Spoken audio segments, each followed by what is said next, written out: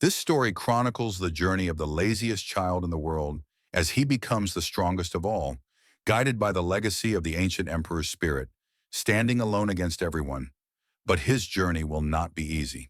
The story opens under a beautiful clear sky. A monk is speaking to someone, asking if he wants to know about Yan Ho. We are introduced to the living Buddha, Master Musan. A skinny scholar tells him that he wants to learn about Yan Ho because he is collecting materials to write his history. With a forced calm expression, the monk says, Yan Ho, known as the radiant martial sovereign, was a very kind and upright man. The Buddha must have sent him to us. The scholar gets excited and starts writing everything down, saying, just as I thought. He then asks the monk what Yan Ho was like in his everyday life. The monk clearly looks uncomfortable. Finally, the monk loses his composure, curses Yan Ho angrily, and says he can't do this. Hearing a monk curse shocks the scholar so much that he nearly falls over. The scene then shifts to the Hubei Ping clan, where we see the scholar being kicked out. We meet the furious supreme elder of the Peng clan, Peng Dojuk. He is extremely angry just from hearing Yan Ho's name. He yells at the scholar, asking why a worthless, trashy human like him would come asking about Yan Ho. The elder orders someone to bring a whole bag of salt and scatter it all over the place where the scholar is standing. The scholar is shocked and scared when he sees that everyone reacts the same way the moment they hear Yan Ho's name. An explanation about Yan Ho, the radiant martial sovereign, follows. He was a legendary figure who ended the era of chaos. He was known as a true gentleman, a great man, and a famous chivalrous warrior spoken of across the world. Some called him the greatest of all time, others the greatest hero. We see the scholar walking somewhere using a qigong technique. He wonders why everyone avoids talking about Yan Ho. As a historian, he believes it is his duty to record even the hidden sides of history. Today, he might finally learn the real reason. We are introduced to the beggar sex divine mad dog. The mad dog bursts out laughing when he hears that the scholar was chased away from both Shaolin and the Hubei Peng clan. The scholar confirms it and says that people's reactions were almost the same everywhere he went. The moment he mentioned Yan Ho's name, they would cut him off before he could even finish. Hearing this, the scholar is surprised. The main story begins about 100 years ago at the Guangdong Y clan. Yan Ho was the absolute worst kind of person. We meet the 12-year-old Yan Ho. He is half asleep and mumbles that he wants to become the strongest in the world. From the mad dog's perspective, there was once a boy who dreamed of becoming the greatest under the heavens. Born into a martial clan, he was raised learning the code of chivalry. Because of that, he already knew the quickest way to reach the top: relentless effort. For a boy with such strong willpower, there was only one small problem.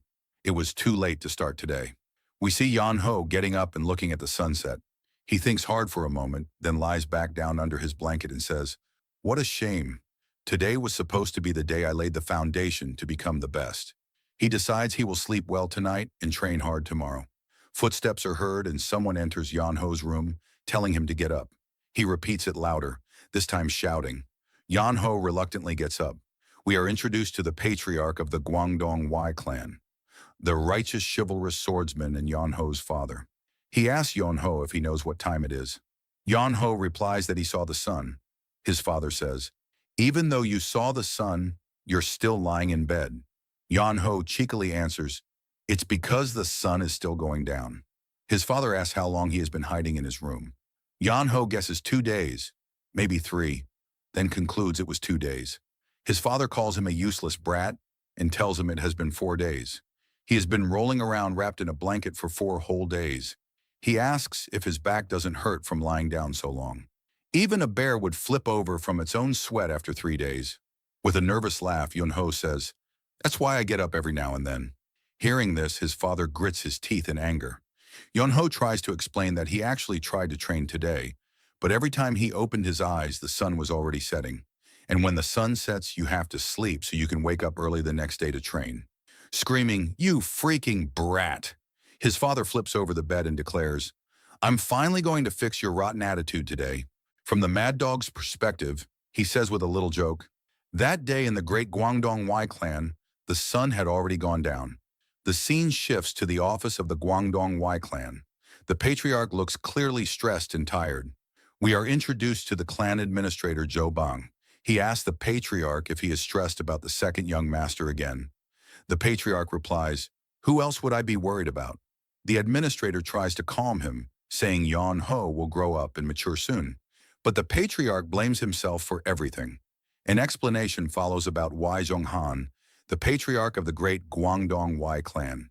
He had left home on a martial dual pilgrimage the year Yon Ho turned 2. We are introduced to his wife Han Sang-ah, their eldest son San Ho, and the second son Yon Ho. At that time, Wai Zhonghan thought the journey would last 2 years at most. However, he got caught up in many incidents, and it took him 8 full years to finally return home. Although he earned the honorable title of righteous chivalrous swordsman during those years, what he lost was far greater. When he returned, his once gentle wife had become fiercer than a tiger, and his beloved second son, who he thought would be no problem, had grown into a lazy sloth. We see Wai Zhonghan sigh deeply. The administrator tells him not to worry, saying there must still be a way. The patriarch asks what that way could be. The administrator reminds him, "Have you forgotten? He will be returning soon." The patriarch asks who, then suddenly realizes. The administrator says that in 3 years he will return from the academy. A sly smile appears on the patriarch's face. He knows there is one person Yon Ho is actually scared of. We see someone arriving behind Yon Ho. Yon Ho suddenly feels chills and thinks, "Why am I getting these cold shivers?" When he turns around, he sees his older brother. We are introduced to the eldest son of the Guangdong Wai clan, San Ho. San Ho asks Yon Ho how long he has been sleeping. Looking nervous, Yon Ho asks when San Ho got home. San Ho replies, "I asked you first." While scratching the back of his head, Yon Ho gets even more nervous and stays quiet. San Ho stares at him with an intense gaze. Scared, Yon Ho quickly says, "It's not what you think. I trained really hard early this morning. I just took a short nap because I got tired." "It's true." San Ho asks if he really trained. Yon Ho answers yes. San Ho then tells him to use a technique to split the candle in front of them into two. He wants to see how much Yon Ho has improved in these 3 years. Holding a sword, Yon Ho reluctantly gets into position. San Ho tells him to go ahead. Yon Ho starts making excuses, saying they are indoors and it could be dangerous. San Ho shouts that he will take responsibility and demands Yon Ho show him what he has learned. Yon Ho prepares himself, steps forward, and swings his sword, trying to show off a powerful technique called the soaring dragon.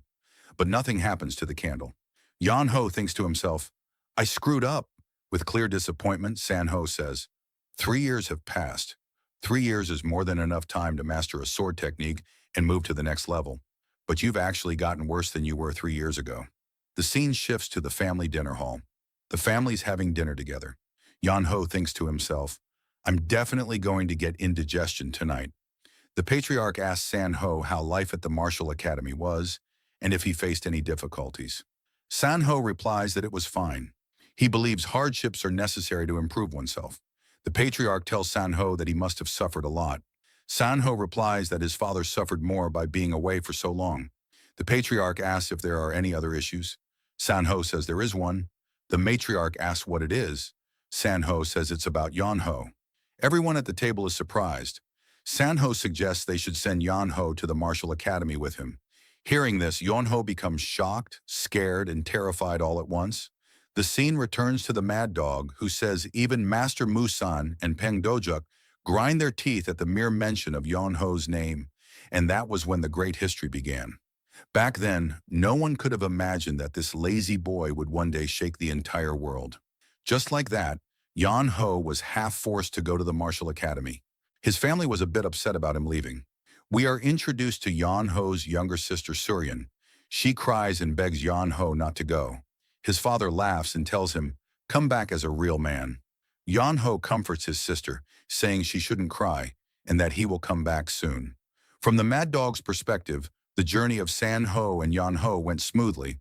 Well, at least for San Ho. Yon Ho asks his brother, "Are we almost there yet?" San Ho replies, "There are still 10 more days left." Hearing that, Yon Ho is shocked. San Ho adds that they would have arrived in just 5 days if Yon Ho knew how to ride a horse. Yon Ho complains from behind, "I've never ridden a horse before." San Ho says he wasn't blaming him, he was just answering the question. Yon Ho, feeling very tired, asks San Ho to rest. "Do you know how steep this hill is? My back and butt feel like they're going to burst." He notices some people lying under a dead tree and tells Sanho they should go there because others are resting too. Sanho is very surprised when he sees them. Sanho gets off his horse. Yonho asks what he is going to do. Sanho walks over to the bodies and checks them. Yonho asks what he's doing. Sanho tells him they are too late. The people lying there are all dead. Yonho is shocked. Sanho shows him something and explains, "This is a technique called the flower-indulging palm. It used to be called the crimson flower palm, but after a rapist named Seo Juke started committing evil crimes with it, people began calling it the flower-indulging palm." Hearing the word rapist, Yonho asks, "Are you saying that rapist is around here?" Sanho replies that the rapist targets women who are climbing the mountains. These bodies mean Seo Juke ambushed them while trying to catch a woman. In other words, there is a woman in danger somewhere nearby. He tells Yonho to stay there and says he will be back soon, then leaves.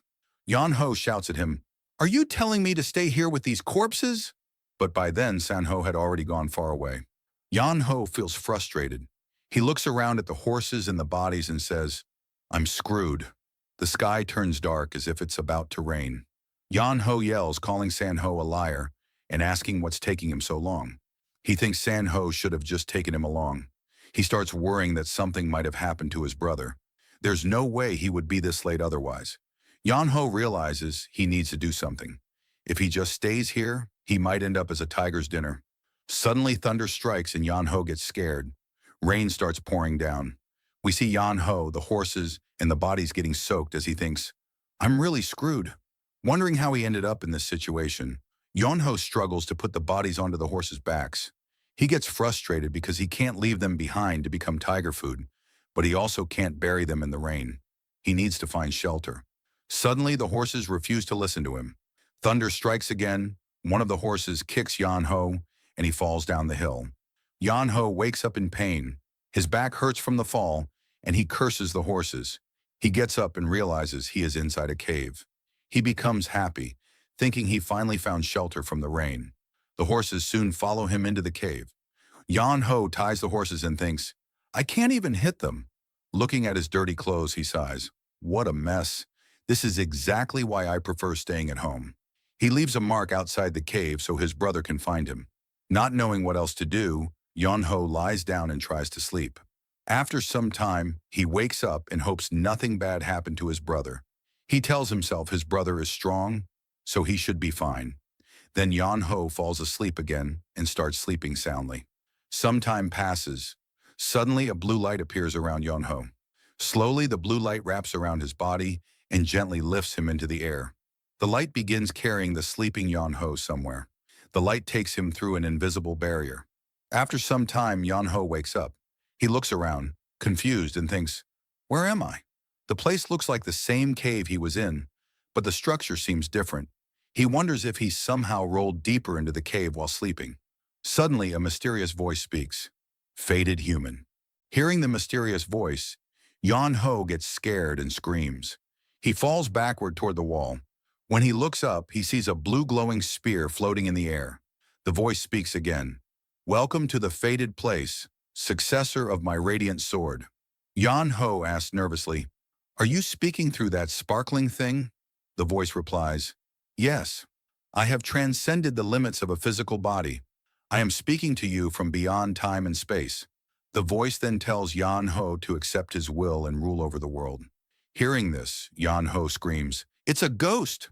The voice calmly says, "Do not be afraid. I am already dead. Only my will remains here.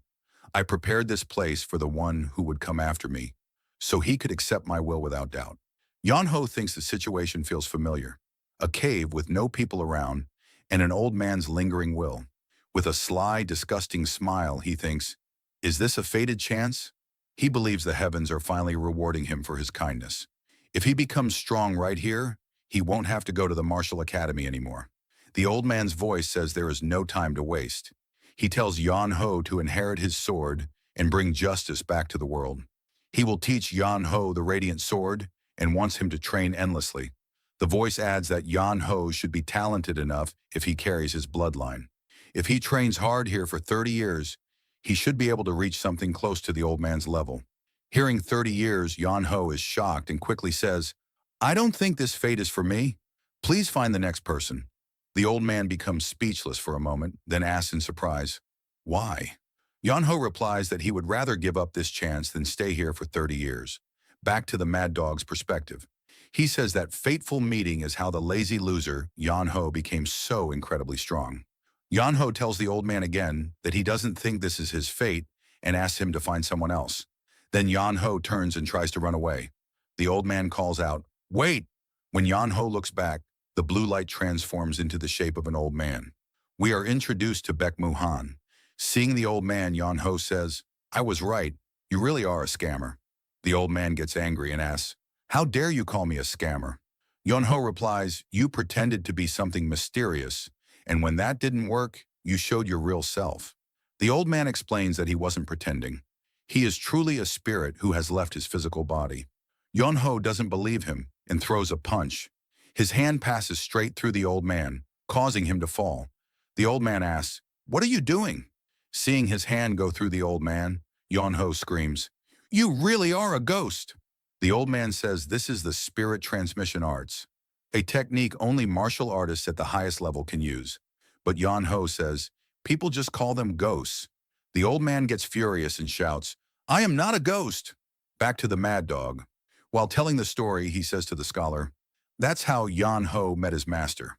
The scholar asks, does something like the spirit transmission arts really exist?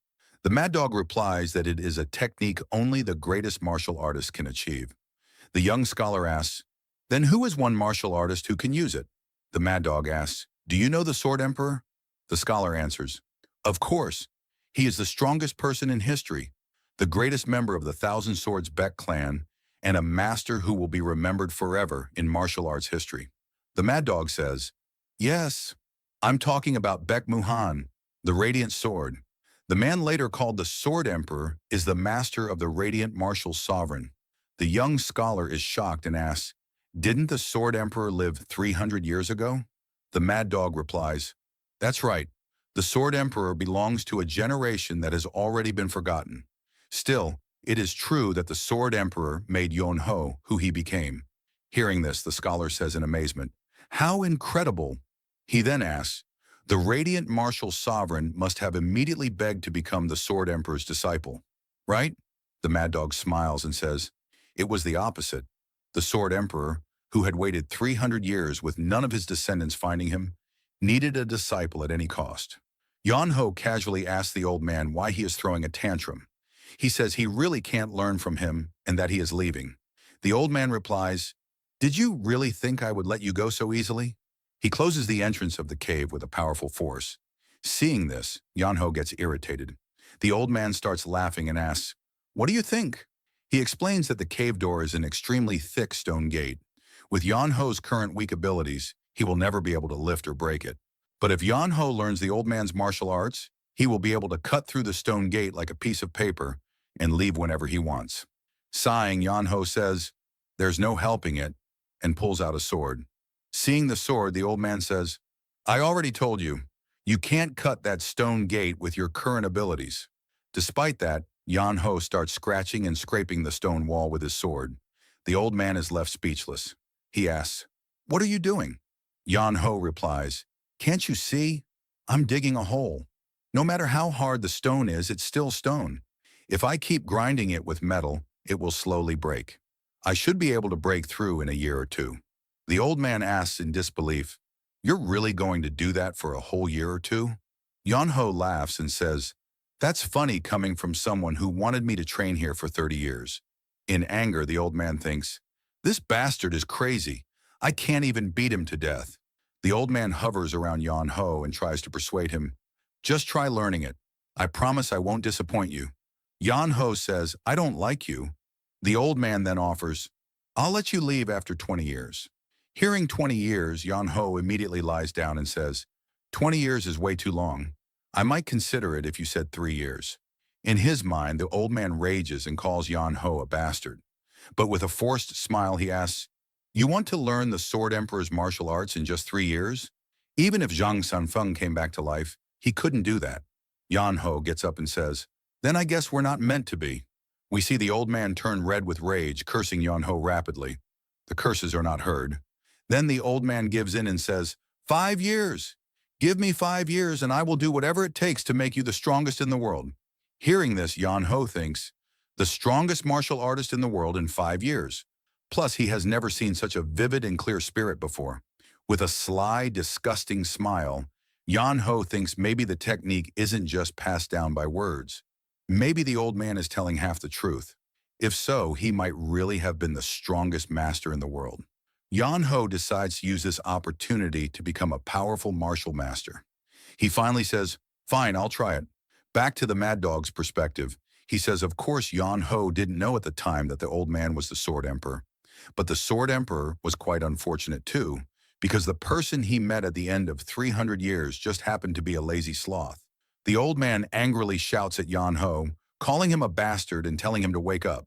Yan Ho replies, I'm so tired. Don't you sleep? Then he realizes, oh, right, you're dead. Yan Ho continues, but I'm a living human. Humans need sleep. Don't you know that? Baek curses the sky, the heavens, the earth, and everything else. Then he sighs and says, I'm sorry, now train. But Yan Ho slept all day long and only practiced the moves once during training. The always angry poor Sword Emperor says, at this rate, it will take 50 years, not 5. Yan Ho asks, isn't there an easier way to learn? The old man replies, this is already easy enough. Yan Ho thinks to himself that if the old man didn't speak, he would at least be less annoying. He tells the old man, this is why I need to meet a talented master. We see Baek turn red with anger, looking like he's about to suffer from chi deviation, if he still had a body. The Sword Emperor thinks bitterly, wanting worldly success, wanting to pass down his martial arts, leaving his spirit behind like this, forcing him to endure this terrible situation. If he had a body, he would beat Yan Ho first and then teach him.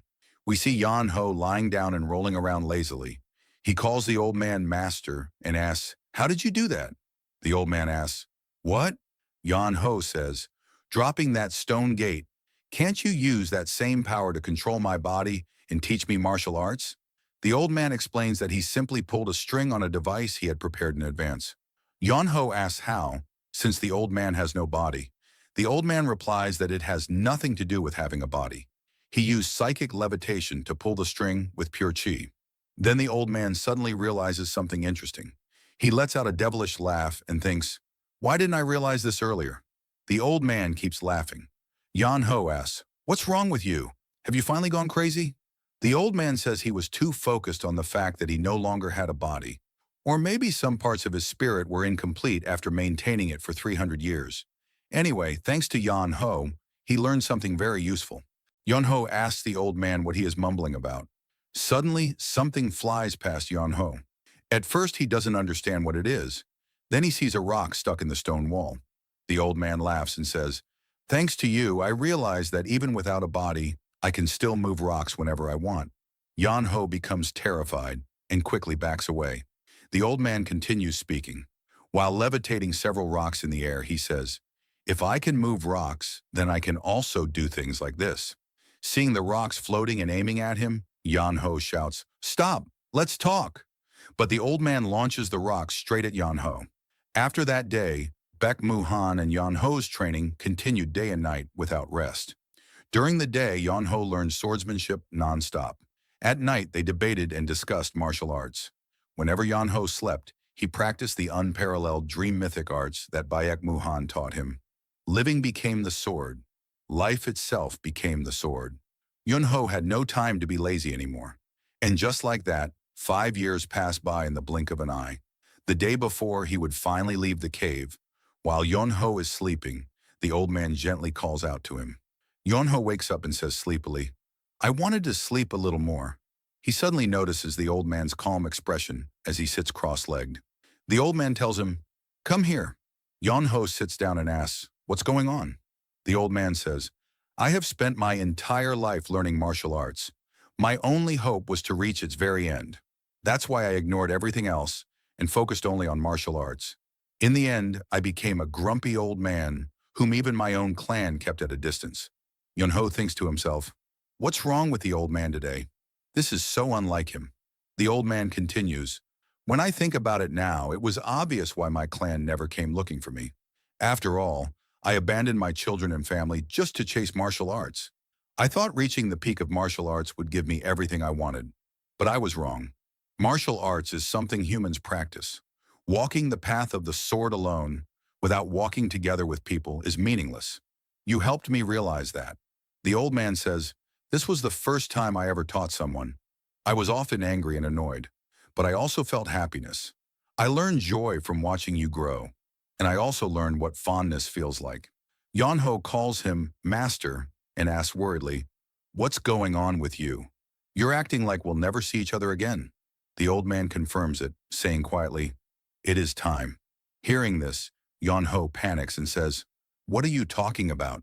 Do you think I'll fall for that? You said we would train for 30 years, but only 5 years have passed. You still have 25 years left. The old man replies, I did say that, but the internal energy I gave you in the form of an elixir, the one that allowed you to live here without eating, was not easy to maintain. I have no power left. It is time for me to say goodbye. The sad and panicked Yon Ho asks, why didn't you tell me earlier? If I had known, I would have left, found food, and come back to continue training. The old man thinks to himself that if Yon Ho had left the cave, he probably wouldn't have returned. He says gently, I understand how you feel. As he stands up, the old man says, I enjoyed the time we spent together. I wanted to watch you travel and see the world. But this is fine too. The old man looks at Yon Ho with great fondness. In his eyes, he can clearly see Yon Ho moving freely across the world, crisscrossing through rivers and mountains. The old man tells Yon Ho to go out and see the world and to keep everything he sees inside his heart. If he does that, other things will naturally follow. He also advises him to see people first before seeing the world. Looking up, the old man says, I didn't see what was right at my feet. He warns Yon Ho not to make the same mistakes he did. Even if I can't see you again, even if no one else knows I existed, I will still be inside your movements and your swordsmanship. As he slowly disappears, the old man says, so it's okay if you're not outstanding or great. That's fine too. Yon Ho calls out, Master, with tears in his eyes and says he can't leave already. There is still so much he hasn't learned.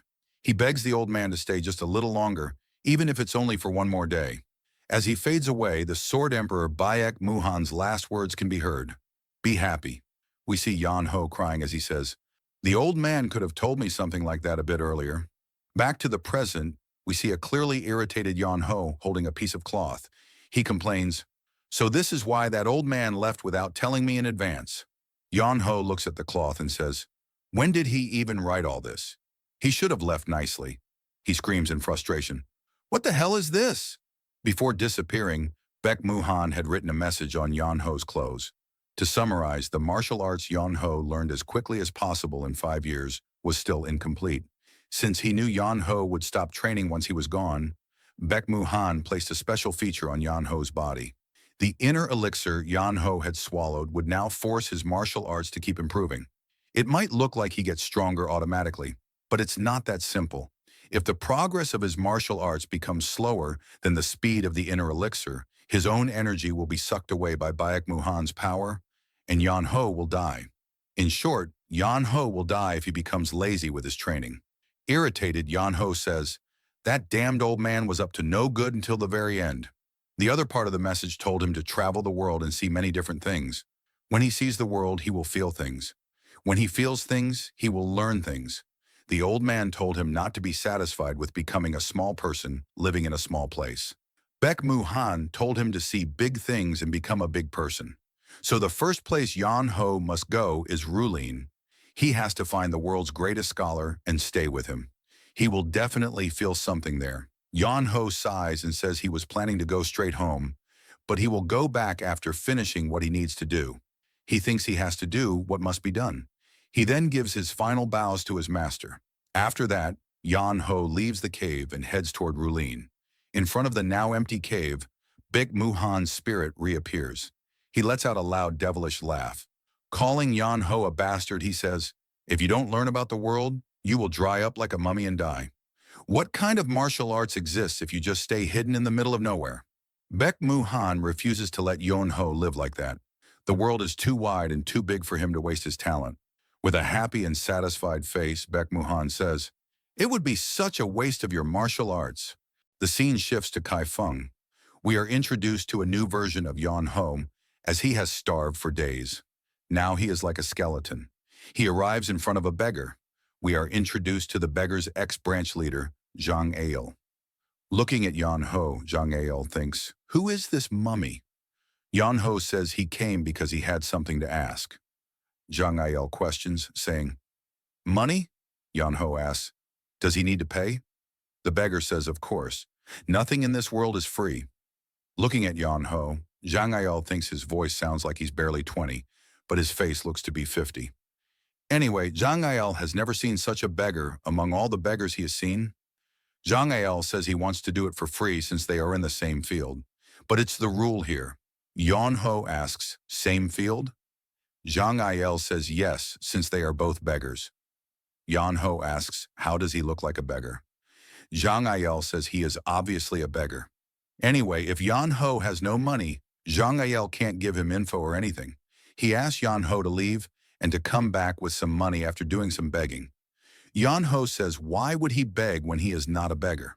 With a stiff face, Zhang Ail says, "It's not that beggars beg, it's that once one begs, one is a beggar." Yon Ho looks like he could make money by just putting a basket in front of where he sits. So why is he wasting his talents? Zhang Ail suddenly asks Yon Ho, "Does he want to work with Zhang Ail?" We see a lot of money in front of Yon Ho. Zhang Ail gets happy and says to earn half a year of operating costs for this branch, and half a day, he says the god of wealth has come. Zhang Ail asks Yon Ho what he wants to know. Yon Ho says a list of locations, hobbies, and specialties of famous scholars, and a list of locations, hobbies, and specialties of famous blacksmiths. Zhang Ail tells Yon Ho he did promise him, so Zhang Ail will tell him, and he asks Yon Ho to come back after 7 days. Yon Ho lies down, saying he has nowhere to go and has nothing to do, so he will just stay here. Zhang Ail says fine. After a few days, Zhang Ail comes to regret those words. One of the beggars comes running to Zhang Ail, saying there's trouble. Zhang Ail asks what's the fuss about? What trouble could there be for some beggars? The beggar says he thinks they are going to starve to death. The beggar brings Zhang Ail to the location. Zhang Ail gets surprised at what he sees. One of the passers-by, calling the beggars bastards, says if they want to be beggars, they would have to at least be on that level. And we see Mummy Wa Yon Ho getting a lot of coins just by sitting on the road. Zhang Ail gets terrified and surprised. Money keeps pouring onto Yon Ho. Why Yon Ho gives out a laugh and says making money is easy. Why Yon Ho starts taking over the beggar world. We see Yon Ho saying he is thirsty. While lying down, he tells Zhang Ail to bring him water. When they bring Yon Ho water, Yon Ho says the bowl is dirty. Zhang Ail beats the beggar that brought the water and tells him to bring water over in a new bowl. Yon Ho says it's also lukewarm.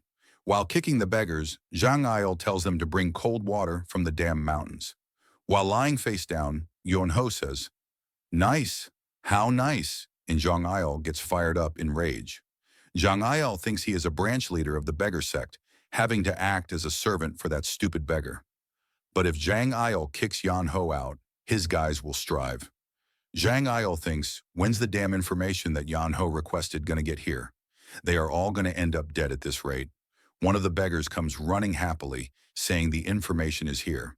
Hearing that, Zhang Ail also gets happy. Yon Ho sees the information. Yon Ho asks Zhang Ail, "Is that all?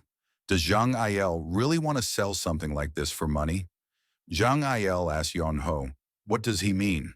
Zhang Ail takes the paper from Yon Ho's hands. He sees the information and thinks, are those bastards actually trying to kill them all? This information is only like half of what Yon Ho requested. Zhang Ail thinks this is bad, and he needs to do something. Yon Ho asks Zhang Ail if the information is not complete because Yon Ho didn't pay them enough. Zhang Ail takes Yon Ho somewhere else to get the information. We see a womanly figure standing. Calling Zhang Ail fox dog, she says how rare it is to see Zhang Ail here. We are introduced to the house sex Kai Feng's branch leader, Gui Nang Nang. Zhang Ail greets the branch leader. While laughing, Yon Ho says, "Is Zhang Ail's title a dog? Is he a little despicable?" Zhang Ail says he needs information while Yon Ho keeps calling him despicable. Branch leader Gui says this is surprising. The beggar sect's branch leader of Kaifeng is coming to the house sect for information. She is sure that Zhang Il is aware that they are rivals. She asks Zhang Il what brings him to the house sect. Zhang Il says he is not asking for the beggar sect, and he has brought a customer here. We see Yan Ho still laughing and calling Zhang Il a despicable. Branch leader Gui asks Zhang Il, is he kidding her right now? She says it's not the beggar sect asking, but the client is a beggar. She asks Zhang Il, is he insulting them, or is this a provocation of sorts? Branch leader Gui says they do not have information to sell to the beggar sect. Hearing that, Yan Ho says he is not from the beggar sect. While turning back, branch leader Gui says she will have no choice but to take action if they keep insulting them in this manner. Yan Ho should be aware that they have pride. Yan Ho asks, isn't the house sect an intelligence organization? But she doesn't even know if Yan Ho is from the beggar sect or not. She is living off selling information when she doesn't even know that. Yan Ho tells branch leader Gui that she doesn't even have the basics down.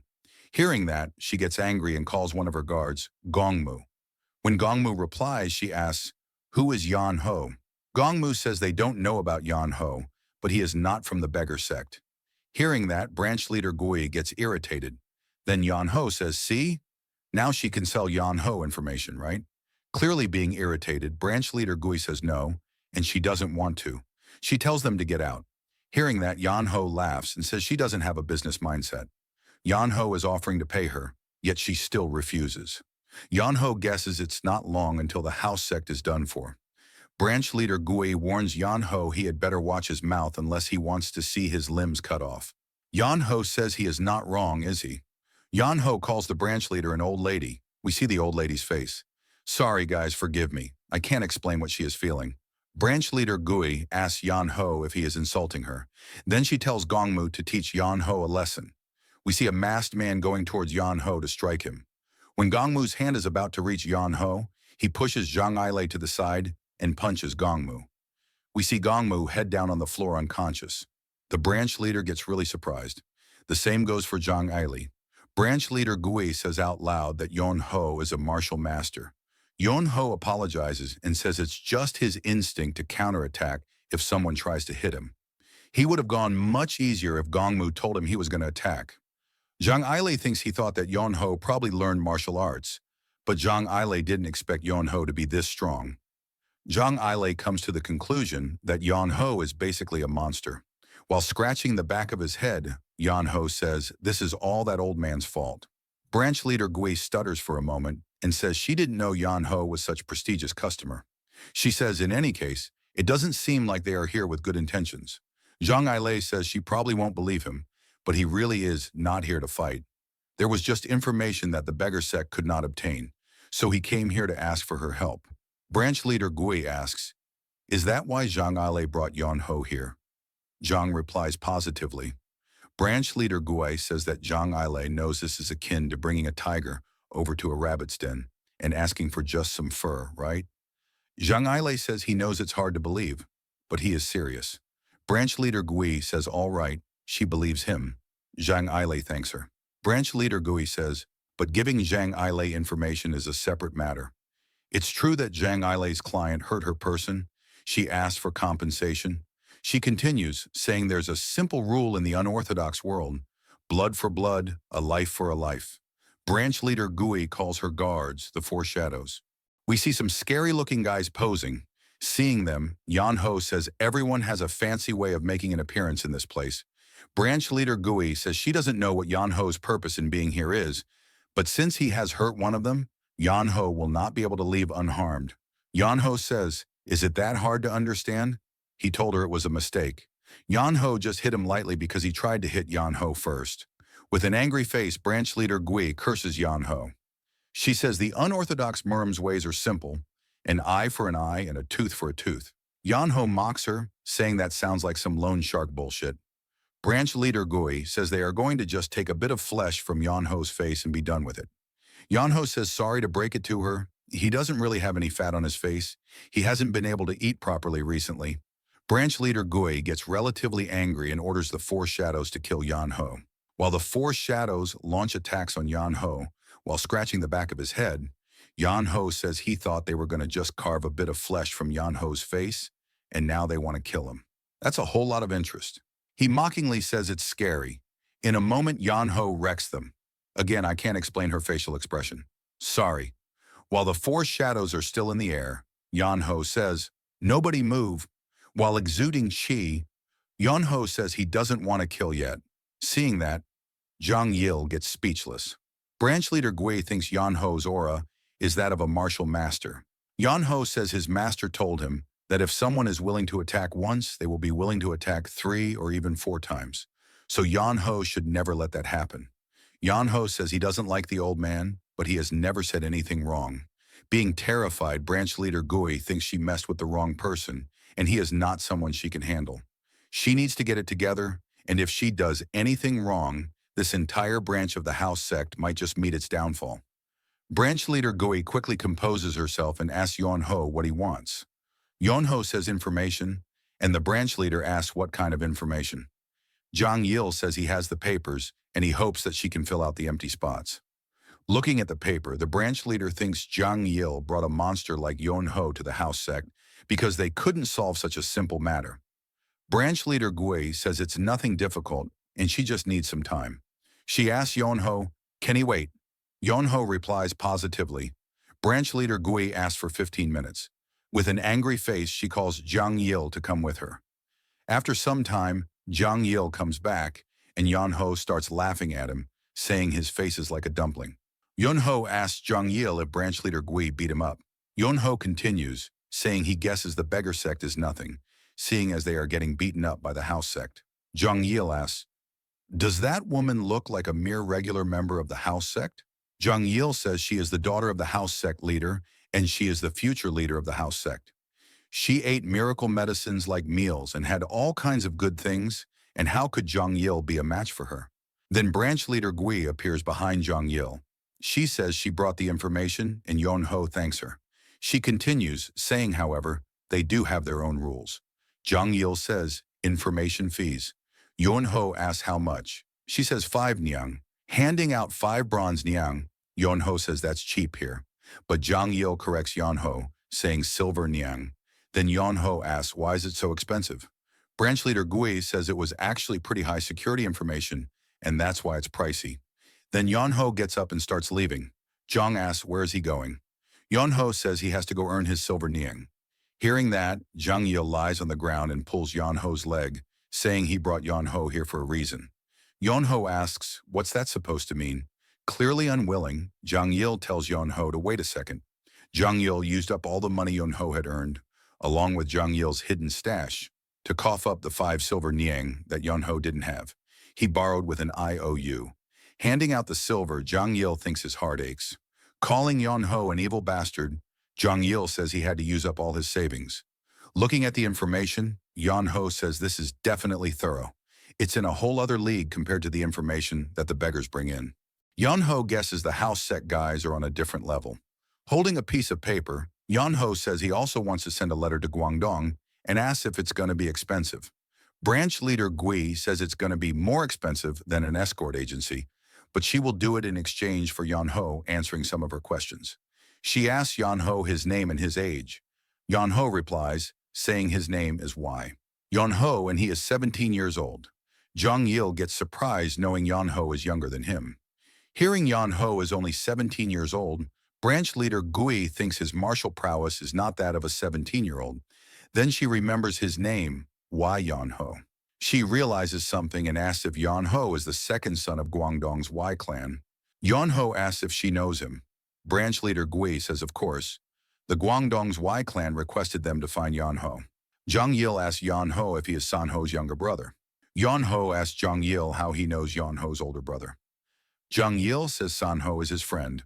Branch leader Gui asks Yan-ho if he is sending the letter to the Guangdong's Y clan. It will take at least 10 days to arrive. Yan-ho says it's all right, saying they waited 5 years, and 10 more days won't hurt. Branch leader Gui hands out a red cloth, saying it marks one as a special guest of the house sect. If Yan-ho ties it where he wants, an informant of the house sect will come find him. She thinks someone who is skilled enough to take down the 4 swords at the age of 17, there's no one like that in the Central Plains. Creating a connection like this with him should do them good. Yan-ho says it's useless to him. Branch leader Gui says in that case, she will give information for free next time. She says it's specially for Yan-ho. They don't want to lose Yan-ho as a customer because of what happened earlier. Yan-ho laughingly says nothing really happened, right? Jung-il says his face is like a dumpling and he has been rendered completely broke. The branch leader says it often happens when you are a loser.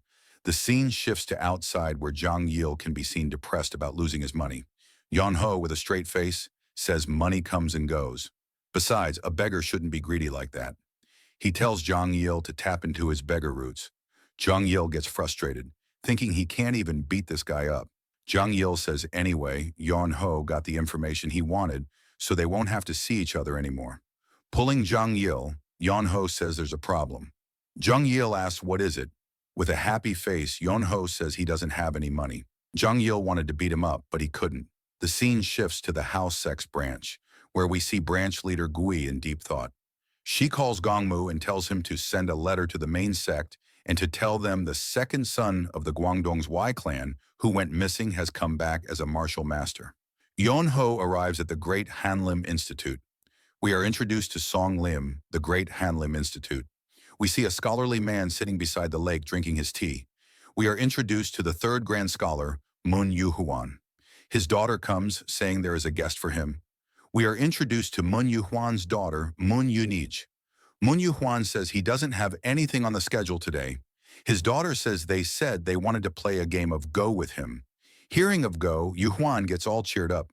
Yu-nij brings Yan-ho. Yan-ho says he hopes he is not intruding.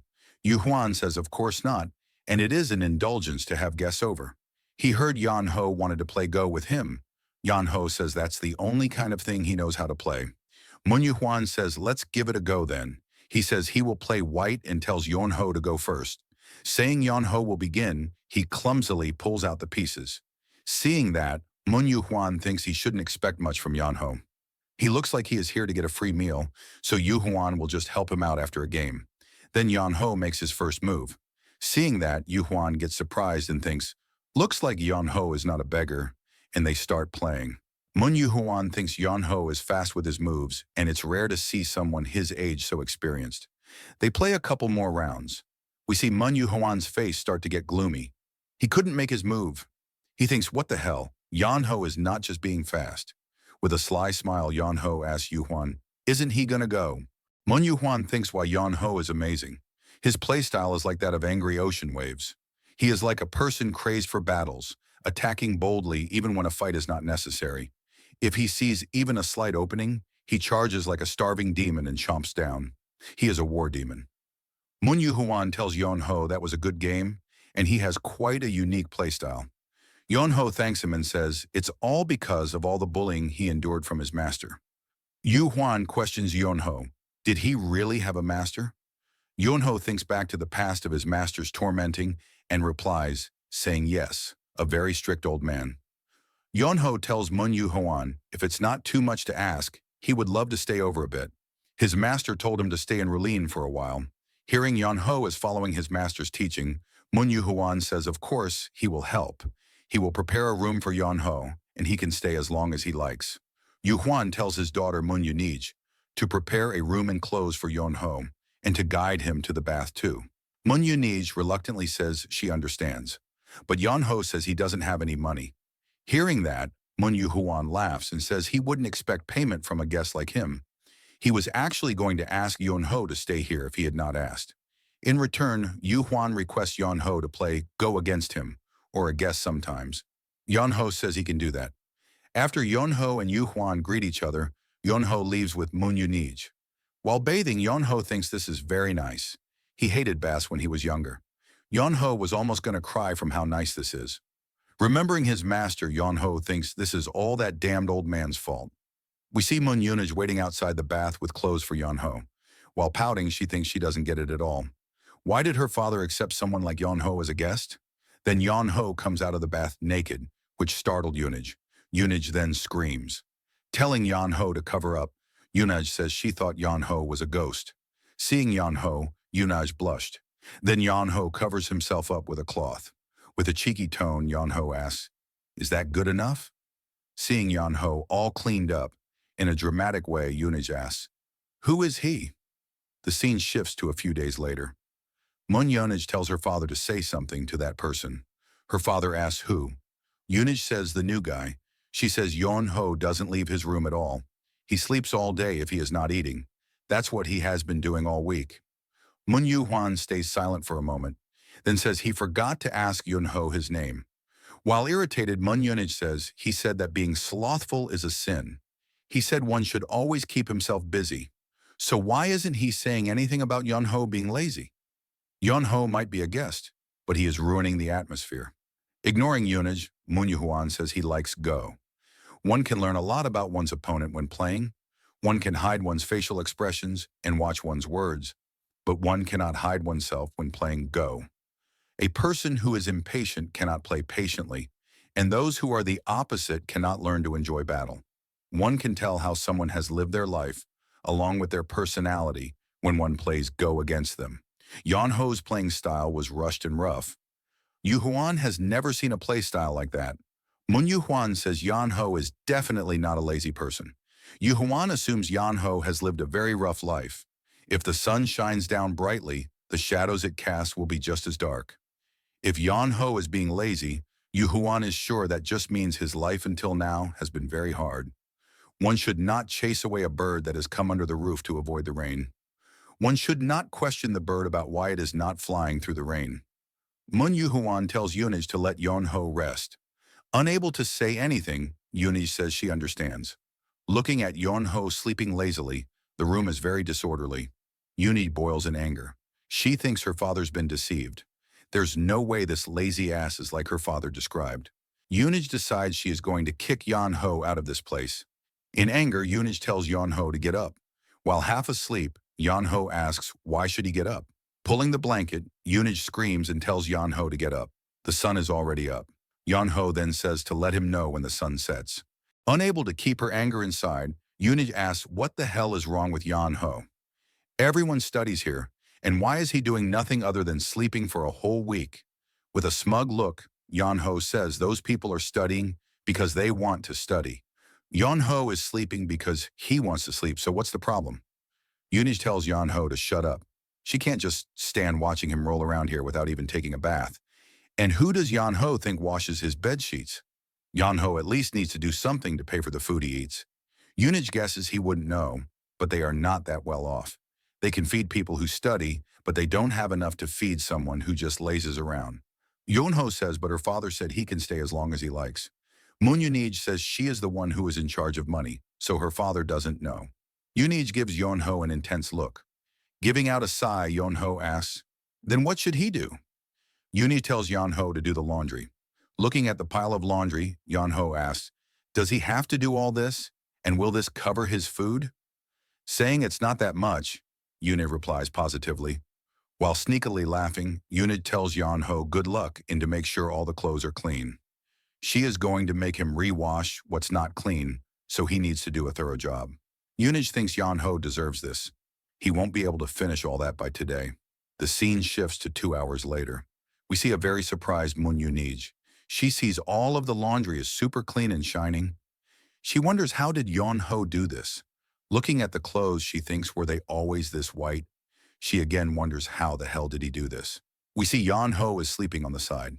Frustrated, Yunij thinks she can't let Yan Ho laze around again. She decides she will get him.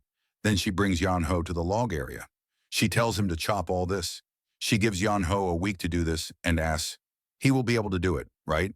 With an evil laugh, Yunij thinks Yan Ho will run away after a day. After some time, Yunij comes back and sees all the logs are done, and Yan Ho is sleeping on top of the logs. She again gets a surprise and thinks that should have taken 10 people 10 days to do. Then she gives Yan Ho dishwashing job, but the same thing happens this time too, and we see Yan Ho sleeping again. We see a dumbstruck Yunij. Then comes gardening, which also shines, and we see the same scene of Yan Ho sleeping. A very frustrated and angry Mun Yunij thinks, how is Yan Ho so capable? Back to Mad Dog's perspective. He says thus why Yan Ho's ruling life began, but it was a mistake to take him in. Mun Yu Huan never should have let Yan Ho into his home. The young scholar asks why. The Mad Dog says it's because that guy brings disaster wherever he goes. It may not be intended, but wherever he goes, trouble follows. It was the same in Rulin. A scholar hall that had been so quiet and peaceful was swept over with chaos once Yan Ho showed up. The scholar asks what happened. The mad dog says it all began when the game called Go started. We see a very irritated Yan Ho thinking, how did he get into this situation? He thought it was going to be an occasional visit. We see a big crowd waiting outside to play Go against Yan Ho. Yan Ho thinks bringing people here to play with him is cheating. Munyu Huan writes a letter saying, a stone that stays stagnant rots. A laid table waits for its owner. If the time is right, please visit for a game of Go. A master of Go appeared in the Great Hanlim Institute. He then sends the letter to various scholars across murim. We see an irritated Yan Ho rapidly playing Go. We see a lot of scholars standing in line to play Go with Yan Ho. Yan Ho defeats one of the scholars, being indifferent, then tells the next one to come.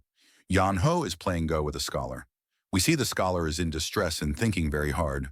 Seeing Yan Ho's move, the scholar thinks, what kind of move is that? It's basically suicide.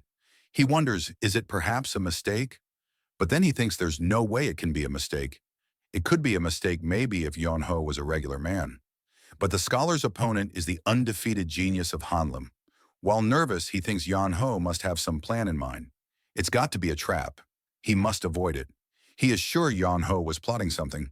It's good that he avoided it. We see Yan Ho is shaking. Yan Ho looks at the scholar. We see a very irritated and angry Yan Ho, but in his mind he thinks, why? Why did the scholar back off there? Just why? Yan Ho did that so he can lose. He will be playing Go forever if he doesn't lose. In his mind, Yan Ho tells the scholar to fall for the move. Yan Ho will lose in 10 moves, so take that bait. But the scholar respectfully acknowledges his loss. While crying, Yan Ho also greets back the scholar. Nearly exhausted, Yan Ho starts walking towards his room. He kept making suicidal moves so that he could lose, but that must have been scaring his opponents instead. While scratching his head, Yan Ho thinks at this rate, he is going to have more people coming to play. He would rather do the laundry. Yan Ho aches in back pain. Then Yan Ho suddenly hears someone's voice. He peeks to see who it is. We are introduced to a very disgusting-looking Nak Mokpung.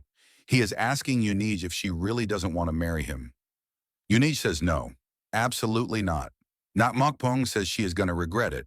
In anger, Yunij says she won't. Nak Mokpung tells Yunij she better think it through again. He has always gotten what he wanted.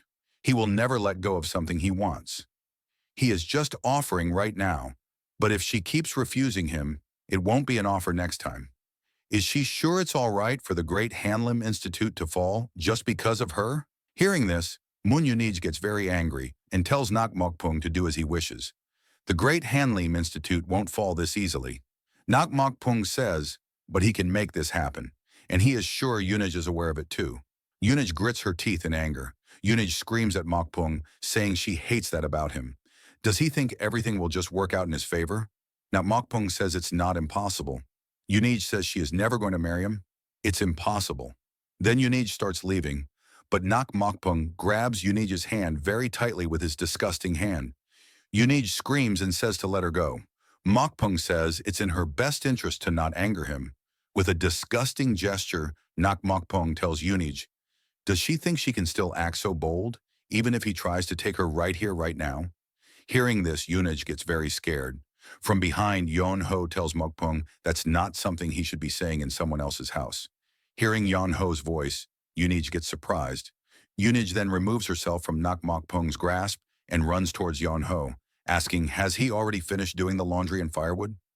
Yan Ho says he has been playing Go until now, and what is she talking about?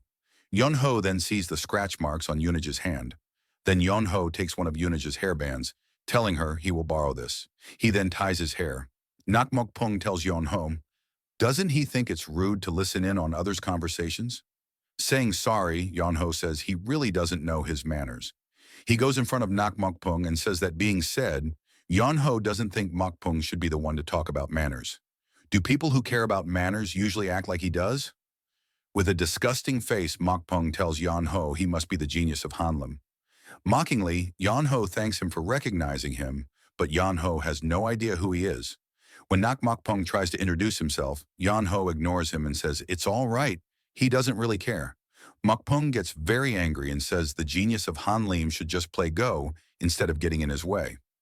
Yonho says what a shame. He is really good at getting in people's way, just like right now. Gritting his teeth in anger, Nak Mokpung curses Yonho. But before he could say anything else, some scholars appear and ask who is that. One of the scholars requests Yonho to play with him tomorrow. Seeing the changed situation, Nak Mokpung leaves. Before he leaves, he reminds Yonji not to forget, if she doesn't come running into his arms in 3 days, he is going to do things his way. Yonho asks Yunij who was that. Yunij says he is a man called Nak Mokpung. He is the adopted son of the imperial palace attendant who wields a lot of power. Yonho asks what was Mokpung telling her. Yunaj says Mokpung wants to marry her. Yunaj refused him every single time, but it's very annoying. Yonho says, but isn't he all right? He is from a good family and he is determined. Hearing this, Yunaj gets very angry and says Mokpung is not trying to marry her because he likes her. He just wants to use her. Yonho might not know, but her father has really a good network in Rulin. People say that he is a perfect candidate to be a politician too. The reason he lives this life despite all that isn't just because he has no interest in civil service. Then Yonho cuts her off and with a silly gesture says, it must be because of Go, right? Yunij says no. It's because the eunuchs of the imperial palace are very wary of her father. Yonho says, why would the eunuchs do that? Isn't her father just an owner of this institute? Yunij says it's not just some institute. The Great Hanlim Institute is different from the others. They are not affiliated with any other organization, so getting to this point was difficult. But thanks to that, they have been able to form many deep connections with other organizations. The reason the eunuchs are in power despite being corrupt and useless is because the forces of Rulin have not unified to drive them out. However, if her father were able to control the forces of Rulin, the eunuchs would be in danger. That's why Nak Mokpung's father is desperate to stop her father from taking on civil service. Recently, Mokpung's father has found a way to not have to fear Rulin uniting, while also gaining a close connection to a powerful figure in Rulin. It's the marriage between Nak Mokpung and her. We see Nak Mokpung kneeling and telling his father he is sorry. An individual called the Genius of Hanlim appeared, so it might be hard to continue the plan. We are introduced to the head of the eunuchs, Nakji. Nakji asks, the Genius of Hanlim, isn't he a useless good-for-nothing who just plays Go all day? We are introduced to Royal Head Inspector Li Huangya, the Emperor's brother. He asks Yu Huan is he still not interested in a government position. Yu Huan apologizes to Li Huangya and refuses. Li Huangya asks Yu Huan why can't he see that he needs to be at the center, maintaining balance to stop Nakji. Hearing this, Yu Huan stays silent and doesn't say anything. Li Huangya sighs in frustration and says their movements have been suspicious lately. There is instability in the military as well as the scholar officials. Nakji is getting into their heads. Yu Huan tries to say something, but Li Huangya stops him and says he knows that Yu Huan wants to ask why a man who cannot even have children would want to start a revolution. Yu Huan answers positively. With a stern voice, Li Huangya says if he were to tell Yu Huan that there is another master whom Nakji is serving, the terror of the political fight between the eunuchs is beyond their imagination. Yet Nakji managed to get past them all despite having absolutely no foundation. Isn't that strange? Those who crossed Nakji lost their lives in accidents, and those who did not suddenly died of diseases. It was as if someone was paving the path for him. Hearing this, Yu Huan says it might just be coincidence. Li Huangya says he thought so too until recently. After watching him, he got the thought that perhaps there is someone helping Nakji from behind the scenes, and that is why Li Huangya needs Yu Huan. They need to unite as one against Nakji. Yu Huan tells Li Huangya that he will think about it a little more. Changing the topic, Li Huangya asks Yu Huan, what kind of person is the new genius that he has taken in? Hearing this question, Yu Huan gets very happy and says Yonho is amazing, and he feels like Yonho is hiding his true potential. Li Huangya says he is curious about why Yonho and asks when can he meet him. Yu Huan says Yunji has gone to pick Yonho up. At that moment, from the outside, Yunji says they are here. Yu Huan tells them to come in. We see a very wet Yonho and a flustered Yunji. Seeing Yonho's condition, both Li Huangya and Yu Huan get speechless. Yu Huan apologizes to Yon-ho for calling him too early and asks Yon-ho did he slip well. Sarcastically, Yon-ho replies he slept very well, if only somebody didn't pour cold water on his face while he was slipping. Ignoring Yon-ho, Yu Huan says he is glad Yon-ho slept well. Pointing at Li Huangya, Yu Huan tried to introduce him, but while winking, Li Huangya says he is just an old passerby. While greeting Li Huangya, Yunho says it sounds like there is a grand reason behind his visit and asks what is it. Yu Huan says what other business could he have? He wants to play Go. With a straight face, Yunho says he can't. Li Huangya asks Yunho why can't he play? He has been playing Go with all the people who come by though. Why Yunho says he is not saying that he won't play Go, but there are proper orders to things. There are people who got here before him waiting, so Li Huangya should wait his turn. Hearing this, Li Huangya laughs and says he can resolve that. He will ask the others to be understanding. Hearing this, Yonho gets irritated and says that's not really resolving things, is it? That's just coercion. Hearing this, they both got dumbstruck and speechless. Yonho tells Huangya that he seems like he has got a pretty high social status. Yonho is sure everyone would be forced into going along with what Li Huangya says without a choice, rather than because they agree with him or are understanding. Why Yonho says he values promises and rules. Li Huangya thinks Yonho is more firm in his own beliefs than he expected. This is difficult. Huangya asks Yonho can't he do something about that, but Yonho refuses, saying he needs to wait his turn. Yunji tells her father she thinks she can resolve this. Yunji clenches her fist in anger and thinks, rules, promises, as if he values those things.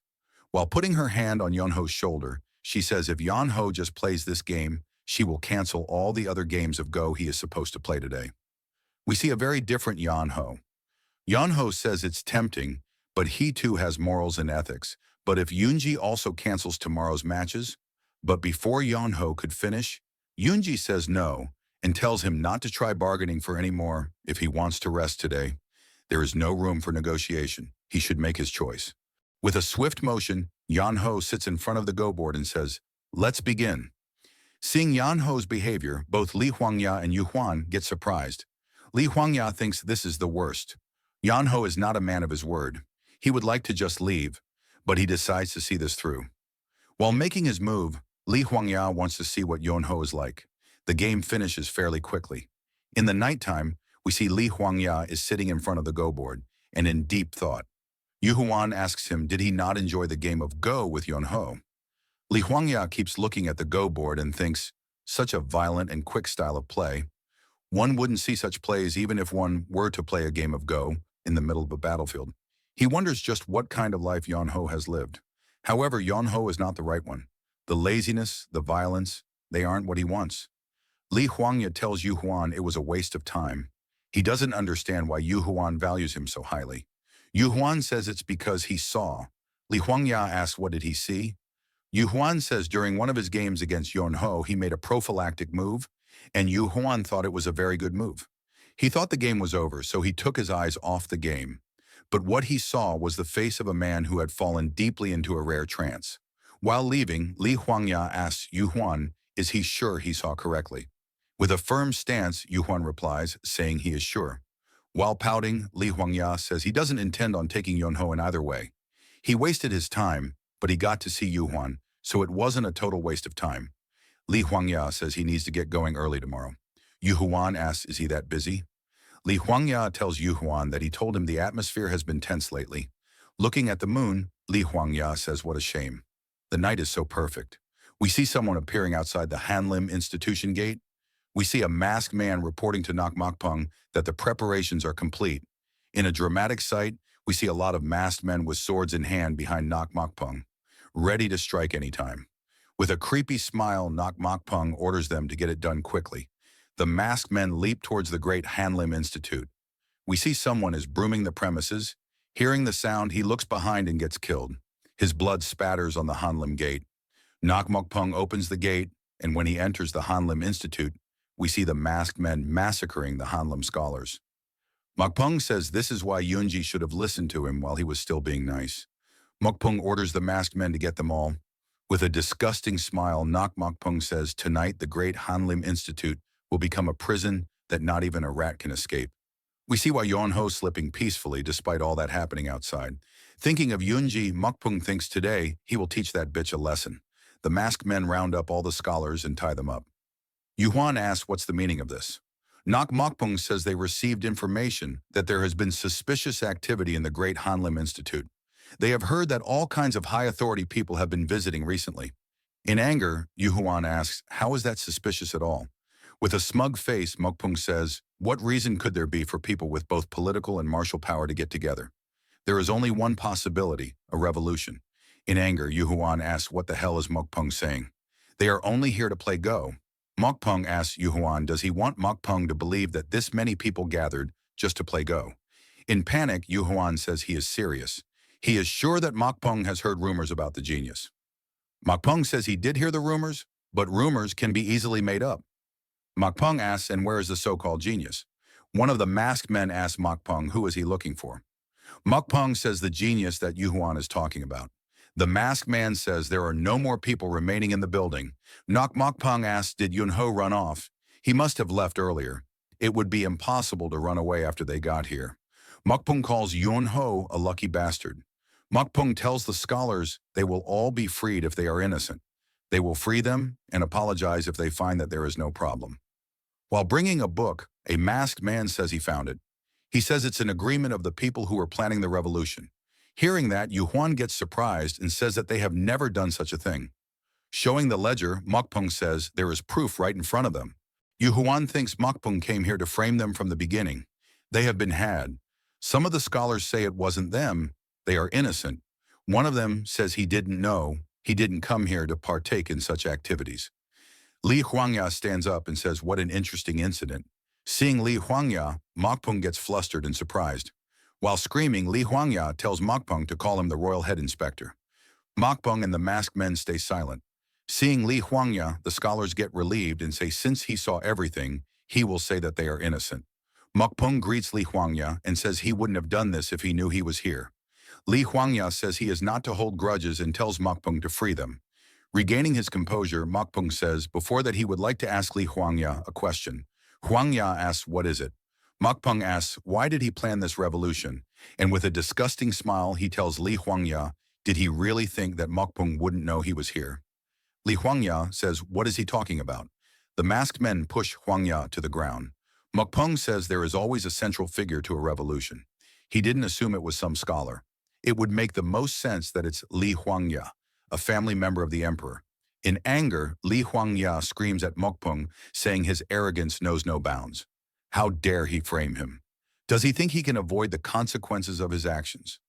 Li Huangya will not let Mokpung get away with this. Mokpung says Li Huangya seems to be misunderstanding something. Li Huangya won't be able to report to His Majesty about this because he is not going to see the emperor ever again. Mokpung says the punishment for revolution is an immediate execution. They will all die here. Mokpung says they have gotten the signatures of the revolutionaries. What will His Majesty think? It's very obvious that they were all planning a revolution. Saying all that, Mokpung laughs out loud. Calling Mokpung a bastard, Li Huangya says the heavens won't forgive him for this. Mokpung tells him to keep bragging and says there's someone who has to die first, and it's Yunji. Mokpung tells Yunji he warned her that he would do things his way.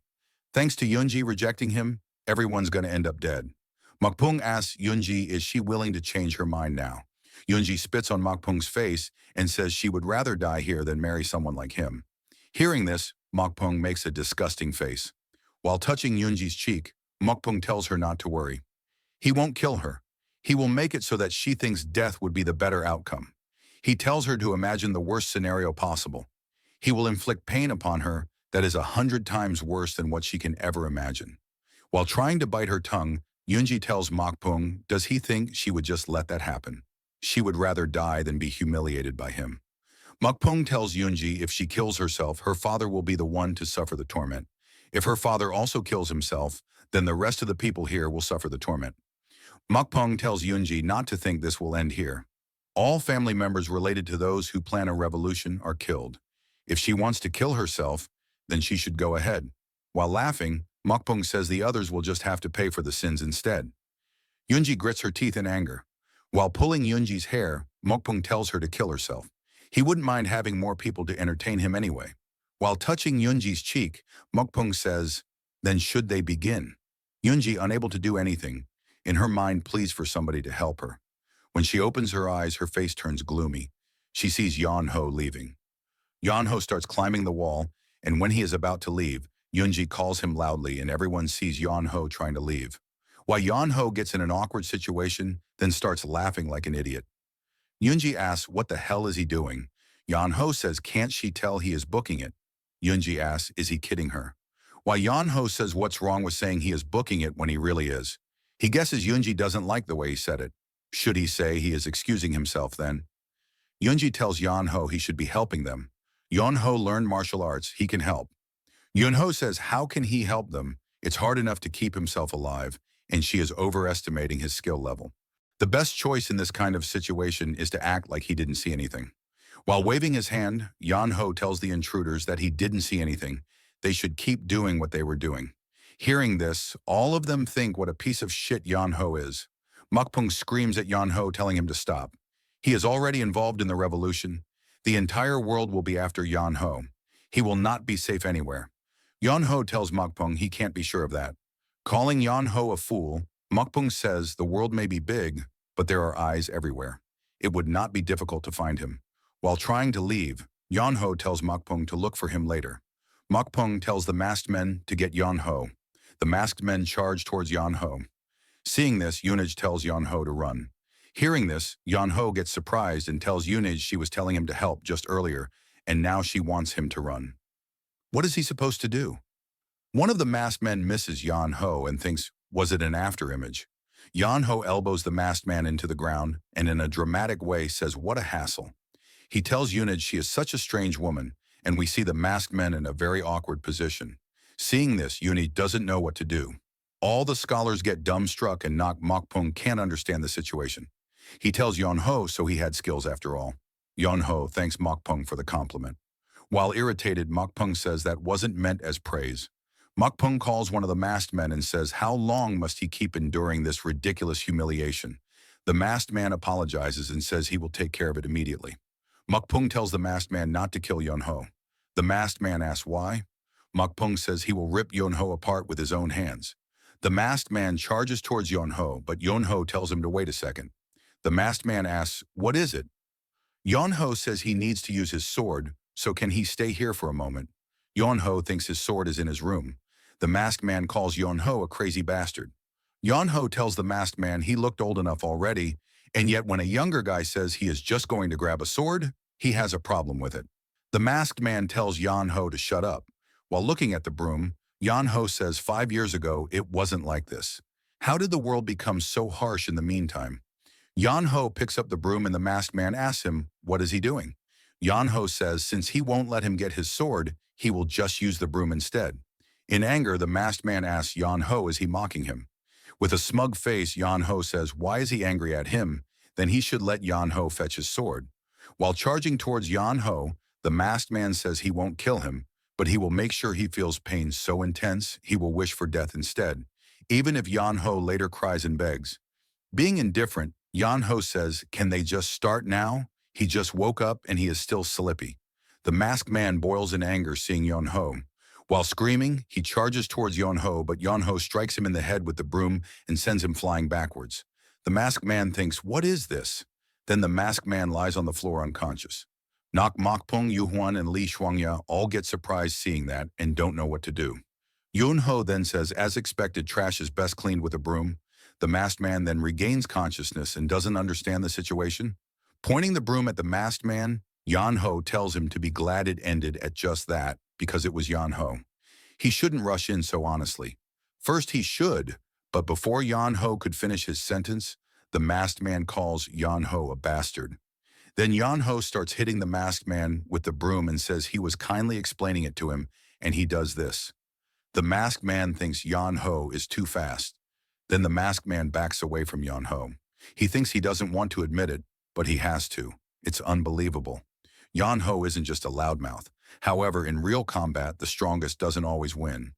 Then he brings out the deadly poison, 7-step soul-chasing serpent. Seeing the poison, Yeonho tells the masked man doesn't think it's dirty. Yan-ho then says, but poison won't work on him. The masked man asks Yan-ho, is he saying he is I'm to all poisons? Yan-ho says no, he didn't boil and eat ginseng roots or anything. Of course, poison works on him. It's not that Yan-ho is I me, it's more like, before finishing the sentence, Yan-ho charges towards the masked man and appears in front of him immediately and strikes the poison dagger out of his hand. Then Yan-ho goes for another strike, and the masked man thinks he must block it. Yan-ho then asks the masked man, did he actually think something like he must block it? Then Yan-ho strikes the masked man, but he couldn't avoid Yan-ho's strike. The masked man again lies on the ground unconscious.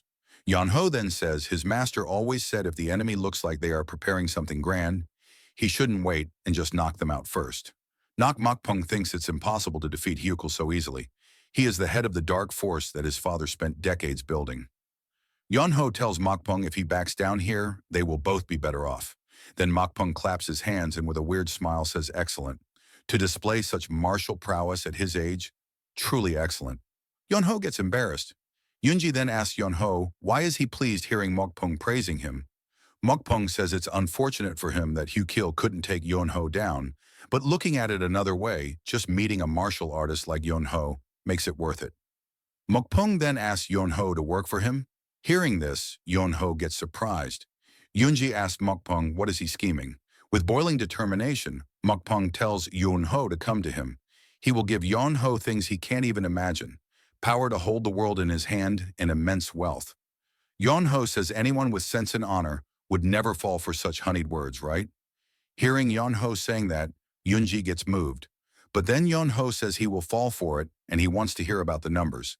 Hearing this, Yunji makes a disgusting face and tells why Yan-ho to just die. Li Huangya screams and asks why Yan-ho, what is he doing? Are power and wealth that important? Shamelessly, Yan-ho says, definitely. Nak Mokpung also agrees with Yan-ho. Yunji also agrees with them.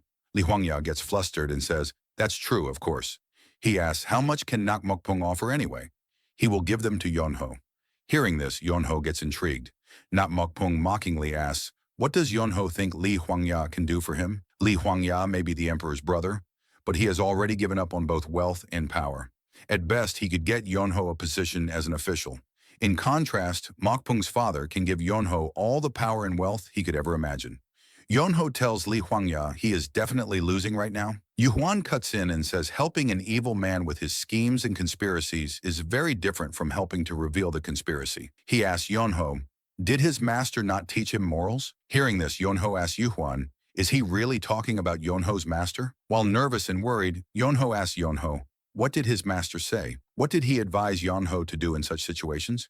Yu Huan thinks, seeing as Yan-ho is always mentioning his master, he must value the beliefs of his master very much. There is no way a master would teach his disciple bad morals. Yu Huan is sure Yan-ho's master taught him things that will help them out here. Yan-ho starts saying, his master said, and then stops. That leaves all the scholars in anticipation. Then Yan-ho continues, his master said to stick to the side that will get him more money. Yan-ho continues saying master said that morals and acknowledgement have no value because they are not what will feed you. He said that the right thing to do is to take money when offered, rather than to try and be kind. Hearing that, Yu Huan thinks, what the hell is wrong with both the master and the disciple? Then Nak Mokpung tells Yan-ho that his master is right. What do morals and acknowledgement matter? His father knows to value those who are of help to him. So Mokpung asks Yan-ho, what does he think? Will you work for me? Hearing of work, Yan-ho gets irritated and grits his teeth.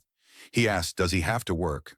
At that moment, Yu Huanji takes the chance and tells Yan-ho they won't make him do work. They will give him the best food and rest all day, every day. That gets Yan-ho intrigued. Mokpung also understands what happened and says he was stupid. He tells Yan-ho he doesn't have to if he doesn't want to, of course. Mokpung will still give Yan-ho the reward he promised. Yan-ho asks Mokpung, really? Then Yan-ho goes towards Mokpung, and while arm-butting him, he tells Mokpung he is so generous. He is a real man.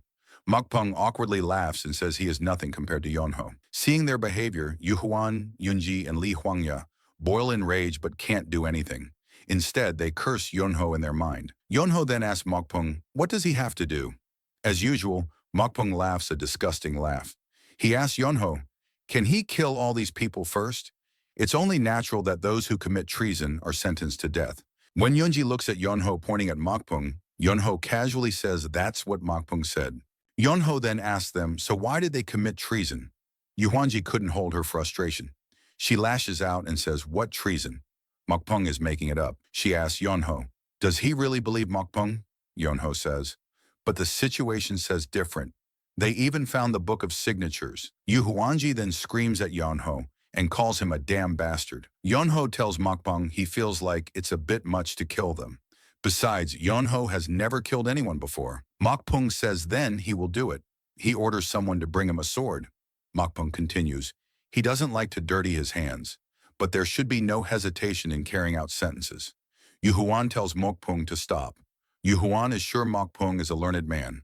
How can he do something so disloyal to the nation? While ready to strike, Mokpung says what he is doing right now is out of loyalty to the country. Yunji is crying and calling her father. Yu Huan closes his eyes, ready to die. He said sorry to Yunji. When Mokpung is about to cut Yu Huan's head, Yonho stops his sword and tells him, that's enough. Seeing Mokpung couldn't take his sword from Yonho's grip, he wonders how is Yonho so strong. Mokpung then asks Yonho, did he forget what they just talked about? Yonho says, of course not, but he has had enough of playing along. Yonho asks Mokpung, does he know what is necessary to be lazy? It's avoiding trouble. Yonho once broke an ink slab that his father really liked when he wasn't home. He only came back 3 days later, yet those 3 days felt like death. When he finally came back, Yonho was beaten to the brink of death. But Yonho felt much better afterwards. Li Huangya tells Yonho his father should have killed him back then. Mokpung asks Yonho, what the hell is he talking about? Yonho continues, saying his master also said, while he should not forget his hatred, he should also not forget what others have done for him. A person who does not give back what he has received will end up paying more in the end. One needs to pay back what one owes before the interest compounds. Hearing Yonho saying that, Yu Huan, Yunji, and Li Huangya all see him in a new light. Yonho says he thinks it's about time that he pays back his debts. They all get surprised at Yonho. Mokpung says he understands. Yonho said all those words to tell Mokpung Yonho is going to stop him. Then Mokpung laughs a super disgusting laugh. Then he asks Yonho, did he really think Mokpung was trying to scout him because Mokpung was afraid of him? While scratching his head, Yonho says, not really. It didn't seem that way. Mokpung then raises his hand and makes a big palm with ki. While preparing a big move, Mokpung tells Yonho if he wants, he can kill Yonho, like he is nothing. Yonho should consider it an honor that Mokpung is the one killing him. Yu Huan and Li Huangya both get surprised seeing Mokpung can also use martial arts. Then Mokpung attacks Yonho with his technique. We see a lot of hands made of chi coming towards Yonho. Mokpung laughs and gives Yonho advice to stop being lazy in his next life. When the palms are about to strike Yonho, Yonho couldn't bear to look at it. Yonho then tells Mokpung, it's strange, but this martial art Yonho has seen somewhere. Mokpung gets happy and thinks, that's right. He used an ultimate technique from the start because Yonho seems skilled, but he can't even react in time. But before Mokpung finishes thinking, Yonho is easily avoiding all the palms. Mokpung gets shocked seeing that, but before he could understand what happened, Yonho appears behind him and asks Mokpung, is he done? While scared and stuttering, Mokpung asks Yonho, how is this possible? Yonho casually tells Mokpung he watched the whole process. Without saying anything else, Yonho kicks Mokpung, which sends him flying into the wall. In style, Yonho then says he needs only one kick for cleaning up trash like Mokpung. All the scholars look at Yonho in awe. Yonho then unties all the people. Li Huangya asks, is Mokpung dead? Yonho says no. He only hit Mokpung lightly, and his body is thick with fat. Yonho thinks he is fine. Yonho then approaches Mokpung, and while flexing his arm, Yonho asks, should they continue where they left off? Mokpung tells Yonho to wait and shamelessly asks, why don't they all pretend this never happened? Hearing this, all the others get speechless. Li Huangya then says that's unacceptable and tells Yonho to seize him at once. Addressing Li Huangya as Your Highness, Mokpung pleads to him. Li Huangya asks Mokpung, has he ever seen the Inspector General let a traitor go free? Mokpung says if he doesn't return, his father will think the plan has failed, and then he will make one last gamble. No matter how that turns out, the imperial house will suffer irreparable damage. Li Huangya calls Mokpung a wicked man and wonders if they let this one incident slide, the imperial palace won't be bathed in blood. Even if Li Huangya foresees it and tries to stop it, considering Jiwan's forces, it will erupt in chaos. And knowing Jiwa, he will resort to even more vile means. Li Huangya asks Mokpung Is he telling him to just watch traitors run rampant in the imperial court with his own eyes? Mokpung asks. That's politics, is it not? And the inspectorate can grab a weakness of the eunuchs and secure a temporary peace. Hearing that, Li Huangya says he has heard that the eunuchs are like rats, always leaving themselves 10 holes to escape through. Then Li Huangya tells Mokpung to leave while he has the chance. While Mokpung leaves with his men, Yunho asks to allow him one word of advice. Yunho asks Mokpung, his martial art is the art of flowing grace, right? It's a formidable technique. But while Mokpung is also sustaining bone-shrinking art, its effectiveness inevitably drops. If Mokpung truly wishes to face Yunho, it would be wiser to release that transformation. Transformation is a martial technique to alter one's outward form. Now Mokpung says he will keep that in mind for next time. Yunho says he would rather there not be a next time. But Mokpung says there will be, at least while Yunho wears that form, the identity of the genius of Hanlim. After a long night, morning comes, and Yunho sighs and says finally everything's over. Yunho notices all the others are waiting for him. Yunho says he is going to bed, and he will leave the rest to them. Yunji gets angry and asks, he is sleeping again. Yunho says he has full board and lodging rights. Yunji wouldn't dare go back on her word, would she? While running towards the bed, Yunho tells Yunji not to wake him up, and he means it. He will be sleeping straight through until tomorrow. Yunji wonders, what kind of person even is that? Her father and Li Huangya also agree with her. Even after that day, Wai Yunho's day followed in comfort. Li Huangya and Yu Huan were busy cleaning up the aftermath of that day, but none of it had anything to do with Wai Yunho. Every meal, delicious food was brought straight to his room, and no one nagged him for sleeping. Truly a paradise on earth. Then Yunji enters Yunho's room and tells him to wake, but Yunho stays silent as if he is sleeping. Yunji then gets angry and tells Yunho not to pretend to sleep. She knows he is not actually asleep. Then Yunho gets up and asks, what about his full day rest? Yunji tells Yunho her father is calling him. She wasn't the one who called, so he can take it up with her father. Yunji asks Yunho, after lazing in bed for 7 days, he is not going to refuse, is he? Yunho asks, can't he just say he will see her father later? Then Yunji couldn't hold her anger and pulls out the blanket from Yunho, and he drops on the floor. Then she arrives with Yunho. Addressing Li Huangya as my lord, Yunji tells them she brought Yunho. Her father tells them to come in. Then Yunho enters the room. Yu Huan tells Yunji good job, and she can leave now. Then Yunji and Yunho both greet them as if they are both leaving. Seeing this, Li Huangya gets angry and tells Yunho he is not the one to leave. Then Yunho acts and says his highness is telling Yunji to stay. Yunji then gets frustrated and says it's not her but Yunho. We see Li Huangya is on the verge of lashing out. While scratching his head and laughing awkwardly, Yunho sits down. Li Huangya brings out an embroidered sword, but he doesn't do anything. Then Yu Huan reminds him. Then Li Huangya hands over the sword to Yunho. While excited, Yunho takes the sword. Li Huangya asks Yunho, does he even know what that is? Yunho answers no. Li Huangya asks Yunho, then what possessed him to accept it without question? With a money gesture, Yunho says it looked expensive. His master told him if it looks like money, he should grab it first, no questions asked. Li Huangya then tries to explain about that sword, but Yunho cuts him off and says, no takebacks. He tells Li Huangya not to be stingy. Surely a man of his standing, Lord Li Huangya, wouldn't stoop so low as to take back what he has given. Li Huangya says that's not what he meant. Yunho says too late. He already put his spit on the sword, so it's his now. Li Huangya then bursts out and, calling Yunho a damn brat, he tells Yunho to listen for a moment. He will doom his whole clan at this rate. That sword is the sacred relic of the inspectorate. Wherever Yunho goes showing it, people will treat him as Li Huangya's equal. Yunho then brings out the sword and looks for a moment.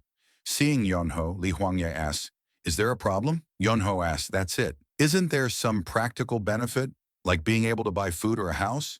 Li Huangya asks, and what? Yunho asks Li Huangya, why is he of all people saying this? Yunho did his part that day. If his lordship is saying this makes them even, that's not good enough. Give and take. That's how the world works. That's just the way of things.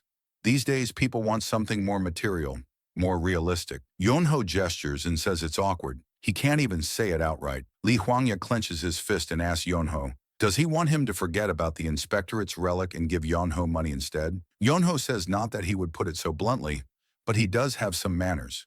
Li Huangya couldn't hold his anger in and throws an inkstone at Yunho. Yunho catches it and asks, is it his too? It looks pricey.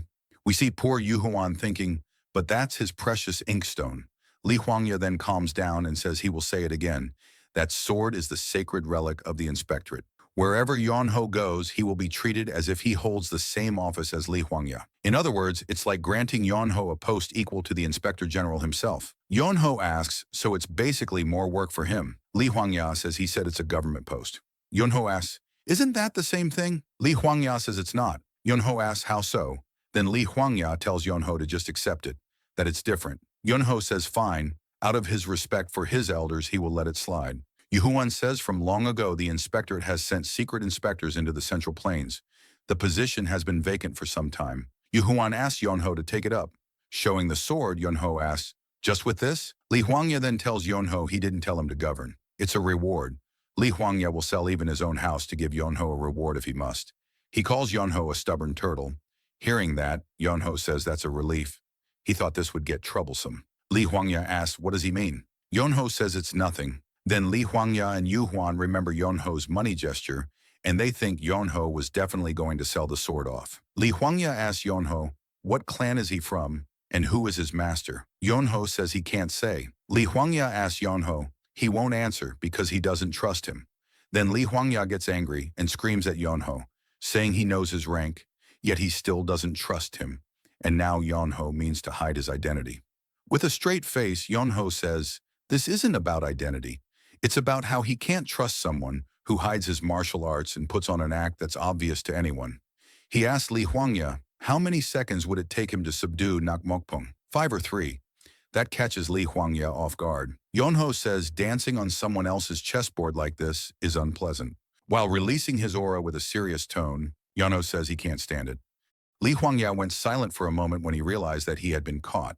He finally spoke and asked if Yonho had known all along that he was capable of martial arts. Yonho admitted that he had found it strange. He explained that while he knew some people were obsessively devoted to the game of Go, the idea of traveling 400 kilometers just to play was absurd. Yet far too many people had come to that place with the excuse of Play-Go. That led him to assume that there was some kind of hidden plot behind it, and it just so happened that he appeared at the same time. When Mokpung revealed himself, the entire incident escalated. That was the moment Yonho realized he had to make a decision about which side he would take. Li Huangya asked if siding with them had not been the obvious choice. Yonho replied seriously that it had actually been more likely that Mokpung was telling the truth. He reasoned that while the book of signatures might have been fake, the royal head inspector had indeed been secretly gathering people to join his forces. It was hard to believe that such a move was just a casual friendly activity. The most likely explanation was treason. Li Huangya then asked why, if that were the case, Yonho had helped them. Yonho admitted that it was because the girl had called for him. He confessed that his original plan had been to run away if he did not get caught. But since the girl had genuinely seemed ignorant of what was going on, he could not just abandon her. He added that his master always told him that meaning and worldly matters were important, but that it was all for nothing if one could not see the person in front of them. Li Huangya said that was why Yonho had acted the way he did, trying to observe his reaction throughout the incident. Yonho agreed, but he added bluntly that it had felt awful. Then he got to the point and asked directly whether Li Huangya was planning treason. Li Huangya challenged him by asking what he would do if he admitted that he was. Yonho answered that, in that case, he would simply go to sleep comfortably. Li Huangya pressed further, asking if that would still be the case even if he truly intended to commit treason. Yonho shot back sarcastically, asking if Li Huangya wanted him to pray for his success. Li Huangya then asked if Yonho had no loyalty to the emperor. Yonho answered honestly that he had never received anything from the emperor, so why should he feel any loyalty toward him? He admitted that he would rather cheer for Li Huangya, especially since Li Huangya had at least given him gold. The two men locked eyes in silence for a long moment. Then Li Huangya suddenly burst into laughter. His laughter filled the room as he admitted that while he had expected Yonho to be clever, he turned out to be far better than anticipated. After laughing, Li Huangya grew serious again and swore on his own head. He declared that they were not planning treason. Instead, they had been gathering forces in preparation against Nakji. Yonho acknowledged his words with a quiet response. Li Huangya continued by explaining the real problem. Nakji had already caught on to their movements. He revealed that the reason Nakji had sent Mokpung was not to target him directly, but to force him into a position where he would have to kill Mokpung. If that had happened, Nok Ji would have been able to expose the fact that he had been hiding his martial arts skills and gathering allies. He admitted that it had been Yan Ho's unexpected intervention that disrupted Nok Ji scheme. After confessing this, Li Huangya bowed deeply toward Yan Ho. He apologized if his actions had seemed displeasing and explained that he had never intended to manipulate him like a piece on a go-board. He explained that he and Yu Huan had simply been desperate at that moment. Yan Ho responded with a short reply, telling him it was fine. Li Huangya insisted again, asking him to believe his words. Yan Ho repeated that it was fine. Then Li Huangya shifted the topic and asked whether Yan Ho would be willing to take on the role of secret royal inspector. Yan Ho made himself clear immediately, saying that he would never actively seek out work. Li Huangya told him it did not matter, because the world would not leave him alone even if he tried to avoid it. Yan Ho pouted and asked if that was meant to be an insult. Li Huangya smirked and said that it was not an insult, but rather the path of a hero. Yan Ho rejected the notion outright, saying no thanks. Li Huangya warned him that he could not deny fate. At that, Yan Ho stood up and declared that he was leaving. Before he could exit, Li Huangya also stood and said that he too would be leaving that day. Yan Ho added with a final remark that, truthfully, he hoped they would never see each other again. Li Huangya smiled and answered that he had a feeling they would. Once Yan Ho was gone, Yu Huan appeared at Li Huangya's side. He asked for Li Huangya's thoughts. Li Huangya admitted with a grin that Yan Ho had surpassed his expectations. He had known Yan Ho's martial arts were impressive, but he had not expected him to be sharp enough to notice that he himself knew martial arts. He confessed that he had thought he had picked up a dragon, but in reality Yan Ho was more like a monster. If they were not careful, there was a chance he might end up devouring them instead. Yu Huan countered by saying that the risk was worth it. Li Huangya continued, pointing out that martial prowess was not the only factor. Yan Ho was intelligent as well. He had understood everything that was happening but chose not to move until the very end. That combination of strength and patience made him even more dangerous. Li Huangya admitted that he was curious to know who had trained such a monster. He then gave an order to Yu Huan, instructing him to investigate everything about Yan Ho. Even if he could not find information about his deceased master, he must at least uncover which family Yan Ho came from. Yu Huan nodded and promised that he would. Later that night, Yan Ho lay on the roof, basking in the moonlight. A voice called out from below, asking if he was planning to leave. Yan Ho sat up, looked down, and saw Yu Huan. He told him that he would not leave without saying a proper goodbye after being allowed to stay there and being fed. Yu Huan pointed out that Yan Ho had been planning to leave soon. Yan Ho admitted that was true, but he also said he had learned a lot while staying there. Yu Huan asked him what he had learned. Yan Ho said that the two most important lessons were that even scholars who read extensively often failed to live according to the texts they studied, and that Rulin itself was a frightening place. Yu Huan asked what he meant by frightening. Yan Ho explained that he had never expected the strongest person he had encountered in the Zhengyil to be someone in Rulin. Yu Huan admitted that Li Huangya's martial prowess was indeed impressive. Yan Ho smirked, looked at Yu Huan firmly, and asked why he did not drop the act. Yu Huan was visibly shocked and asked if Yan Ho had known from the start. Yan Ho replied that he had. Yu Huan sighed and said that was not good, then asked him for a favor. Yan Ho reassured him, promising not to tell anyone. Yu Huan went further and pleaded with him, saying that he wished to continue living as a scholar. Yan Ho agreed but demanded something in return. He told Yu Huan to answer one question. Yu Huan gave permission for him to ask. Yan Ho explained that his master had told him to go see the world in Rulin, and he had expected to witness justice or something similar. Instead, what he saw was only the dirtiness of the world. Yu Huan lowered his head and responded seriously. He explained that everyone carried an ideal in their hearts, but each person's ideal differed. When those ideals clashed, people realized they had to surpass reality in order to bring their ideals to life. Everyone knew they should sever worldly ties, but undoing such a knot took too long and often failed even after years of effort. Those without patience sought shortcuts, trying to cut the knot out completely. That path created arrogant people with dirty consciences, who either threw away their own lives or sacrificed their adopted sons. Yan Ho then asked if the entire world was like that. Yu Huan answered that the palace was even worse in some ways, though he did not think other places were much different.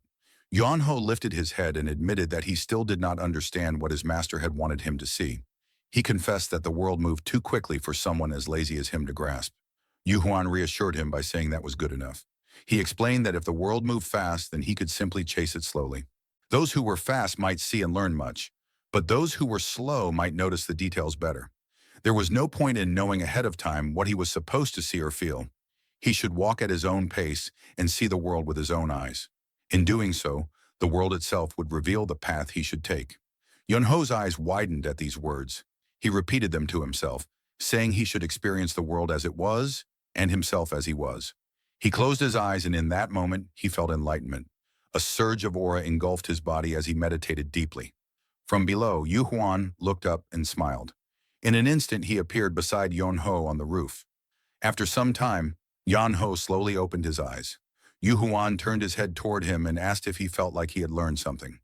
Yunho stood, scratched his head, and admitted with embarrassment that he did not know.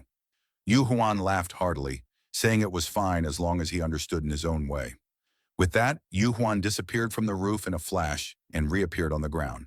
Before walking away, he turned his head once more and said that he hoped Yunho would one day find his answer. Yunho watched him leave, then lay back down on the roof. He looked at his chest and thought to himself that he felt something, wondering whether the orb his master had given him had done something. He then looked up at the full moon and imagined his master's face looking down on him, asking if he understood now. Yunho turned to his side and muttered softly to himself that he did not yet. A few weeks later, Yu Huan entered Yunho's room. He stood before the young man, who was once again lying lazily on his bed.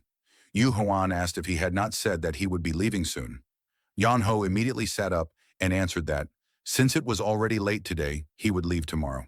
He assured him it would truly be tomorrow this time. Yuan replied that it had already been half a month since he had said the same thing. Yunho simply pointed out that sometimes things became delayed. Yu Huan conceded that might be true but insisted that it was still an issue. At that moment, a voice rang out from outside, announcing with formality, "Thank you for calling on the Swift Dragon Escort Bureau, a place of tradition and history." Yu Huan turned his head toward the sound with curiosity. The voice drew closer as it continued, asking what cargo they must transport. The door to the room opened and Yunji appeared. She stepped inside, pointed coldly toward Yunho, and declared that he was the one. Yunho blinked in confusion, pointed to himself, and asked if she truly meant him. A heavy silence filled the room until one of the escort warriors glanced at Yunji and remarked that the one she had indicated looked like a person. Yunji placed her hands firmly on her waist and stated that it only appeared that way. In her view, he was no different from baggage. Another escort warrior gestured toward Yunho and explained that they did escort people, but in such cases, a carrier was sent separately. He emphasized that in an escort meant for transporting goods, it would be difficult to bring someone along. Yunji turned away, crossed her arms, and spoke coldly. She told them there was no need to worry. After all, cattle and chickens were also loaded into the cargo wagon. Yunho might look human, but to her he was no different. She instructed them to place him on top of the baggage, feed him 3 meals a day, and assured them he would not cause trouble. She then offered to pay the fare as if he were a passenger. No, she corrected herself. She would pay double. She demanded they take him with them. The escort warrior tried to insist that no matter how much she offered, there were still rules they had to follow. Before he could finish, Yunji sharply cut him off and shouted that she would pay triple. The warrior persisted, saying they still had rules, but Yunji raised her voice even louder and screamed that she would pay quadruple. Without hesitation, she and the warrior shook hands in agreement. Another escort warrior leaned toward Yunho and told him that they would accept him, asking him to come along. Yunho, still sitting on his bed, protested loudly. He shouted at Yunji, demanding to know if she was seriously say that they would load him like baggage and send him away. Yunji pouted, looked aside, and remarked that at least he was quick-witted. Yu Huan, watching the exchange, asked his daughter what on earth was going on. Yunji responded bluntly that it seemed best to get rid of this freeloader quickly. Yunho shouted even louder, declaring that it was unbelievable. He said he had heard mortals had declined, but he never imagined it had come to this. He reminded them that he was the benefactor who had saved them, yet they would now sell him off like baggage. Yu Huan turned to him and admitted that it was true. Still, he reasoned that, since they had received grace from him, they should at least allow him to act freely for now as a gesture of gratitude.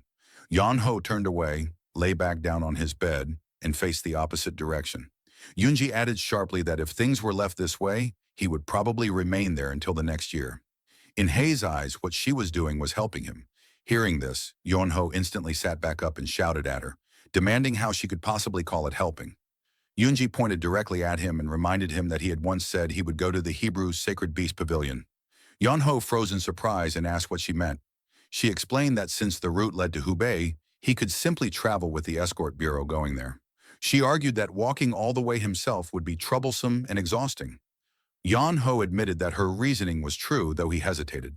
Yunji, wearing a faint grin, told him that he could ride in a wagon pulled by horses, the escort bureau would earn their pay, and she and her father would finally be rid of him. She concluded that this was a path where everyone benefited. Yunho's expression grew serious, and he admitted that Yunji's argument was very persuasive. After a short silence, he finally stood up. Yunji ordered him to stop talking and follow the escort warriors. As he followed them, he muttered that his mother had always told him never to follow strangers. Yunji reassured him that it was fine, insisting that the men were trustworthy, that their status was legitimate, and that there was nothing to worry about. Yan-ho still looked reluctant, but followed nonetheless. A short while later, he sat atop the wagon, resting on the goods. He admitted aloud that he had not expected to leave so suddenly and said he would be going.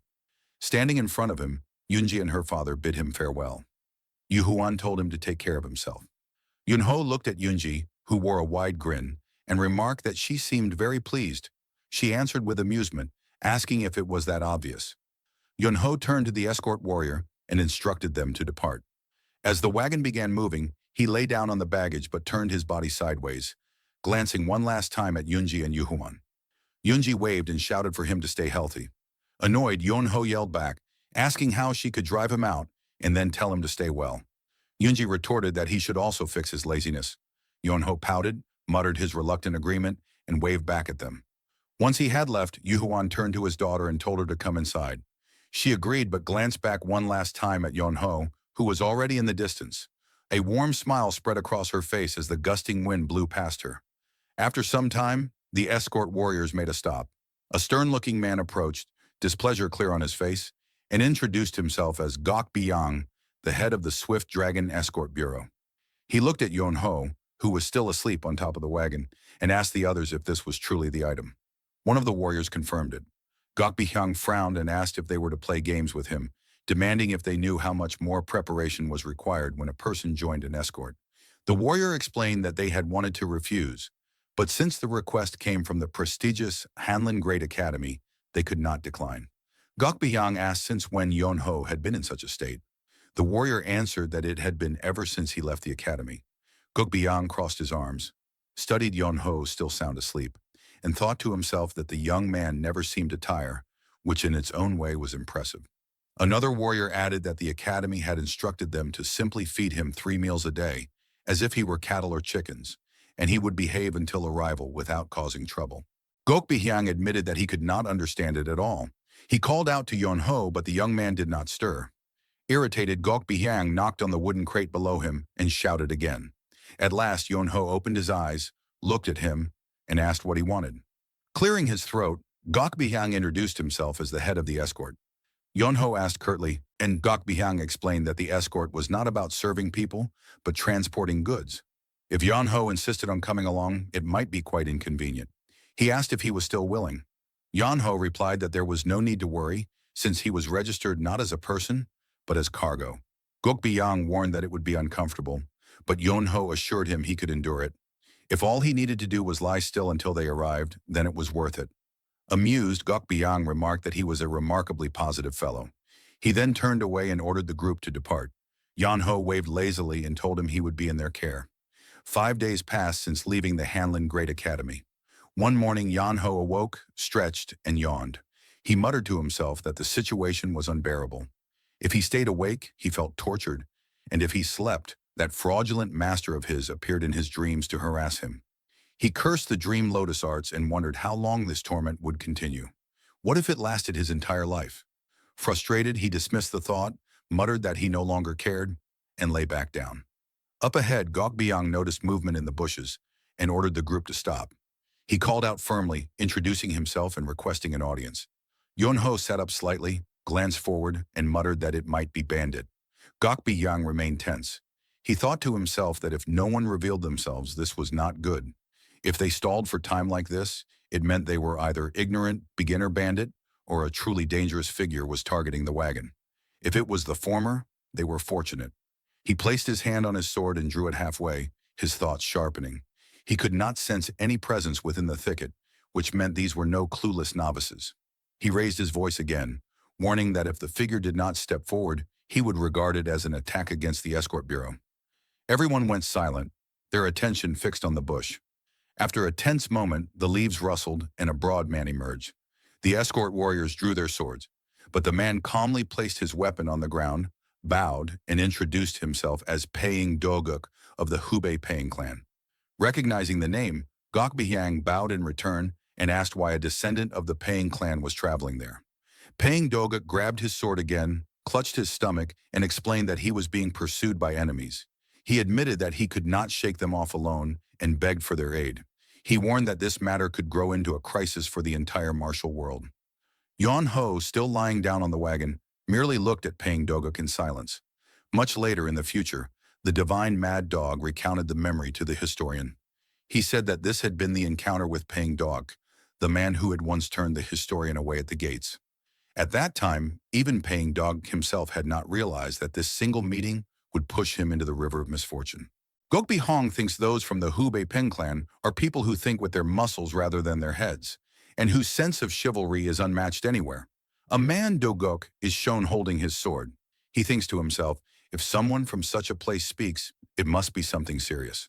Gokbi Hong asks, Duguk, but what can we do? There are people pursuing me. Duguk explains, if you just let me leave this mountain, I will make sure to repay you properly. Okay, I'll help. Gokbi Hong replies, first quickly hide inside that barrel. Duguk agrees and gets into the barrel. As he hides, a sly smile crosses his face. Yonho had been sleeping and the cart is woken up. Gokbi Hong lifts the lid of a barrel and tells Doguk, you can come inside. Thank you.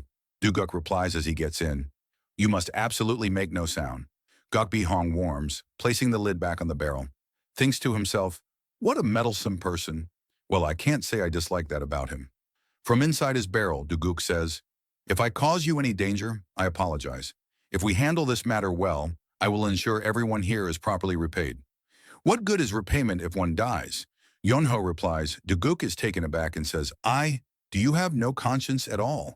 You're putting all these people at risk. At the very least, someone with even a shred of conscience would have looked the other way.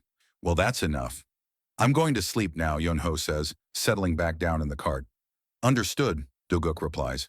As the cart continues on its way, Gokbi Hong thinks to himself, we're almost at the bottom. Fortunately, no one seems to be looking for Duguk. Yet did we manage to slip by unnoticed? Suddenly, a man in green robes appears in front of the cart, yelling, stop! The cart comes to an abrupt halt, and the escort agency members are surrounded by Green Forest bandits. The Green Forest squad leader holds his sword to Gokbi Hong's throat. What? What is that? Gokbi Hong stammers, then realizes who they are. Green Forest. He bows respectfully and says, I'm Gokbi Hong of the Swift Dragon Escort Bureau. I'm honored to meet the members of Green Forest. Have you seen a young man in red clothing? The Green Forest squad leader asks. Gokbi Hong replies, red clothing? We haven't seen anyone like that. Really? The squad leader presses, his eyes narrowing. If you lie, misfortune will follow. I don't understand what you mean, but why would we lie?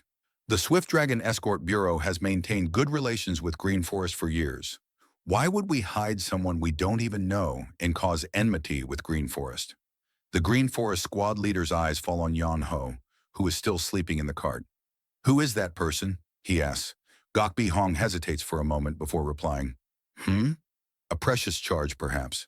What does that mean? One of the Green Forest bandits asks. Gokbi Hong whispers to the squad leader.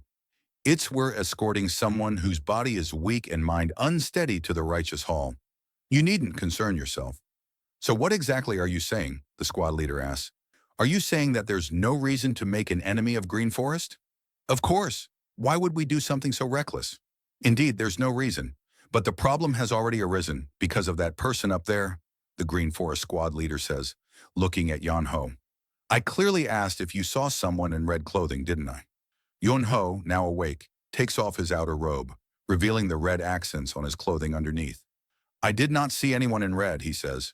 Gokbi Hong thinks to himself, did he really specify someone in red clothing? Are you attempting some kind of prank? The Green Forest squad leader asks, pressing a blade to Gokbi Hong's throat. Gokbi Hong sweats nervously, thinking, did they already know that Duguk is hiding here? He then says aloud, all right, this will work. Let's start by killing one of them. And if they haven't seen anyone, then we'll kill the next. By killing them one by one, we'll see if anyone is truly innocent. I wager before the third is dead that someone here will claim that they saw him. What do you mean by that? Gukbi Hong exclaims. Very well. Then who will go first? The squad leader asks, pointing at one of the Dragon Escort Agency members. You. Answer me. Have you seen the young man in red clothing? The squad leader demands. The escort agency member stammers. Your life depends on this one answer. The squad leader warns. Terrified, the man replies, I haven't. Then it seems like death will answer for you, he says. As he swings his sword, the escort agency member cries out in terror. Just as the bandit leader swings his sword, Gokbi Hong grabs his arm and stops him, cursing, Damn it, he's here. Both Gokbi Hong and the Green Forest members look on in shock. As the Green Forest bandits surround the cart, Yon Ho sits up from his resting place. What did you just say? The Green Forest squad leader asks, his hand still held back by Gokbi Hong. Yon Ho's voice is heard. He is here. He emerges and sits atop the cart, looking down at the bandits.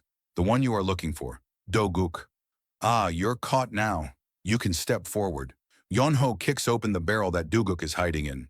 What are you doing? Gokbi Hong exclaims.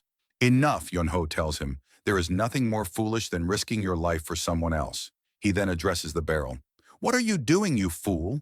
Do you intend to wait until everyone here is dead before stepping out? After a moment of silence, the barrel lid opens. Do-guk emerges from the barrel. The Green Forest squad leader tells him, if you had fled, there might have been even a slight chance of survival.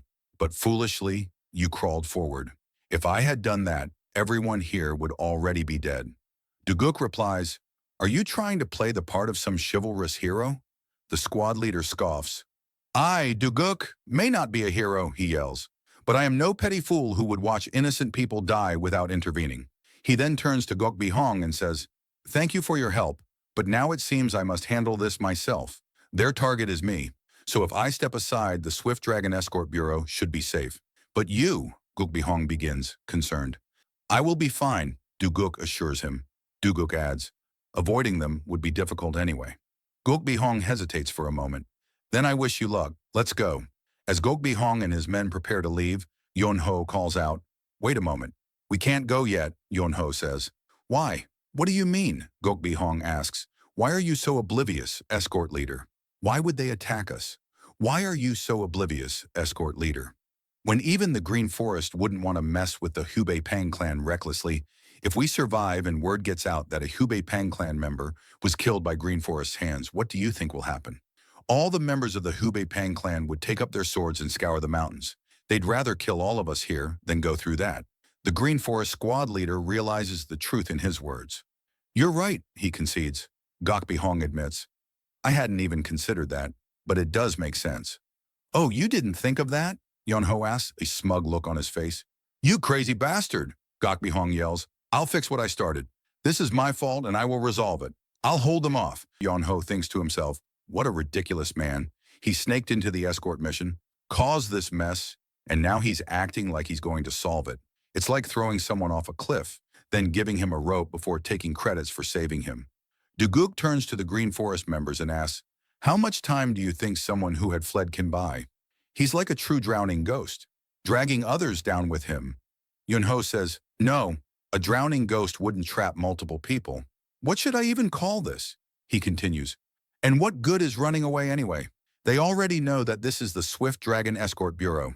The Swift Dragon Escort Bureau will be in ruins before the news even reaches the Hubei Peng clan. Then what should we do? Gokbi Hong asks, defeated. We must fight, Yon Ho says. Fight them? Gokbi Hong asks, surprised. If we run away, then the rest of the escort mission's members will have to fight alone. But if we fight now, we have that drowning ghost with us, so he'll be of help. Indeed, that's true. Gokbi Hong agrees. Do-guk then addresses the Green Forest squad leader. You really have no intention of letting us go? There's no need for us to say it twice, the squad leader replies. He then orders his men, attack. Do not blame me if you die, the Green Forest squad leader shouts as he clashes swords with Do-guk.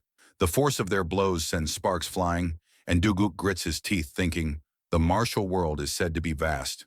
But had I known that it would be this vast and dangerous, I wouldn't have gotten involved, Do-guk thinks to himself.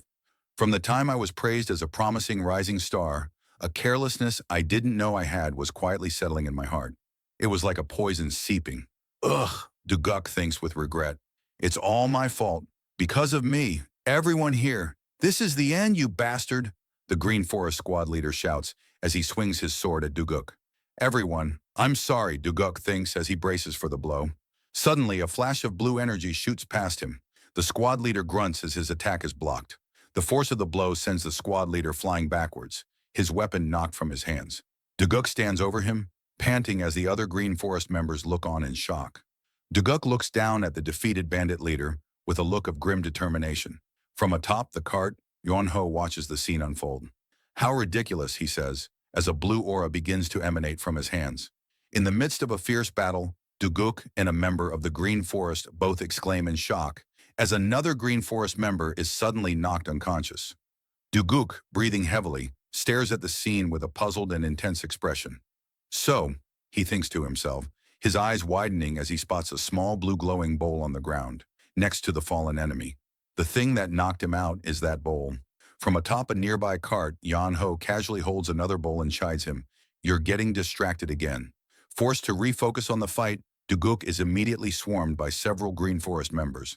He struggles to parry their coordinated sword strikes, his own blade clashing against theirs in a flurry of sparks. Meanwhile, Yan Ho continues to sit lazily, juggling two bowls in his hands as he looks down at the chaotic melee. He addresses, You brought over all the enemies, and now you're going to die without having done your share of the fighting? You really are a water ghost, he adds with a sigh. Geez, you're gonna die at that rate. Gok Bi Hung, with a sword held to his throat, glares up at him from the midst of the battle, his face filled with desperation and anger. Who grunts in frustration.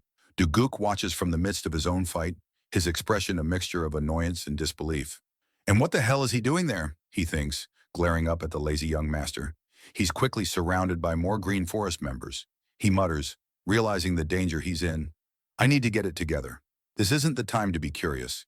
His eyes glow with a fierce red light as he focuses his energy. What I can do right now is to... He unleashes a powerful attack. 5 Tigers' gate-destroying blade. A massive spectral tiger appears behind him as he swings his sword with incredible force. To fight as many as I can. Duguk roars. His powerful blade technique sends a wave of pink energy that cuts through the ranks of the Green Forest members. As the dust settles, he finds himself surrounded again. Right. This isn't a duel, he thinks, realizing the futility of trying to block every attack. There's no need to try and deflect or block those. He braces himself as 3 Green Forest members leap at him from above, their swords poised to strike. I'm gonna die, he thinks.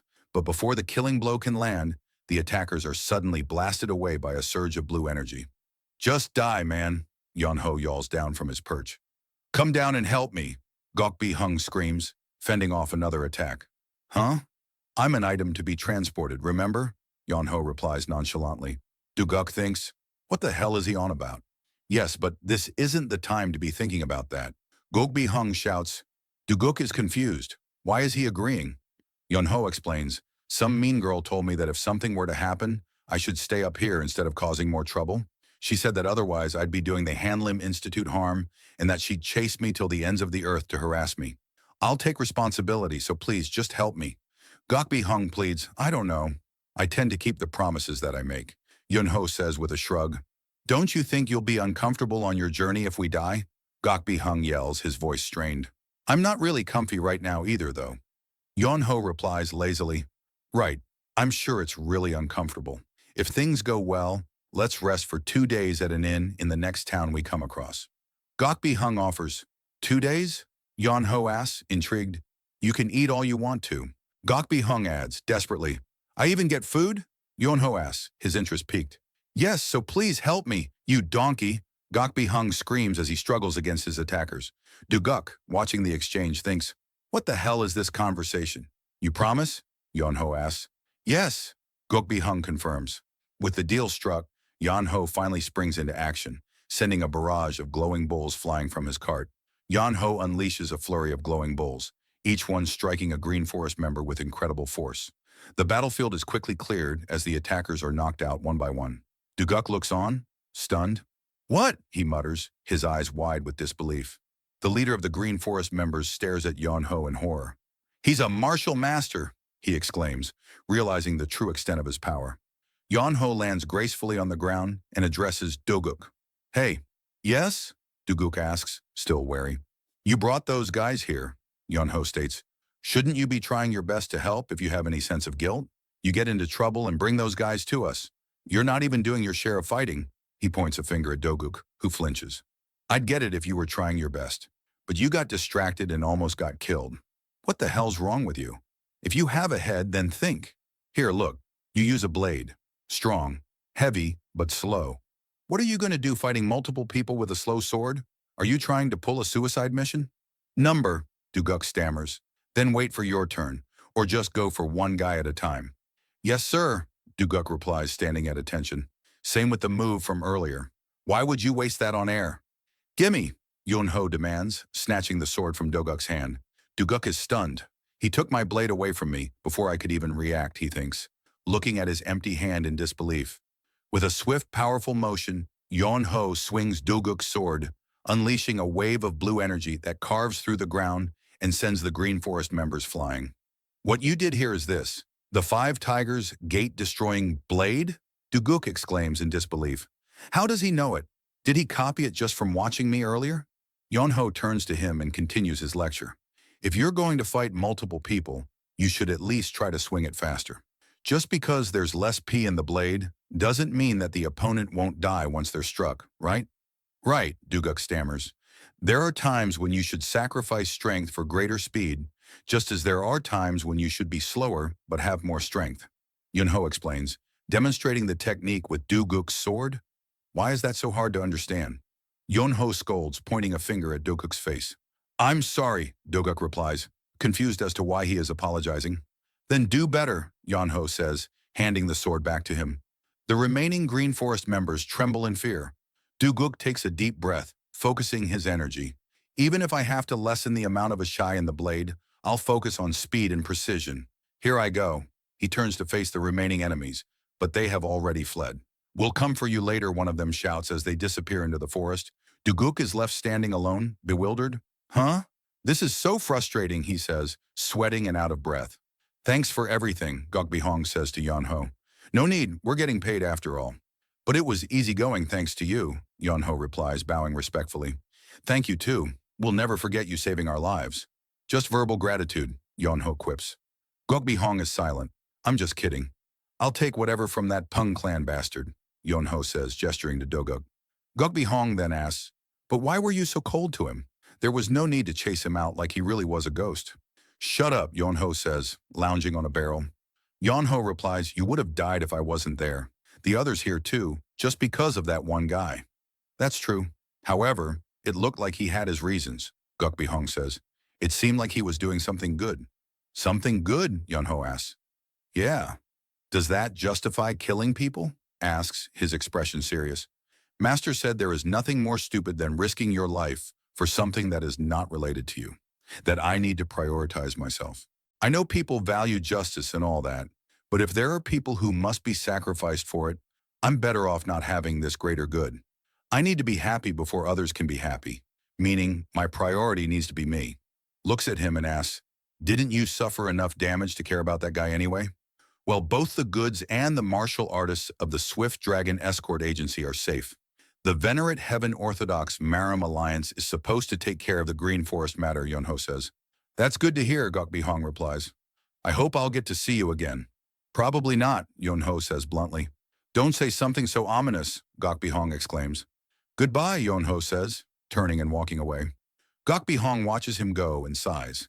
It would be so nice if he were a bit more disciplined. Meanwhile, Yeonho arrives at a large, impressive building. Finally, I'm here, he says to himself. Yeonho arrives at Nature's Hand Manor. Meanwhile, inside the manor, the Wei clan warrior reports to Weijang Han, the patriarch. We didn't find him this time either. I'm sure he's alive somewhere, Weijang Han replies, a worried expression on his face. Where are you, Yeonho?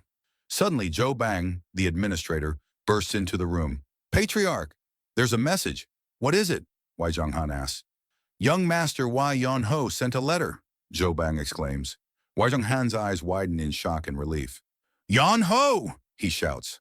In a dimly lit, ornate room, Nok Ji lies in bed, speaking to his son, Mokpung. Even a simple plan failed. Were you really that afraid to die? He asks. No, Mokpung replies, bowing before his father. If I had died at Li Huangya's hands, my death would have had meaning. But I fought someone else. So even if I died there, it would have done nothing to harm Li Huangya. Does that paint a meaningful picture to me? Does that change the fact that you fled with your tail between your legs? Nokgai retorts. From the beginning, this plan was a gamble. Our mission was to seize the opportunity, not to run away from it. He sighs, but still, remember this, son. Go now. Yes, sir, Mokpung says, taking his leave. As Mokpung departs, Nokji lies back in his bed, his thoughts turning to the recent events. In the end, he'll encounter it, he says to himself, a worried expression on his face. A useless, ambitious pig, Nokji mutters, disgusted. That eunuch doesn't know his place. Nokji still has value. He says we should keep him alive for now. A masked man says, You've come, acknowledging his visitor. He claims that simply by existing, Nokji can hold back the imperial family. If that's the case, why can't I do it? How long must I flatter that castrated fool? His Highness says you have other duties. Huh? Mokpung looks at him, confused. There has been a summons from the main estate. You are ordered to return as soon as possible. In that case, I can finally rid myself of this wretched disguise. Nokji Roy is destined to be discarded once his usefulness ends. We'll simply leave him be until then. After that, everything Nokji possesses will be mine. He then asks his subordinate, It seems the imperial family isn't in much of a hurry. What are my brothers doing these days? I'm not sure, but I heard they've moved on from the Confucian faction to meddle with the medical clan lately. The medical clan, Mokpung muses. Meanwhile, Yonho arrives at a large building with a sign that reads, Lustful Handgrounds. He enters, and the receptionist tells him, You've come to the wrong place. Huh? Yonho recites, confused. The receptionist looks at the letter Yonho presented. That's a letter of recommendation to the sacred handgrounds. This place is the Lustful Handgrounds. Yonho recalls his master, Yu Huan, giving him the letter. You said you wanted to go to the medical clan? The sacred handgrounds in Hobak is famous throughout the land for its medical skills. By chance, I'm acquainted with the current hallmaster, so I'll write you a letter of recommendation. Show this letter, and they'll surely treat you well. Back in the present, Yonho asks, Then this isn't sacred handgrounds? This is sacred handgrounds too, the receptionist replies with a sly smile. But it's not the one you're looking for. If you want to reach your goal, cross the street and go down the alley to the other sacred handgrounds, though I doubt you'll find anything worth your expectations there. Realizing his mistake, Yonho leaves. So this wasn't the place, he thinks as he walks through the dark street. As he passes by a building, he hears desperate pleas. Please, sir, please save my wife, a woman cries.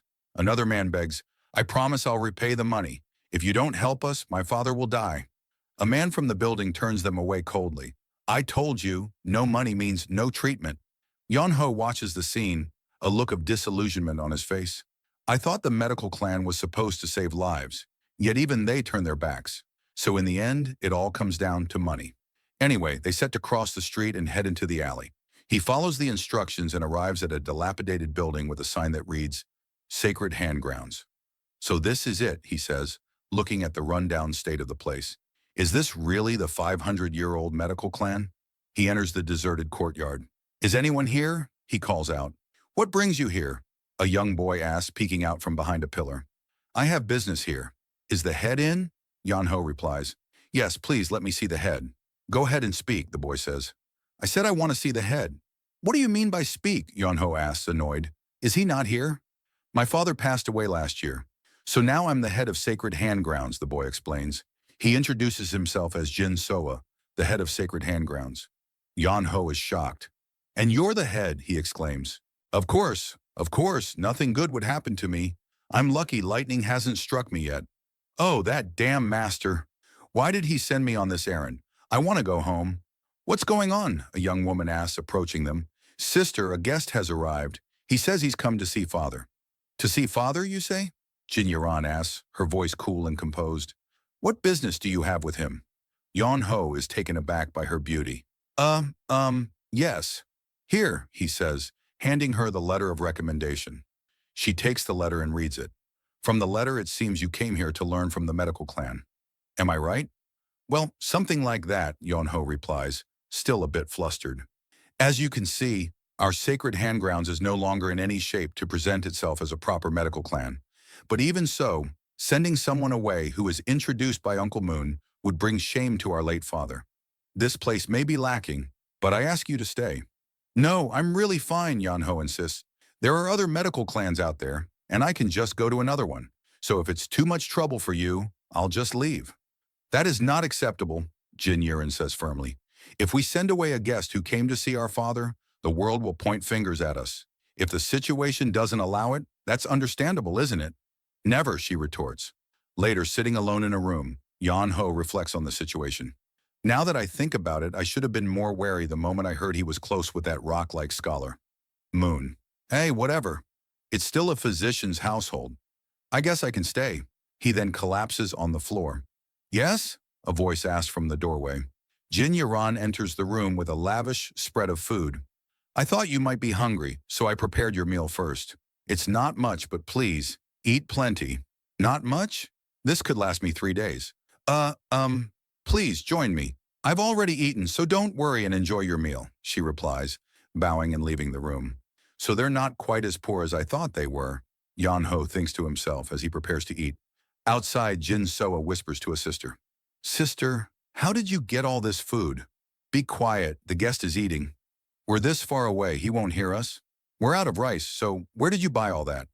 A man shouldn't meddle in household matters. Focus on your medical studies. Even if I try not to, sister, what about your necklace? I put it away for now. You've never taken that off for even 1 second? It was mother's keepsake. Did you sell it? A keepsake? Yunho thinks, overhearing their conversation. I merely pawned it at the Silver River Exchange. I'll get it back when things improve, Jin Yaran explains. Even if he is a guest, pawning mother's keepsake for a single meal is too much, Jin Soa argues. What are you saying? He came here looking for father. Do you mean we should treat someone like that carelessly? She retorts. That's not what I meant. Yunho, having heard everything, is overcome with guilt. No, I can't eat this, he thinks. He pushes the food away. Is the food not to your liking? Jin Yiren asks, concerned. I'll bring out a new meal, so please wait a moment. No, it's not that I don't like the food, Yunho exclaims. Could I turn this meal back into money somehow? He thinks to himself before rushing out of the building. Yunho rushes to the Silver River Exchange. I'm looking for an item, he tells the proprietor. It's a necklace pawned by a woman from the sacred handgrounds. I'm sorry, but that item was already sold. What? When? And to who? He didn't give his name, but he was a monk from the Sei clan.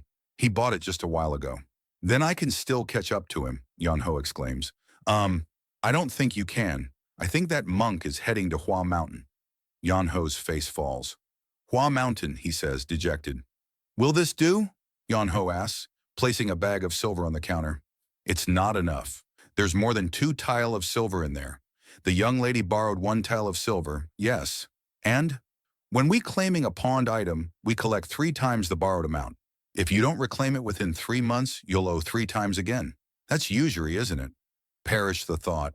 It's simply the rule of the exchange. If you dislike it, you can just sell the item instead. So you're saying I can't redeem it with this money? Regrettably, that's correct. Yanho's face falls. He realizes that the sacred handgrounds, already struggling, will never be able to get the necklace back. There was no way that Jin Yaran didn't understand that. Do you take items as collateral here? Yunho asks, presenting a golden object. Of course. Leave the item and repay 3 times the borrowed amount. The deadline is 3 months. Loan me the rest on this. It's made of gold. It should be worth a lot. It is certainly made of solid gold. Very well. For something like this, I can loan 1 tael of gold, but repayment would require 3. He pauses, his eyes widening in shock as he sees the seal on the object. Huh? This seal? The office of the inspectorate? That's right. 3 taels of gold, was it? Yunho says, a smirk on his face. The proprietor's face pales. I'm doomed. Elsewhere, a man bowed deeply before an old figure and reported that there was a problem. They had failed to take over the palace. The old man, who remained facing away, spoke in a calm voice and asked if Nakji Wanwan had not followed instructions. The man behind him explained that the royal inspectors had stood so firmly in opposition that Nakji Wanwa's influence had diminished considerably. Because of this, he suggested that they might have to abandon the entire plan. The old man gave a quiet response, simply saying that he understood. The man hesitated for a moment before adding that there was another smaller issue involving the Green Forest. During their attempt to seize it, the Hubei Peng clan had become involved. The old man turned his head slightly and asked if the Peng clan had realized their intentions. The subordinate bowed and answered respectfully that it did not seem so. According to him, it appeared to have been the Orthodox Murim alliance, not the Peng clan themselves, who interfered. He added that they seemed to have mistaken the situation for a mere bandit raid rather than a large-scale scheme, turning fully now. The old man spoke with composure, stating that all kinds of problems were bound to occur during the execution of a grand plan and that the true key lay in how one resolved them. The man acknowledged his words and reported that their dealings with the physicians were proceeding smoothly, as were their other arrangements. The old man then stated that it was almost time to tie the knot. They had endured countless hardships since his retirement, he continued, but now they possessed enough power that they no longer needed to worry about his absence. Soon they would make their return to the world and show everyone how terrifying their sword could be. At the Silver River Exchange, He Dabung had been sitting comfortably when he saw Wei Yonho's sword. The moment his eyes recognized it, he shot up from his seat, dropped to his knees beside Wei Yonho, and bowed repeatedly to the floor. Trembling, he stammered an apology, saying that he had failed to recognize him. Wei Yonho looked at him silently while He Dabung's thoughts ran wild with panic. He wondered what he should fix first, the fact that he had completely cheated that woman out of her necklace, or the fact that he had demanded an absurd interest rate. His body shook as he tried to explain himself, saying that the interest rate he charged might seem high, but many people pawned their items and never returned. He claimed that he had no choice and that, with compound interest, their profit was only 4.5%. Wei Yonho repeated the number slowly, 4.5%, and asked what the annual interest rate was. He Dabung stuttered and replied that it was not much, at most 60%. Wei Yonho leaned in slightly, pressing him with an expression of disbelief. He questioned how 60% could be called reasonable, repeating the number and stating that he had never heard such nonsense before. He Dabung's body trembled as sweat began to roll down his forehead. He tried to justify it, saying that white jade was worth at least 10 silver niang, so the interest was fair. Wei Yonho interrupted him sharply, reminding him that he had earlier claimed the jade was worth only 1 silver niang. Now suddenly it was 10. He Dabung flinched, his expression collapsing as he struggled to respond. Wei Yonho's patience broke. He shouted for the doors to be locked and declared that he would see this matter through to the end. He Dabung cried out in panic, calling him Sir. Wei Yonho glared back and snapped that the title Sir was meaningless.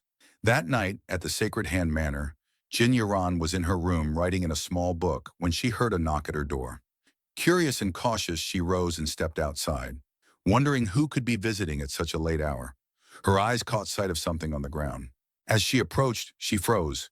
It was the necklace she had pawned. She knelt, picked it up carefully, and held it tightly in her hand. Her voice trembled as she whispered, "Mother." Looking around, she wondered who could have returned it to her. High above on the roof, Wei Yonho lay silently with his eyes open, thinking to himself that he hoped it would be enough to pay for the food. Meanwhile, at the Venerate Heaven Orthodox Murim Alliance, inside the General Strategist's pavilion, Duguk sat nervously in front of a table. His heart pounded as he thought to himself that he must have done something wrong. He recalled that he had indeed done many wrong things, and that realization did little to calm him. Suddenly, the sound of footsteps approached. A man entered the room and Doguk immediately stood straight and bowed. The man gestured for him to sit and spoke simply, telling him to take a seat. Doguk obeyed with a hurried yes. The man before him was Jo Hyun, the general strategist of the Orthodox Murim Alliance, known across the martial world as the Divine Strategist. As they both sat, Doguk's mind spun. He wondered nervously why such a high figure would call for him. Jo Hyun spoke first. He said that he had heard all about what had happened in the Green Forest and asked if Doguk had encountered the 10 swords of the Green Forest. The moment he heard that title, Doguk's body went stiff and he stammered in disbelief. Jo Hyun nodded calmly, confirming that those had indeed been his pursuers. He remarked that Doguk was fortunate to have survived. Doguk thought privately that it all made sense now. Jo Hyun continued, stating that he would handle the situation with the Swift Dragon escort agency himself. He added that because of this incident, they might be able to uncover something far larger. The real problem, he said, was the young man who had helped Doguk that day. Inwardly, Jo Hyun pondered what he had heard. The Swift Dragon Escort Agency was one of the Green Forest's elite forces. Even though Doguk was skilled, it would have been difficult for him to defeat even one of their members. Yet someone had single-handedly crushed 10 of them without struggle. Jo Hyun asked aloud if Doguk had learned the man's name. Doguk immediately replied that his name was Wee Yeon-ho. Jo Hyun repeated the name under his breath and recalled having seen it mentioned in a message from the beggar sect. He wondered whether the second son of the Gwangdong-Wee clan had truly returned. 5 years had passed, and such progress in martial power was astounding. The eldest son, Wee San-ho, had also been exceptionally skilled, and now the second son was making his mark. Jo Hyun considered the possibility that the Gwangdong-Wee clan lay at the center of the chaos beginning to stir. He stood and asked where the young man was headed. Duguk answered that he was going to the Sacred Hand Manor. Jo Hyun frowned slightly, thinking that someone who had returned after 5 years should be heading home, not toward Hubei. He placed a hand on Doguk's shoulder and said that he needed more information about Wee Yeon-ho. Since Doguk was the only one who knew his appearance, he asked for his cooperation. Leaning forward, Jo Hyun asked if he could help. Doguk immediately knelt, bowing deeply, and shouted that he would. In his thoughts, he promised himself that he would meet Yeon-ho again. The next day at the Sacred Hand Manor, Yeon-ho slept quietly atop the roof. Below him, Jin Soa looked up and wondered aloud how someone could reach the roof without a ladder. He suspected that Yeon-ho must have some martial arts training, but judging from his ragged appearance and lazy posture, he doubted that the man knew anything beyond the basics. His thoughts were interrupted by a loud pounding at the door and a frantic voice yelling if anyone was home. Jin Soa opened the door to find several people carrying severely injured workers. One man shouted that they were from the quarry and had been crushed by falling boulders. They had brought only those still alive and pleaded for help, explaining that they had no money. Jin Soa clenched his teeth at the sight and muttered under his breath. At that moment, Jin Yiren arrived, shouting at him to bring the patients inside. He called out to her in surprise, addressing her as his sister. She ignored his hesitation and issued quick orders, telling him to categorize the patients, send the non-urgent ones to rooms, and treat the urgent ones immediately. He responded at once, obeying her orders. Jin Yiren commanded that 2 be sent to the rooms and that hot water be prepared. Above, Yeon-ho stirred awake from the noise and looked down, wondering what was happening. Below, Jin Yiren rolled up her sleeves, pulled out a set of acupuncture needles, and ordered that the urgent patients be laid on the floor. Moving swiftly, she began treatment, puncturing critical points with practiced precision. One patient suddenly convulsed and vomited blood violently, splattering it across her face and clothes, but she continued without hesitation. She shouted at Jin Soa to move faster and asked if he planned to let the others die. Overwhelmed by the number of injured, Jin Soa gritted his teeth and thought desperately that he needed help. He turned to Yeon-ho on the roof and shouted for assistance, pointing at one of the patients. He urged him to help, reasoning that since Yeon-ho was from the murim, he must know something about acupressure points. Without hesitation, Yeon-ho appeared beside the patient, kneeling down. He admitted that he had not learned it properly and asked what to do.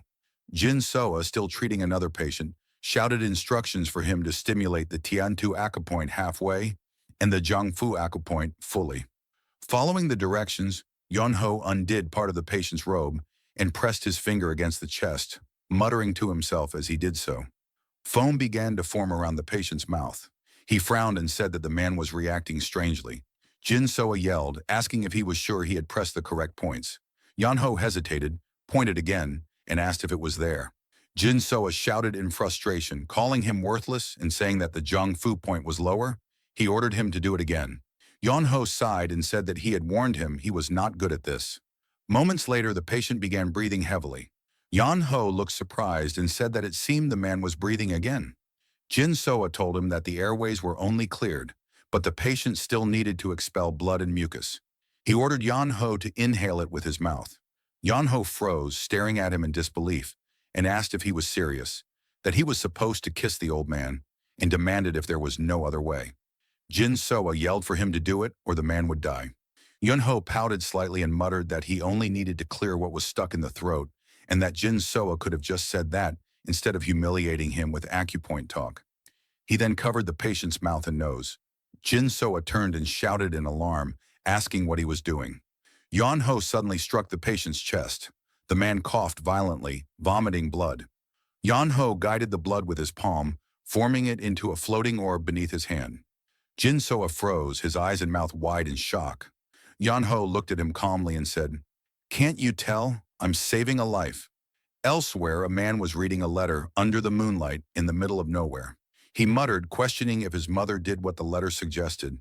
That man was Wei San Ho, the demon-slaying sword and Yon Ho's older brother. He then began to read the letter, which stated, "My beloved son San Ho, I would love to ask about how you're doing and all, but the matter at hand is too pressing. Yon Ho is alive." As soon as he read the words, his eyes widened and his hands trembled as he gripped his chest very tightly. He continued reading the letter. There was a letter from Yan Ho after 5 years.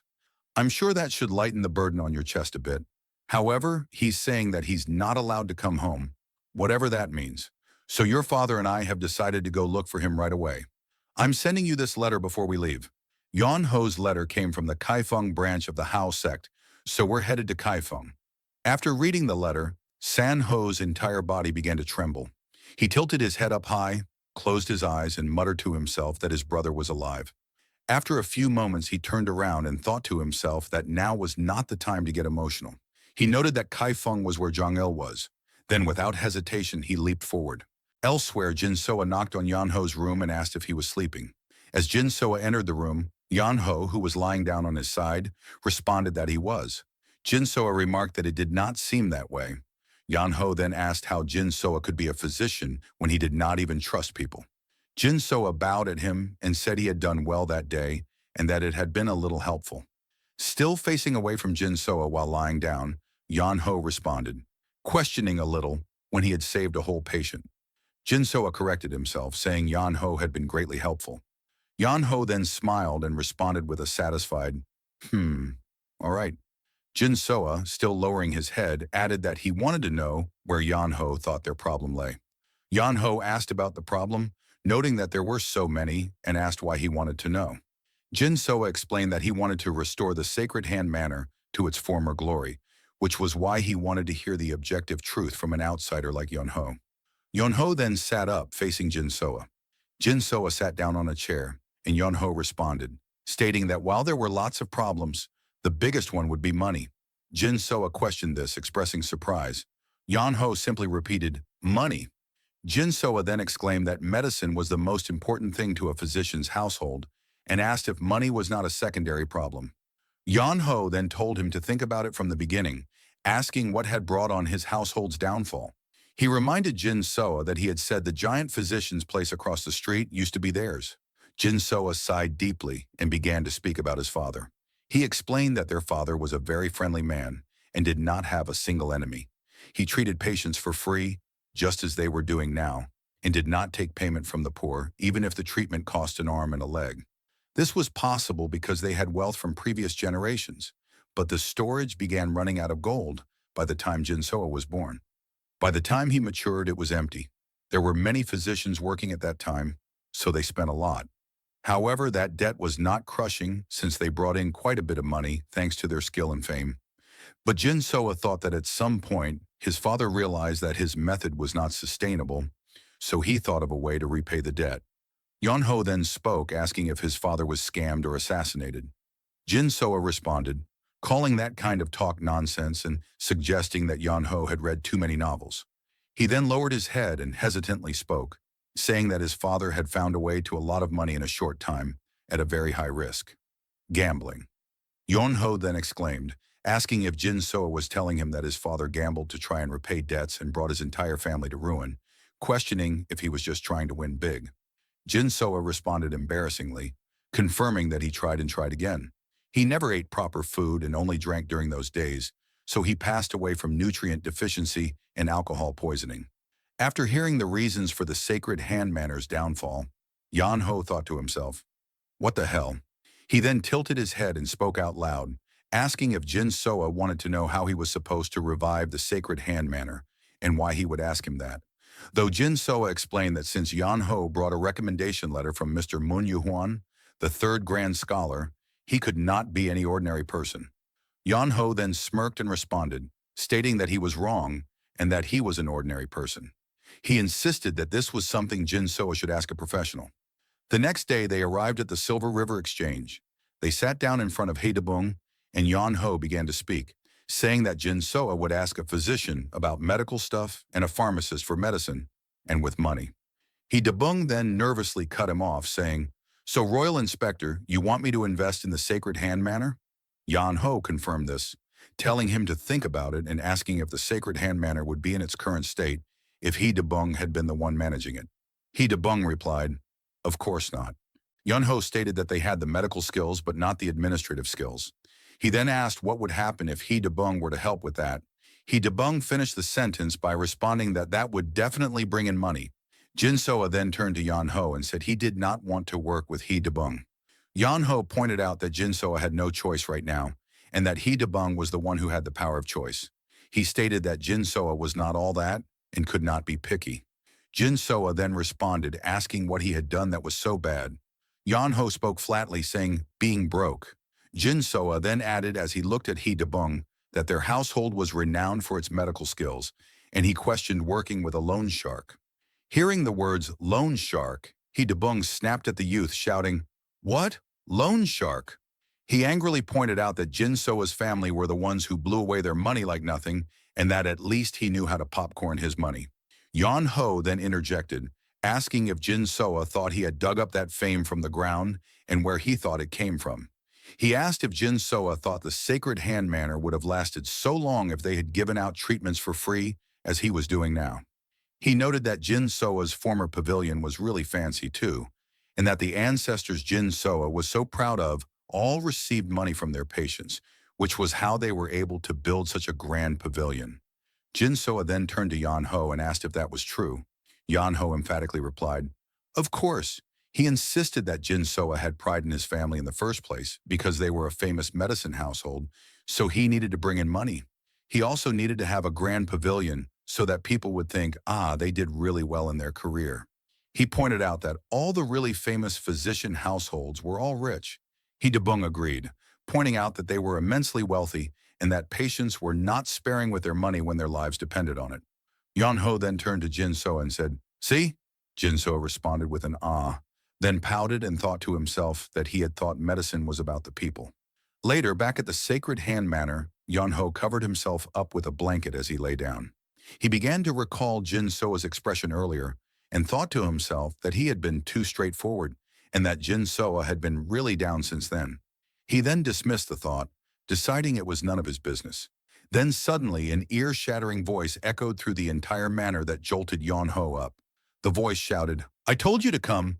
He then sharpened his eyes and thought to himself, "What? What's going on now?" Outside in the courtyard, a broad man lifted up a patient, holding him up with one hand. The broad man spoke loudly as he shouted, "Let me talk to the owner. Where's Jin Yuran? Where's that damn matriarch?" That man was Black Earth, Huajul. After hearing the commotion, Jin Yuran hurriedly rushed outside and shouted at the man, asking what he was doing and why he was dragging a patient from their room. Huajul turned toward her, grinned and said, So you're Jin Yuran."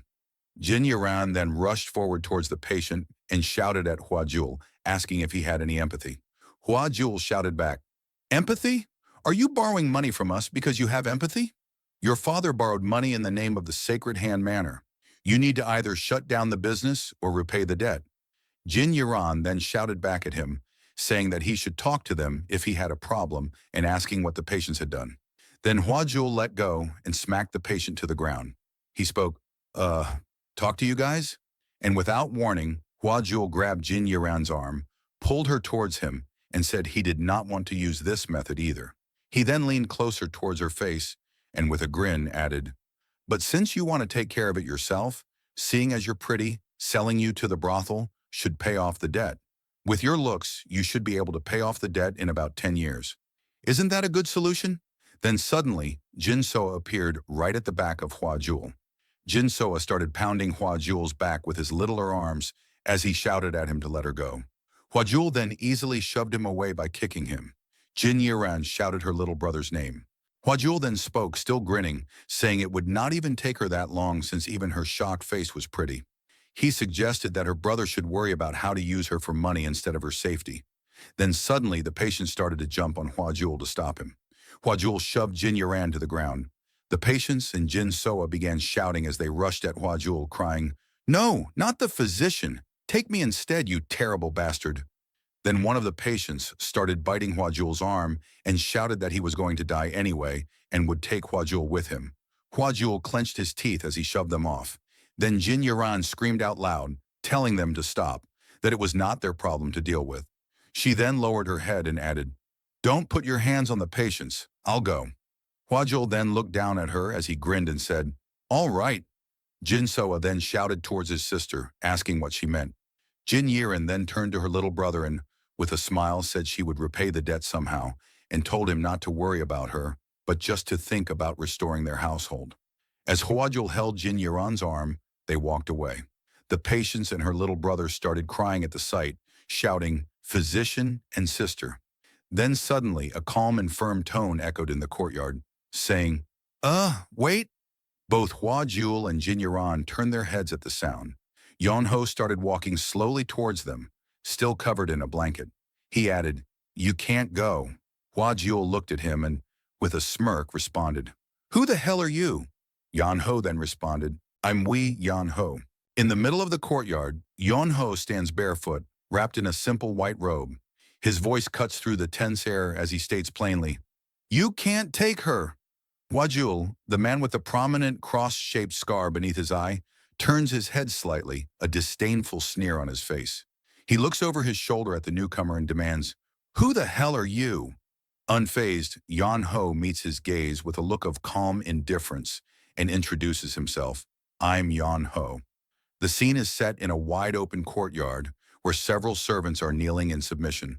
Hwajul, holding onto a young lady, is completely bewildered by the sudden interruption. He internally questions the stranger's sanity, thinking, "What the? Is this guy missing a few screws?" Deciding to ignore him, he dismissively says, "Let's go," and begins to walk away with the woman. However, his path is blocked as Yan Ho suddenly appears beside him, his hand firmly gripping Hua Jul's arm to stop him. Looking directly at him, Yan Ho repeats his warning. "I said you can't take her with you." Hua Jul's expression twists into one of sheer annoyance, his brow furrowed in anger. He stares at Yan Ho, thinking to himself, "What the hell is this bastard yapping about now?" His patience completely exhausted, he grits his teeth and mutters. Then, Hua Jul looks down at the man holding his arm, completely baffled by his interference. Yan Ho then provides a reason that no one could have expected. "Who's going to cook for me?" he asks plainly. Hua Jul and the young lady, Jin Yuran, stare at him in disbelief, both thinking, "What?" Yan Ho continues his explanation with perfect seriousness. "If the young lady is gone, there's no one to make me food." Now thoroughly confused, Hua Jul points a finger at him, demanding clarification. "This woman cooked your meals?" Yan Ho simply replies, "Yes, yes." Hua Jul presses further. "Why?" Yan Ho offers a simple yet absurd answer. "Because I'm a guest?" This nonsensical justification is the final straw for Hua Jul. Veins bulging on his temple, he grabs Yan Ho by his robe, his face a mask of rage. "Why are you spouting such nonsense?" he snarls, his patience completely gone. To him, this is nothing more than a damn beggar looking for trouble. With a furious roar that echoes through the courtyard, Hua Jul pulls back his muscular arm, his fist clenched tight. "Fine, I'll make sure you never eat again starting today." As he swings his fist forward, Jin Yaran, seeing the imminent violence, throws her hands up and screams in terror. "Stop!" However, the blow never lands. In an instant, with a serene and almost bored expression, Yan Ho strikes first. He brings his own fist down in a powerful arc. A massive shock wave of brilliant blue energy erupts from his hand, slamming into Hua Jul and driving him into the stone ground. The impact shatters the courtyard floor, creating a deep crater where he lands, instantly neutralizing him. Jin Yaran is left frozen in place, her mouth agape and her eyes wide with shock as dust and particles of blue energy swirl around her, a silent testament to the incredible power she just witnessed. The courtyard is a scene of chaos. Hwajul lies crumpled at the bottom of the crater his body created, while his subordinates and household servants look on in absolute shock. Standing over the wreckage, Yan Ho looks down at his handiwork with a slightly sheepish look, scratching the back of his head. "Are you okay?" Ah, that wasn't my intention, he says casually. It happened before I knew it. Huajul coughs violently as he pushes himself up from the rubble, the realization dawning on him in a wave of pain and fear. A master, he thinks to himself. He quickly stumbles back, creating distance and adopting a wary stance. His aggressive demeanor is gone, replaced by one of cautious respect as he asks, "From where do you hail, esteemed warrior?" Yonho nonchalantly dusts off his white robe, his expression unreadable. "I'm not a warrior," he states simply. Realizing that he is hopelessly outmatched in strength, Hua Jul attempts to reason with him, trying to appeal to law and order. "Do not interfere in personal matters," he insists. "Besides, we have a clear contract regarding the debt. Even the authorities will side with us." Yon Ho simply acknowledges his point with a calm, "So it seems." Sweat beads on Huajul's forehead, his confidence completely shattered. He sees a glimmer of hope that this powerful master might respect the law. He stammers out a desperate plea, "Then please don't interfere any further." Yon Ho calmly meets Huajul's pleading eyes and responds, "That's going to be a little difficult." He then reiterates his peculiar concern, "I told you already, if the young lady is gone, I'll have no one to feed me." Hua Jul's expression hardens as he finally understands the situation. He thinks to himself, the food is just an excuse. He intends to help Jin Yiren after all. Seeing through the pretense, he confronts Yan Ho directly, his voice laced with menace. "Do you intend to interfere with the Black Spider Den's business until the very end?" Yun Ho tilts his head slightly, feigning ignorance. "Black Spider Den," Hua Jul clarifies. "It's the faction I belong to, and the one that Jin Yiran is indebted to. Our den will not simply stand by and watch this happen." Changing his approach, Yun Ho looks up and states matter-of-factly, "I have no intention of interfering. The problem right now is money, isn't it?" Hua Jul is taken aback by this sudden shift, a look of suspicion on his face. "Then are you saying that you will pay the debt on her behalf?" he asks, his tone skeptical. The young head of the household, Jin Soa, and the other servants look on with wide-eyed shock. As Yan Ho makes an incredible offer, "I don't have the money, but I'll make it and give it to you so you can leave," he says. He then sets a timeline. "I'll give it to you within a fortnight." A tense silence hangs in the air as Hua Jul stares at Yan Ho, weighing the absurd proposition from this mysterious and overwhelmingly powerful man. After a long moment of consideration, he finally makes his decision. "I will trust that you keep your promise."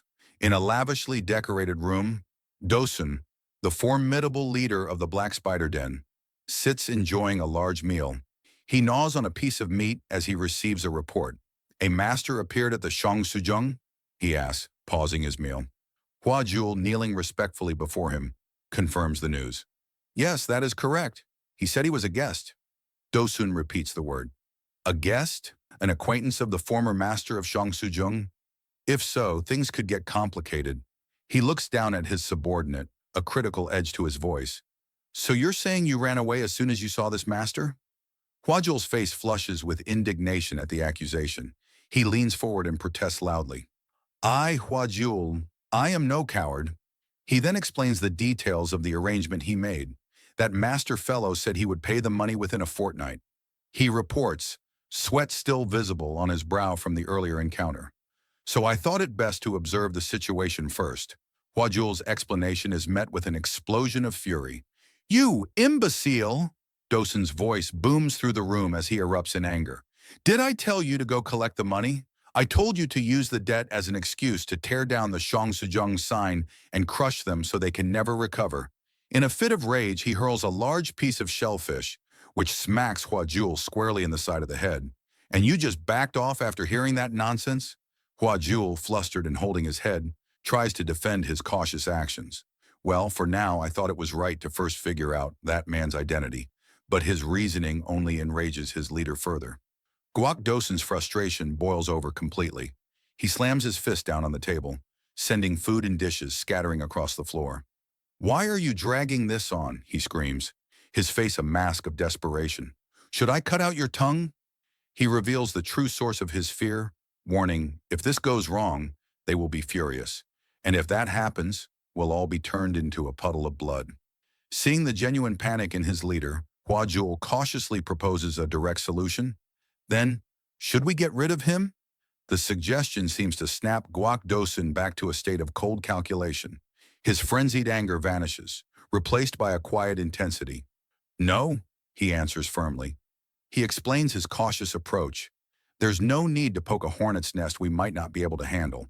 He leans back, his expression grim and thoughtful, as he makes his final decision. Let's just watch and see for now. Inside a quiet room, Yon Ho lies sprawled out on a wooden bed, completely at ease with his hands behind his head. Across from him, the young head of the house, Jin Soa, sits with a worried expression. He breaks the silence, his voice filled with anxiety. What on earth are you planning to do? Yon Ho, barely opening his eyes, replies dismissively. About what? Jin Soa's concern deepens as he reminds him of his bold promise. Didn't you say you'd pay off the debt within a fortnight?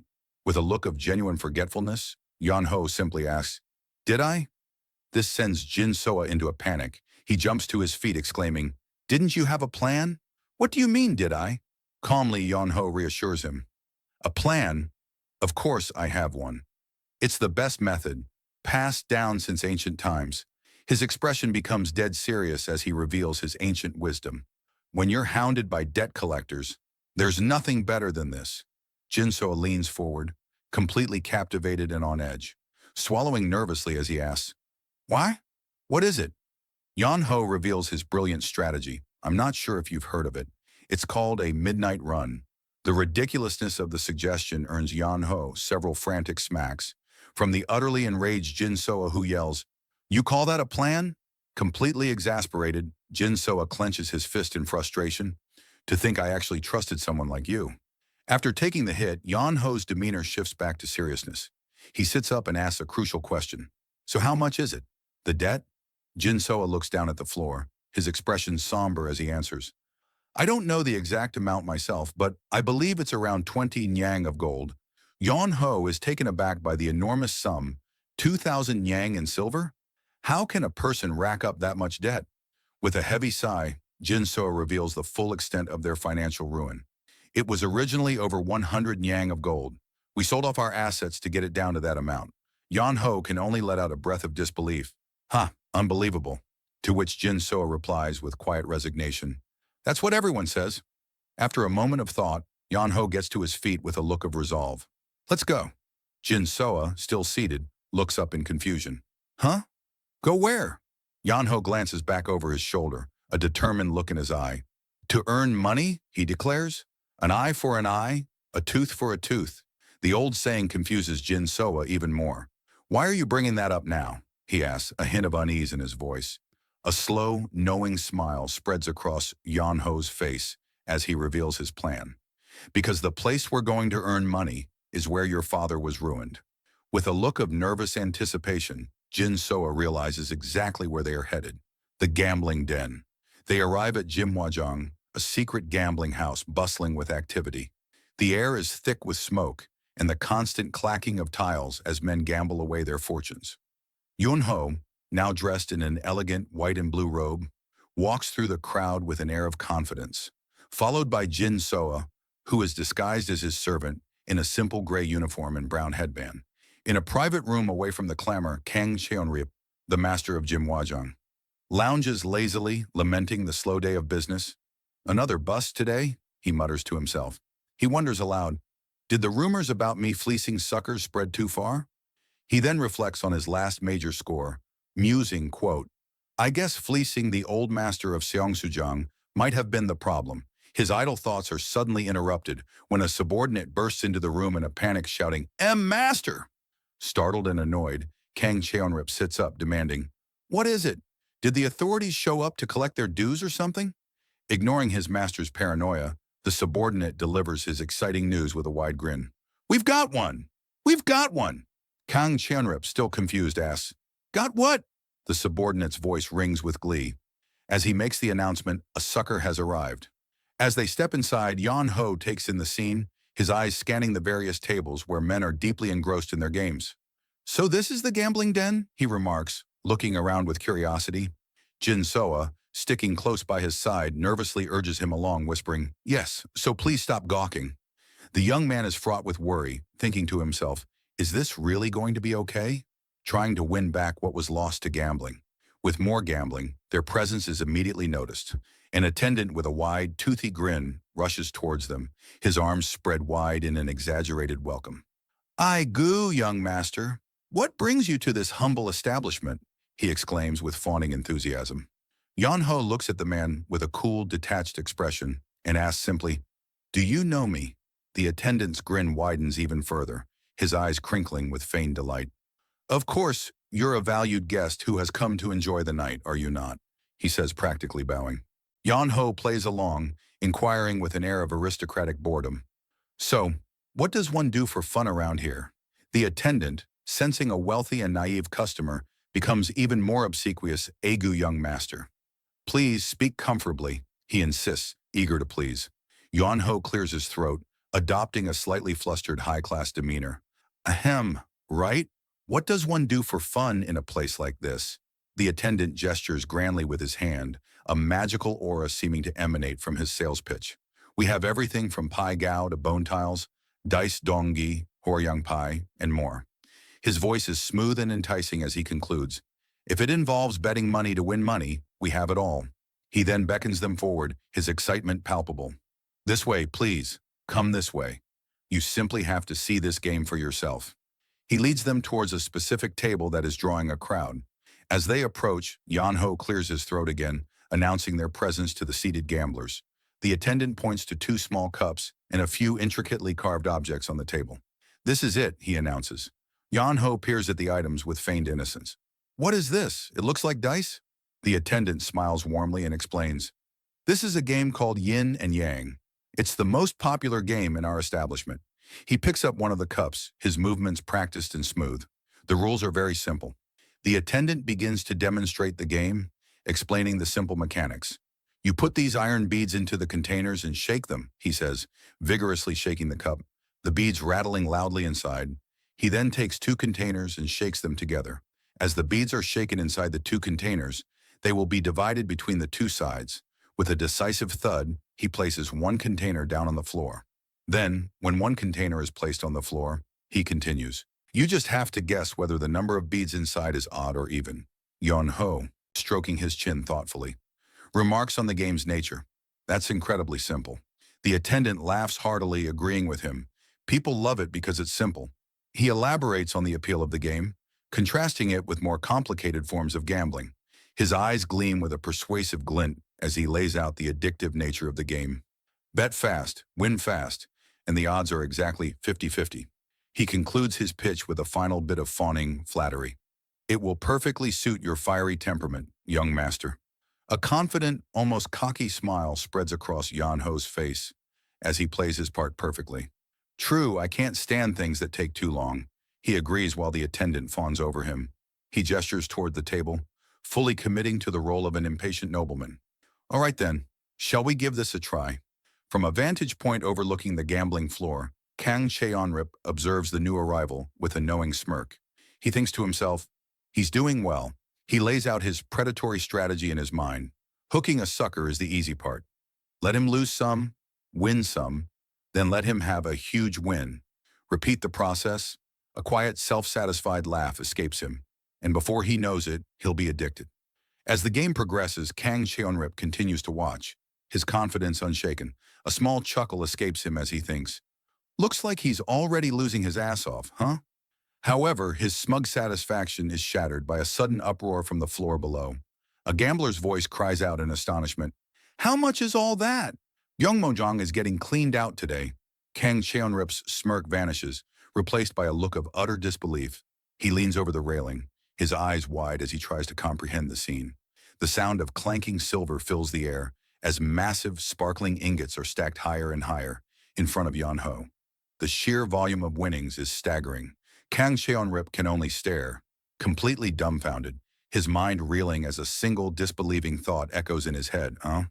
Kang Cheonrip lets out a choked, disbelieving gasp. "Huh?" Below him, the scene is one of surreal success. Surrounded by towering stacks of gleaming silver ingots, Yon-ho leans his head on his hand, looking utterly bored by his own incredible luck. He makes another call with a yawn. Odd. Beside him, Jin Soa is frozen. From his perch above, Kang Cheonrip's mind struggles to catch up with reality. The plan to fleece a sucker has backfired in the most spectacular way possible. He stammers to himself, his thoughts fragmented by shock. Is that, down at the table, the silver continues to pile up with a series of satisfying clinks. A calm, confident smirk plays on Yan Ho's lips as he picks up one of the heavy silver pieces, inspecting it with a cool gaze. The entire gambling den has fallen into a stunned silence, broken only by the sound of his winnings. For Kang Cheonrip, whose entire establishment is being bled dry, only one frantic question remains. What's going on? The beggar's sect branch leader, Zhang Yil, relaxes, feeling a sense of peace. He muses aloud that with Yan Ho out of the picture, business is finally returning to normal. As winter approaches, he finds a discarded door. Pleased with his find, he considers it his lucky day, but his moment of contentment is short-lived. Suddenly, the door he just set up is violently shattered into pieces.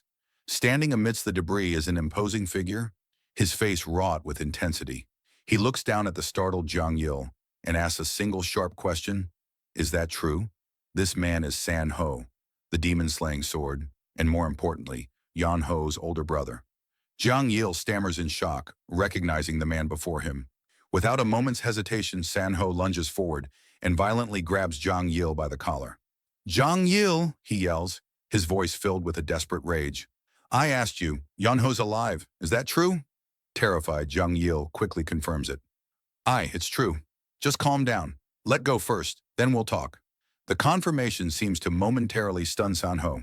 He releases his grip, letting Zhang Yil slump to the ground. The fierce anger in his eyes gives way to a quiet realization as he murmurs. So he really is alive. His composure returns, now cold and focused. He looks down at the beggar and asks with quiet intensity, where is he now? Zhang Yil, sweating and intimidated, provides the information. The Hao clan has that information. You'll need to ask them. San Ho's decision is immediate. Let's go, he states. A confused Zhang Yil asks, huh? Go where?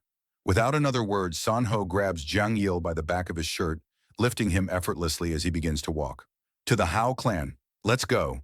San Ho gives the simple command, lead the way. Zhang Yil, still held captive, can only think to himself in exasperation. These lunatic brothers.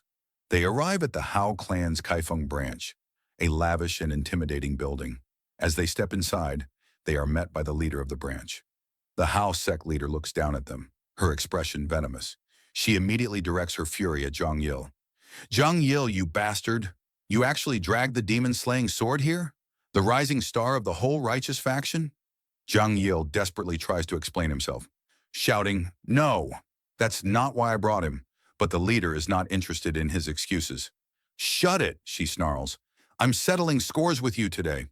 As chaos breaks out, Zhang Yil's voice is lost in a terrified scream. I told you I didn't mean to. The scene shifts to a lively gambling den where a tense game is reaching its climax. Yan Ho, looking entirely relaxed, casually asks how much he stands to win in the current round. A voice from the excited crowd answers for him, 1,000 yang. 1,000? The sheer size of the pot sends a murmur through the onlookers, with one spectator clarifying in disbelief that 1,000 yang is the equivalent of 10 gold yang. Yan Ho's opponent, a burly man with a strained expression, grips the dice cup on the table, silently cursing his luck.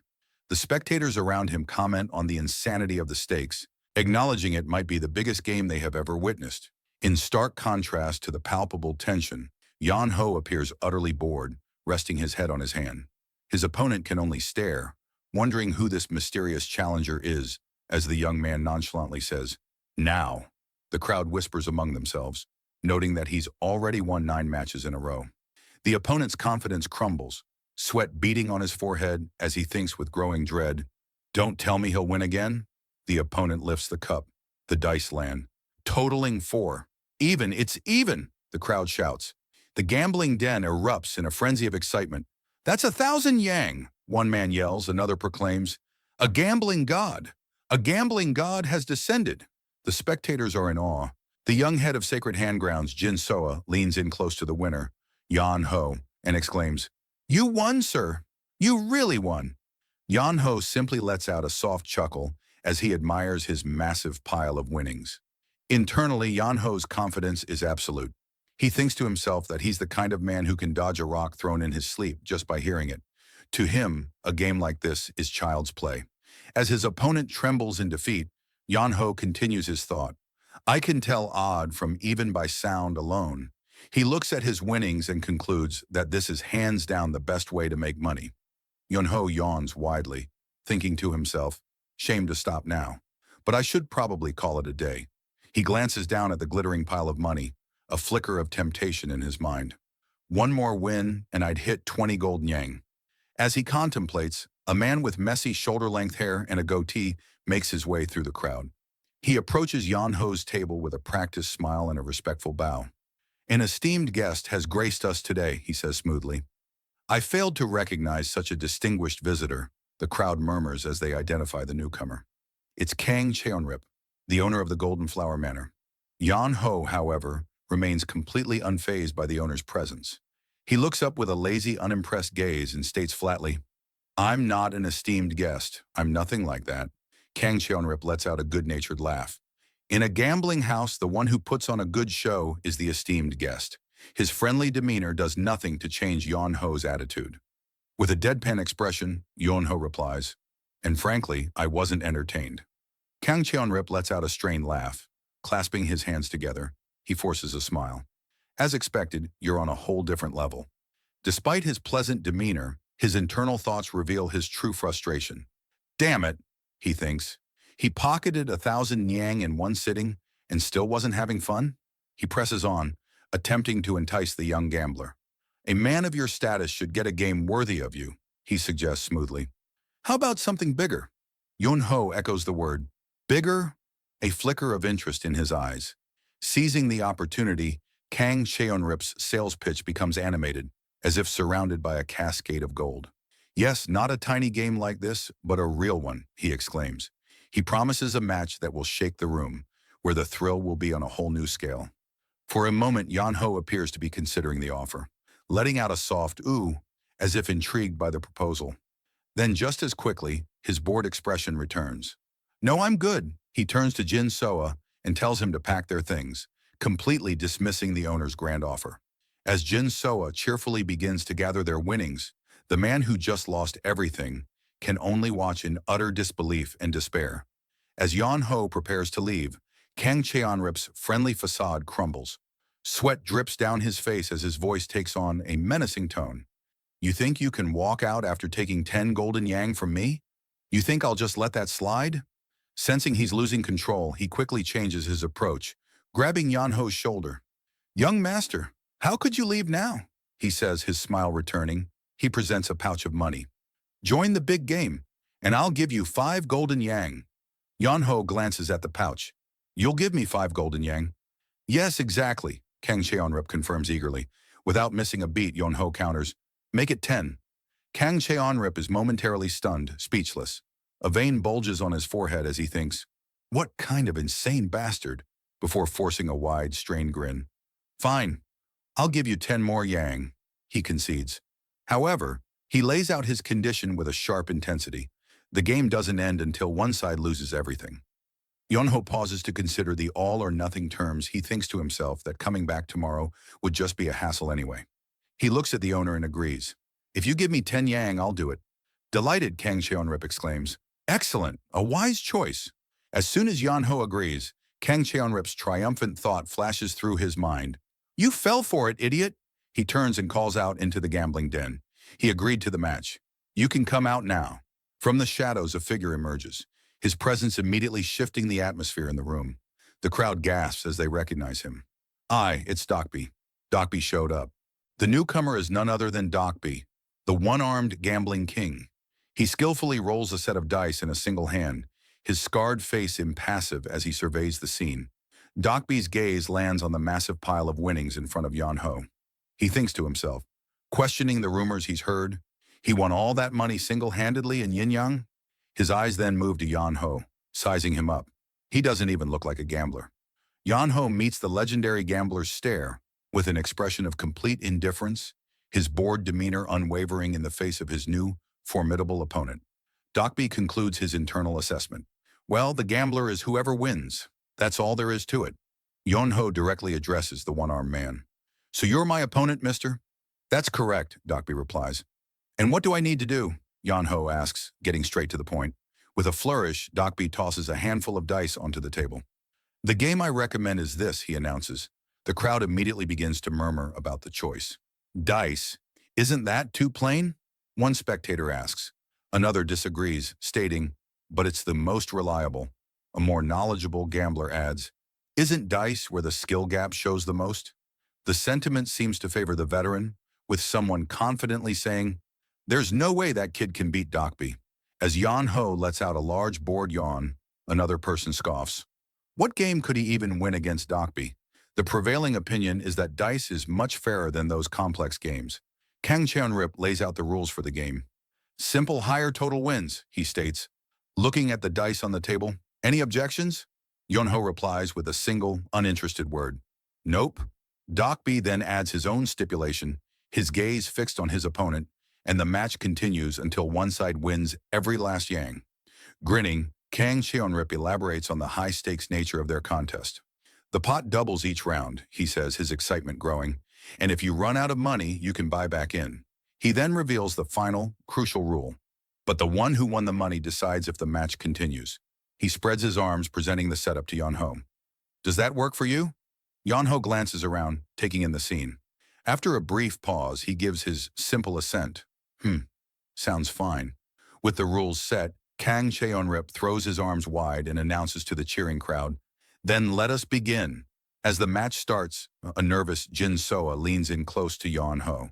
You can handle this, right? He whispers. Yeon-ho, looking completely relaxed and confident, replies with a smirk, have you ever seen me fail? The scene shifts. Yeon-ho is now sweating, his pile of winnings drastically reduced to just a few pieces. The onlookers who were once cheering for him now look on with pity and disappointment. Jin Soa, pale and trembling, points out the devastating truth. You lost 10 times straight. Yeon-ho, seemingly unbothered by the massive loss, simply responds, so I did. His casual reply sends Jin Soa into a complete panic. So I did, he screeches, grabbing Yeon-ho. You told me to trust you. We're going to go broke at this rate. Useless idiot. Dokby, the gambling king, looks at Yeon-ho's nearly empty table and declares, looks like this will be the final round. The pot is 2,000 yang. The crowd, sensing the inevitable conclusion, begins to mock the young challenger. Losing all your winnings in one instant, one man says with a sneer. Another laughs, adding, if he loses again, he'll be 10 gold yang in debt, huh? The general sentiment is summed up by a final comment. This is why beginners shouldn't gamble. Throughout their ridicule, Yeon-ho's bored expression remains unchanged, his head still propped up by his hand. He simply says, all right then, next round. With a confident smirk, Dokby throws the dice for what he believes will be the final time. As the dice clatter across the table, the bored look on Yeon-ho's face finally disappears. His eyes narrow, becoming sharp and intensely focused on the tumbling dice. As they spin to a stop, the dice settle on the table. All sixes. The crowd erupts into a roar. Wow, a perfect score! All sixes, they shout in unison. The onlookers are in awe of the gambling king's skill, celebrating his amazing feat, 6 dice. All perfect, as expected of Dokby. Dokby extends his open palm towards Yeon-ho, a smug smile on his face as he asks, so, will you continue? Yeon-ho casually asks, why wouldn't I? The match looks decided already, Dokby points out. You never know, Yeon-ho replies nonchalantly. But Jin Soa panics, crying out. Yeon-ho's demeanor suddenly changes. He turns to the terrified Jin Soa, his gaze intense and serious. Do you trust me? He asks. Despite his previous outburst and overwhelming fear, Jin Soa's answer is immediate and unwavering. Of course, I trust you. If I don't trust you, who would I trust? The absolute conviction in his voice seems to catch Yeon-ho by surprise. He looks genuinely touched, saying quietly, no one's ever said that to me before? He places a reassuring hand on Jin Soa's head. Then, taking a deep, centering breath, Yeon-ho holds the dice in his own hand, preparing for his final crucial roll. With everything on the line, Yeon-ho's focus sharpens. He thinks to himself, if I win this, that's 40 gold yang. His bored facade is gone. With a calm and deliberate motion, he releases the dice from his hand. They tumble across the table. Dokby's confident smile vanishes, replaced by a look of sheer disbelief. His eyes are wide with shock. The entire gambling den falls silent. The onlookers stare, mouths agape, as one person stammers, "This is..." The dice come to a rest. Every single one has landed on the number one, the lowest score possible. Yon-ho stares at the result of his roll in utter confusion, letting out a bewildered, "Uh-huh?" Beside him, realizing that Jin Soa unleashes a desperate, horrified scream, "Shit!" The scene shifts to a dark, quiet room, where a mysterious figure sits in the shadows, their face obscured. They ask a single question. Who is he? Kneeling before is Guak Dosen, the leader of the Black Spider Den, he reports. We still haven't identified him. The shadowy leader contemplates this. An unknown young master, huh? Guak Dosen looks up as the final chilling command is given with cold authority. Kill him, Guak listens, as his superior reiterates the command with cold finality. No loose ends, kill him. Still kneeling, Guak shows a moment of hesitation. But we still don't know how skilled he is, he protests weakly. A sinister smile spreads across the shadowy leader's face. Pathetic. I'll send proper men. We're out of time, they say, their voice laced with contempt. The command is repeated, now a furious shout that echoes in the dark room. Kill him. Back in the gambling den, amidst the chaos and panicked screams of the crowd, Yon-ho looks on. A single bead of sweat rolls down his temple, but a confident, almost mischievous smirk plays on his lips as he flexes his fingers, ready for what's to come. The crowd watches in stunned silence as the dice rattle across the table and finally come to a halt. The outcome is catastrophic, motionless on the surface, and every single one of them displays a single dot. It is the lowest possible score, a total wipeout of all ones. Yon-ho stares at the result with a blank expression of disbelief, letting out a confused noise, as the reality of the loss sets in.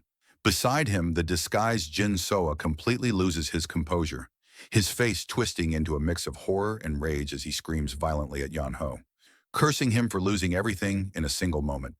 Across the table, Dokbi, the one-armed gambling king, looks on with a sinister smirk, his scar crinkling as he coolly tells Yon-ho that he simply got unlucky.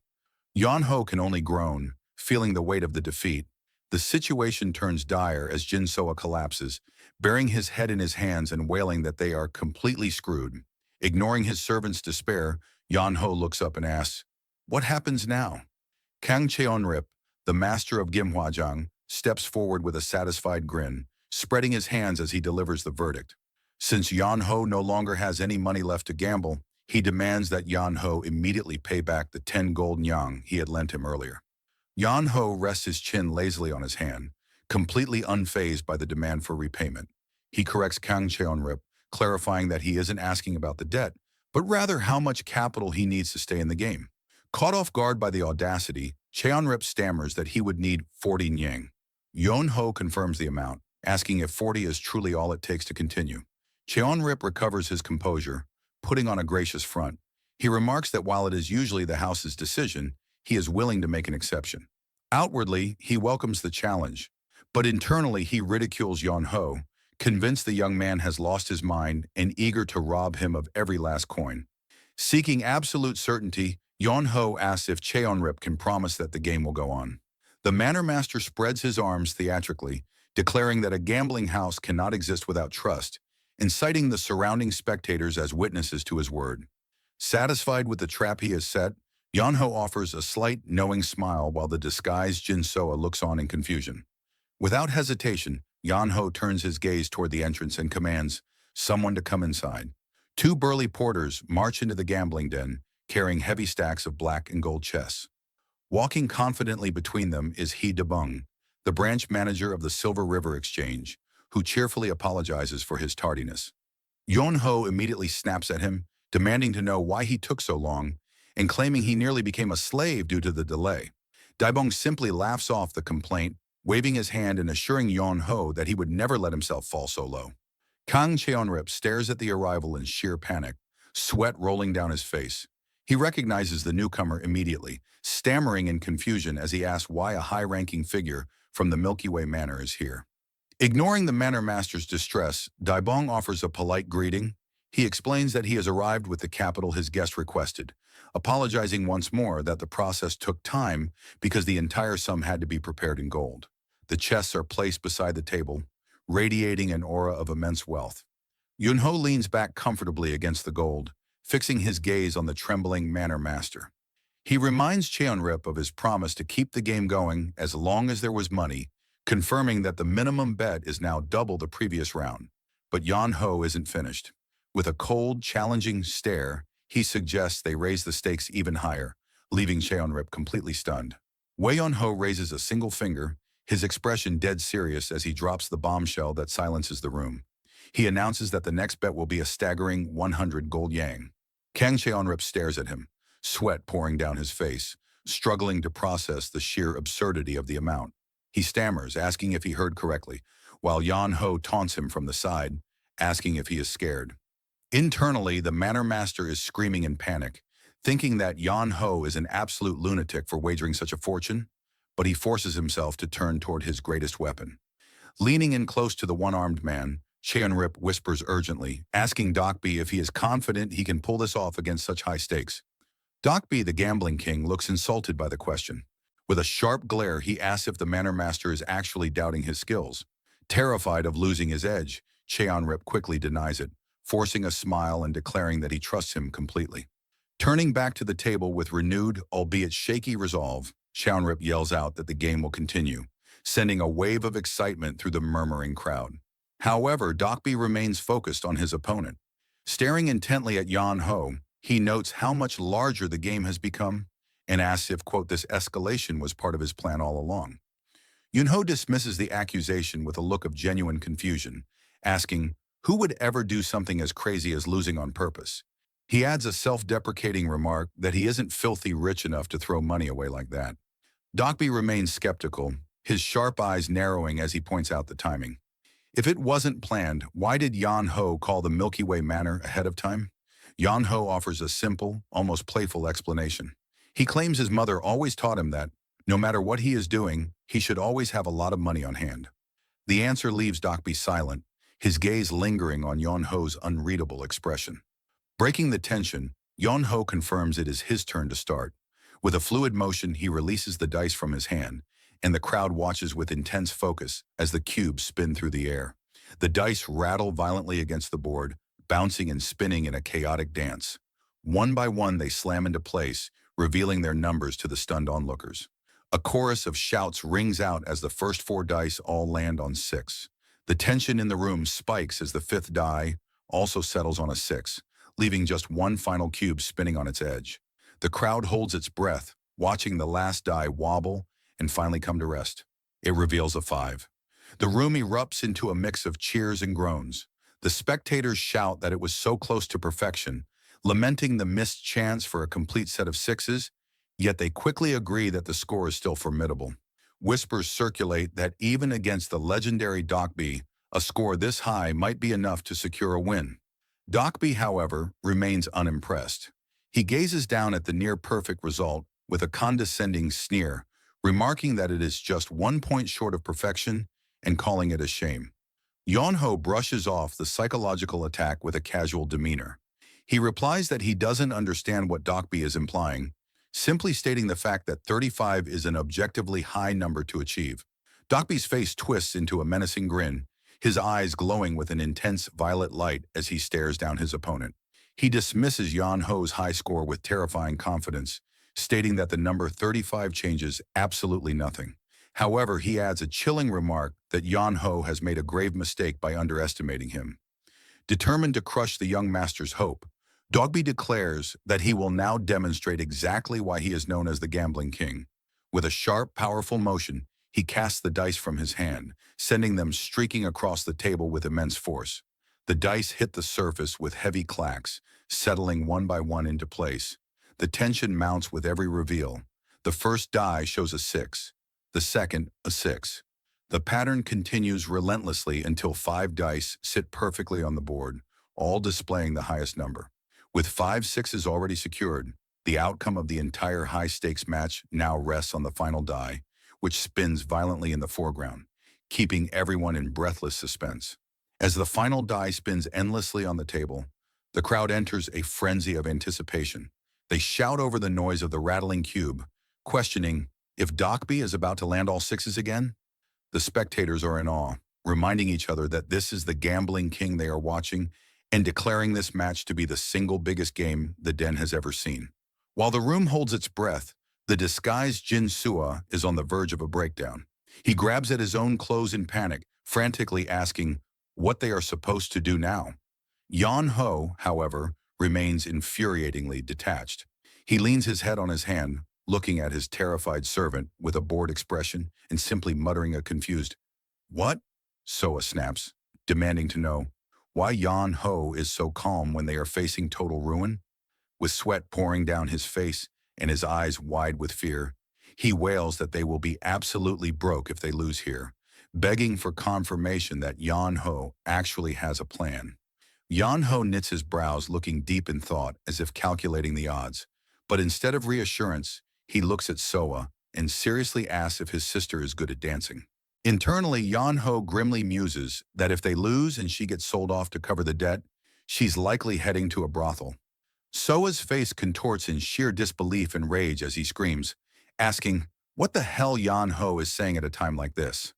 The ridiculous conversation is cut short as the spinning die finally loses its momentum. It wobbles across the surface, the blurring motion slowing down until, with a sharp and final clack, it comes to a complete stop. The entire room leans in as one, faces slick with sweat and eyes wide with disbelief, staring down into the abyss of the gambling table. Time seems to freeze as the final die sits heavy and motionless on the wood. It is not the 6 that Dockby needed. The 4 black pips gleam in the dim light, sealing the fate of the game. A shaken voice stammers out the result. It is a 4. The math is instant and devastating. With the previous 5 sixes, Dockby's total rests at 34. The realization explodes through the crowd as they scream that the kid has won by a margin of just a single point. The tension breaks into absolute chaos as the spectators roar in excitement, chanting the massive sum of 100 gold yang. Unable to comprehend that they have just witnessed the fall of the gambling king, the gambling den erupts into pandemonium as the spectators roar, declaring that this victory will go down in history.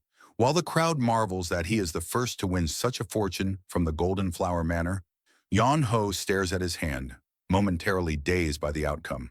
His moment of peace is ruined when the disguised Jin Sua launches himself at him, hugging him tightly and screaming in ecstasy that they won 100 gold yang. Yan Ho grimaces, pushing his servant away and coldly reminding him that he was calling him a son of moments ago. In stark contrast to the celebration, Kang Cheonrip grabs his head in agony, screaming in disbelief that they actually lost. He turns on Dockby, shouting that the one-armed man had promised to win. But Dockby simply closes his eyes and offers a philosophical defeat. He admits that while he is the gambling king, the kid must be a gambling god. Kang Cheonrip stares at him with bulging veins, asking if he is shitting him, before spiraling into a panic about the Golden Flower Manor's money and how completely screwed he is. Taking charge of the chaotic scene, he Debung steps forward with a bright smile, clapping his hands to demand attention. He loudly announces to the room that this victory officially, quote, settles all financial relationships between the Golden Flower Manor and young Master Yan Ho. He Debung spreads his arms wide, calling upon the entire room to act as witnesses to the passionate game that just took place. The crowd responds with a roar of approval, raising their fists and solidifying the legitimacy of the result. Amidst the cheering, Dockby stands tall, accepting his loss with surprising grace. He approaches the winner, telling Yan Ho that it was truly a good game. Yan Ho returns the sentiment with a silent, respectful bow, acknowledging the elder martial artist's skill before turning his attention to practical matters. Debung steps in to handle the logistics, informing Yan Ho that he will secure the massive winnings at the manor for safekeeping. Yan Ho agrees simply, ready to be done with the tension. As the adrenaline fades, the physical toll hits the disguised Jinsoa hard. He pants heavily, hands on his knees, confessing that he isn't cut out for gambling and that merely watching has drained all his energy. When he asks if his master's all right, Yan Ho admits he is, quote, just a bit tired. Deciding it is time to leave, Yan Ho trusts Manor Master Ha with the funds and starts walking away. He tells Soa that they are going home, expressing a simple desire to eat good food and sleep. Soa perks up immediately, eager to lead the way to a place he knows. However, in his haste, Soa turns blindly and slams directly into a towering dark figure, cutting his sentence short as he stammers a startled apology. The accidental collision brings the group to a sudden halt. Jin Soa freezes as he looks up, realizing he hasn't just bumped into a random passerby, but a formidable wall of muscle. Standing before them is a menacing group of martial artists, led by a man with stark white hair and a dark robe embroidered with a spiderweb pattern. It is Guak Dosen, the leader of the Black Spider Den, looking down at the servant with an imposing glare. Yon Ho watches silently from a few steps back, his eyes narrowing as he assesses the threat level of these newcomers. Beside him, He Debung leans in close, dropping his voice to a whisper. He points out the specific symbols on their clothing, informing Yon Ho that based on their attire, these men appear to be from the Dark Earth Branch sect. Yon Ho repeats the name quietly, but before he can react further, the atmosphere turns suffocating. Guak Dosen steps forward, his face cast in heavy shadow and his expression grim. Ignoring the trembling servant, he scans the area and demands to know, in a voice rumbling with suppressed violence, exactly who Yon Ho is. Meanwhile, in a quiet courtyard far removed from the gambling den, Yunji stands at the entrance of a building, looking at a late-night visitor with surprise. She repeats the name, Yon Ho, to clarify, looking up at the tall man standing before her and asking if he is truly his older brother.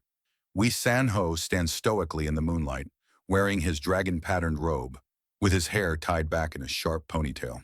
Behind him stands a disheveled and exhausted-looking Zhang Yil, the beggar sect branch leader.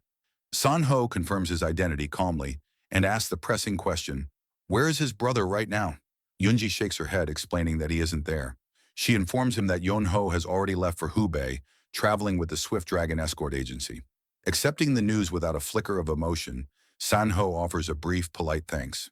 He turns immediately, walking back into the night with Zhang Yil trailing behind him, continuing the pursuit of his wayward brother. Without missing a beat, San Ho turns to his exhausted companion and commands him to move out. Zhang Yil, barely catching his breath, asks where they are heading next. The answer is short and devastating. Hubei. The sheer distance of the destination breaks the beggar sect branch leader completely. He screams in protest, asking who agreed to him coming along. Overwhelmed by fatigue, Zhang Yil collapses onto the dirt, throwing a tantrum like a child. He wails that he ran all the way here without a drop of water or a bite of food, and the idea of immediately traveling to Hubei is a, quote, death sentence. Flailing on the ground while San Ho tries to walk away, he begs the swordsman to just kill him right there instead. Watching the pathetic display, Yunji lets out a long, weary sigh. She calls out to San Ho, politely asking him to please rest before he continues his journey. San Ho stops but immediately declines the offer, stating he, quote, cannot delay. This refusal sends Zhang Yil into another spiral of despair, and he shrieks from the background, demanding to know why San Ho would refuse such mercy. Yunji persists, her voice calm but firm. She explains that the world would speak poorly of them if they turned away guests so late at night, and she insists on preparing a bath and food for them. On the ground, Zhang Yil is still thrashing about, screaming that he will die either way if forced to move another step. Seeing the wretched state of his companion, San Ho finally relents. Muttering that he guesses he has no choice, he turns back to Yunji and accepts her hospitality with a polite thanks. Thick steam curls through the air of the bathhouse, wrapping the room in a haze of warmth and silence. Zhang Yil sinks into the hot water, letting out a long breath of pure relief. He chuckles to himself as he scrubs away the grime of the road, musing on the absurdity of the situation. A member of the beggar sect enjoying such refined luxury would surely make his leader foam at the mouth in indignation if he ever found out. Across the pool, San Ho rises from the water. As the steam parts around him, his physique is revealed, a body honed to perfection, rippling with muscle and marked by the history of his battles. Zhang Yil watches him with widened eyes, whistling in appreciation of the formidable build. However, his gaze soon locks onto a massive, jagged scar etched across San Ho's chest. Curiosity getting the better of him, Zhang Yil asks if that particular wound is the legendary mark left from his battle with the tailless phantom demon. Recalling the rumors that San Ho had nearly lost his life in that fight, San Ho stops, repeating the name of the demon, with a distant, unreadable look in his eyes. San Ho dismisses the beggar's awe with a calm shake of his head. He reveals that the wound he received from fighting that creature is nothing compared to the scar etched across his chest right now. The statement leaves Zhang Yil completely dumbfounded. He scrambles out of the water, wrapping a towel around himself as he chases after the swordsman, demanding answers. If not the phantom demon, he asks, then who? He frantically wonders, which terrifying demonic martial artist could have possibly inflicted such a grievous injury on a man of Sanho's caliber? Sanho stops, a faint, bitter-sweet smile touching his lips as he repeats the words, demonic martial artist, in his mind.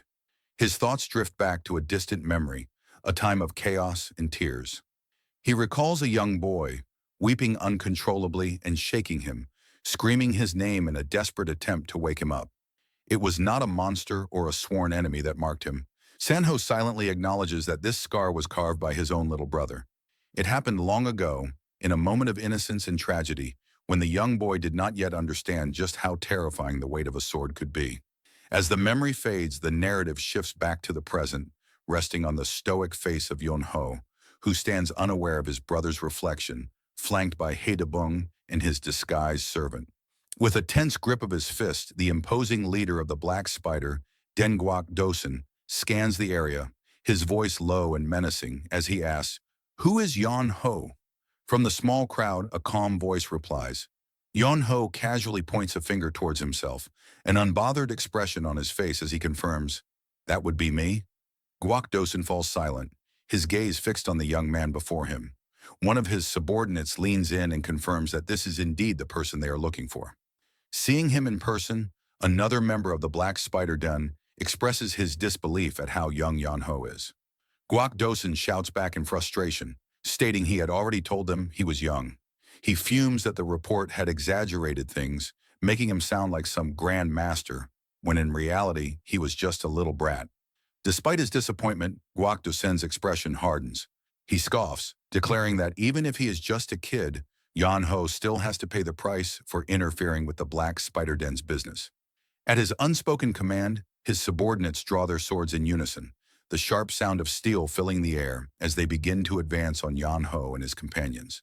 Just as the blades are pointed at him, Yon Ho calmly holds up a single finger, his voice cutting through the tension. "Wait a minute." Ignoring the drawn swords, Yon Ho turns his attention to his companions. The branch manager, Haedabung, quickly presents a document and a brush to Jin Sua, whom Yon Ho instructs, "Sign there." Jin Sua looks up in confusion, asking if it's a signature he wants. Yon Ho simply tells him to sign it, promising to explain everything later, and the young boy, trusting him, quickly complies. With the signed document secured by Haedabung, Yon Ho turns back to face the leader of the Black Spider Den. He calmly asks Guak Dosen, "And exactly how much debt does the Ghost Saint owe?" Guak Dosen states the amount plainly, 20 gold coins and 50 silver coins. At that moment, two large ornate chests are placed before the Black Spider Den. The heavy lids are thrown open with a loud thud, revealing mounds of glistening gold coins that fill the chest to the brim.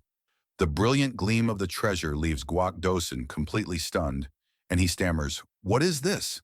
Yon Ho's expression remains unchanged as he explains, "This is the debt the Ghost Saint owed you." He looks directly at the gang leader and declares that as of today, the debt is fully repaid. He then tells him to write up a debt guarantee certificate and take the money. Guak Dosen stares at the fortune, his shock slowly twisting into a crazed, greedy smile. His voice dripping with contempt, he asks, "You think you can settle everything with just this handful of money?" Yon Ho stands with his hands clasped behind his back, his posture relaxed as he addresses the sect leader. "That's why I gave you more than the amount owed." Guak Dosen inspects a gleaming gold coin in his hand, momentarily captivated by its value, admitting that it certainly seems to be the case. However, one of his subordinates quickly leans in, whispering urgently to remind him of their true objective. He points out that their goal is the Ghost Saint, not the money, and questions what they will do if he regains his freedom and rebuilds his influence. Snapping out of his greed-induced trance, Guak Dosen's demeanor shifts instantly to outrage. He yells at Yon Ho, declaring that the debt was only a secondary issue. More importantly, he states, they can't simply let Yon Ho and his companions leave after they interfered with the Black Spider Den's affairs. With swords once again pointed at him, Yon Ho calmly looks at the sect leader. "So you're saying you want to fight me?" he asks. A sinister grin spreads across Guak Dosen's face. "A fight?" he scoffs. "This is called retribution." With a furious roar, he points directly at Yon Ho and gives his men a single brutal command. "Bring me that bastard's head." Responding to the order with a unified shout, The members of the Black Spider Den leap into action. Their bodies and swords become wreathed in a menacing purple aura as they simultaneously lunge towards Yan Ho from all directions. The air fills with a violent flash of light as their glowing blades converge, striking the exact spot where the young master stands. A faint blue aura begins to shimmer around Yan Ho as he smirks. Retribution, you say? He repeats, his voice laced with confidence.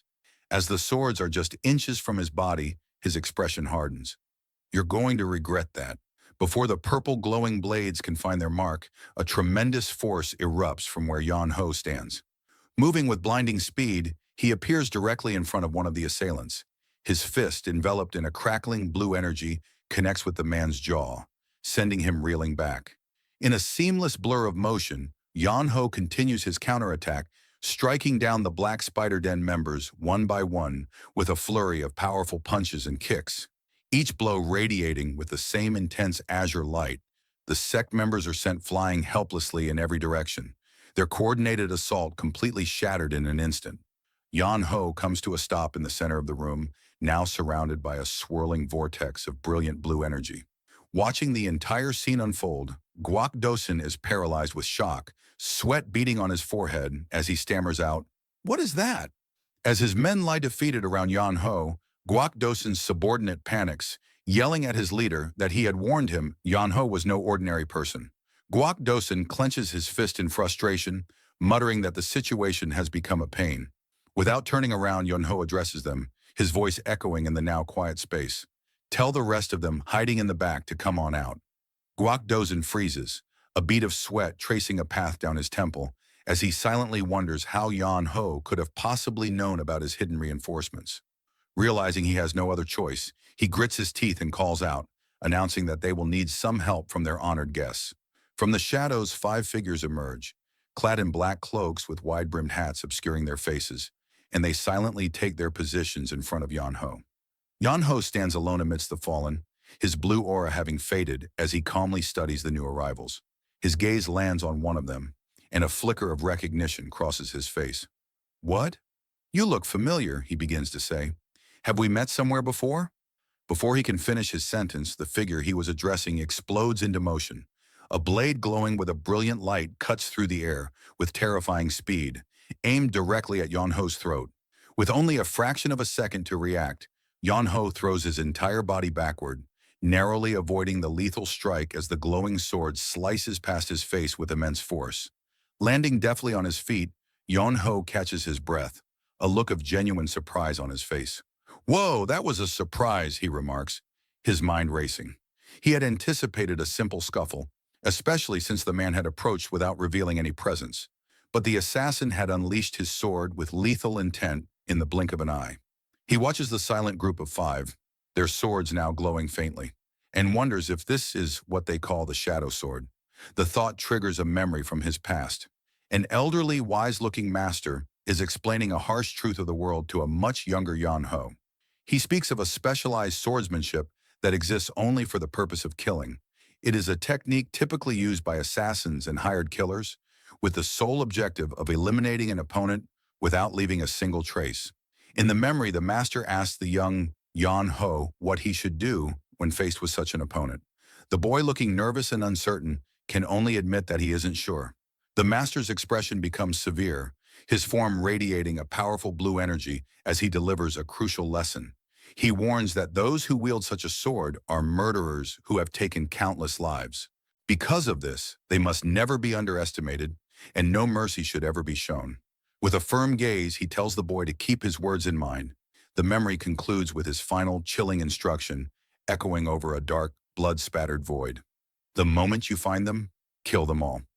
Snapping back to the present, Yan Ho reflects on his master's grave warning. He concludes with a sigh that since the old man had been so insistent, he can't afford to go easy on them, lamenting what a pain the situation has become. Putting his decision into action, he turns to the branch manager, Hidebung, and calmly asks to borrow a sword. Hidebung immediately offers his own. As Yan Ho's fingers wrap around the hilt, he gives a quiet warning to his companions. "It's about to get a little noisy," he says, "so everyone, please step far back." In an instant, he casts aside his outer robe, and a powerful blue aura erupts around him, the energy swirling as he brandishes the unsheathed blade. From the assassin's perspective, their initial confidence wavers.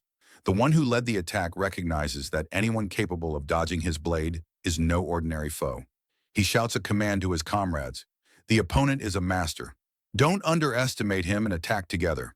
Heeding the order, all 5 assassins lunge at him in a coordinated assault, their blades glowing as they converge on him from every direction.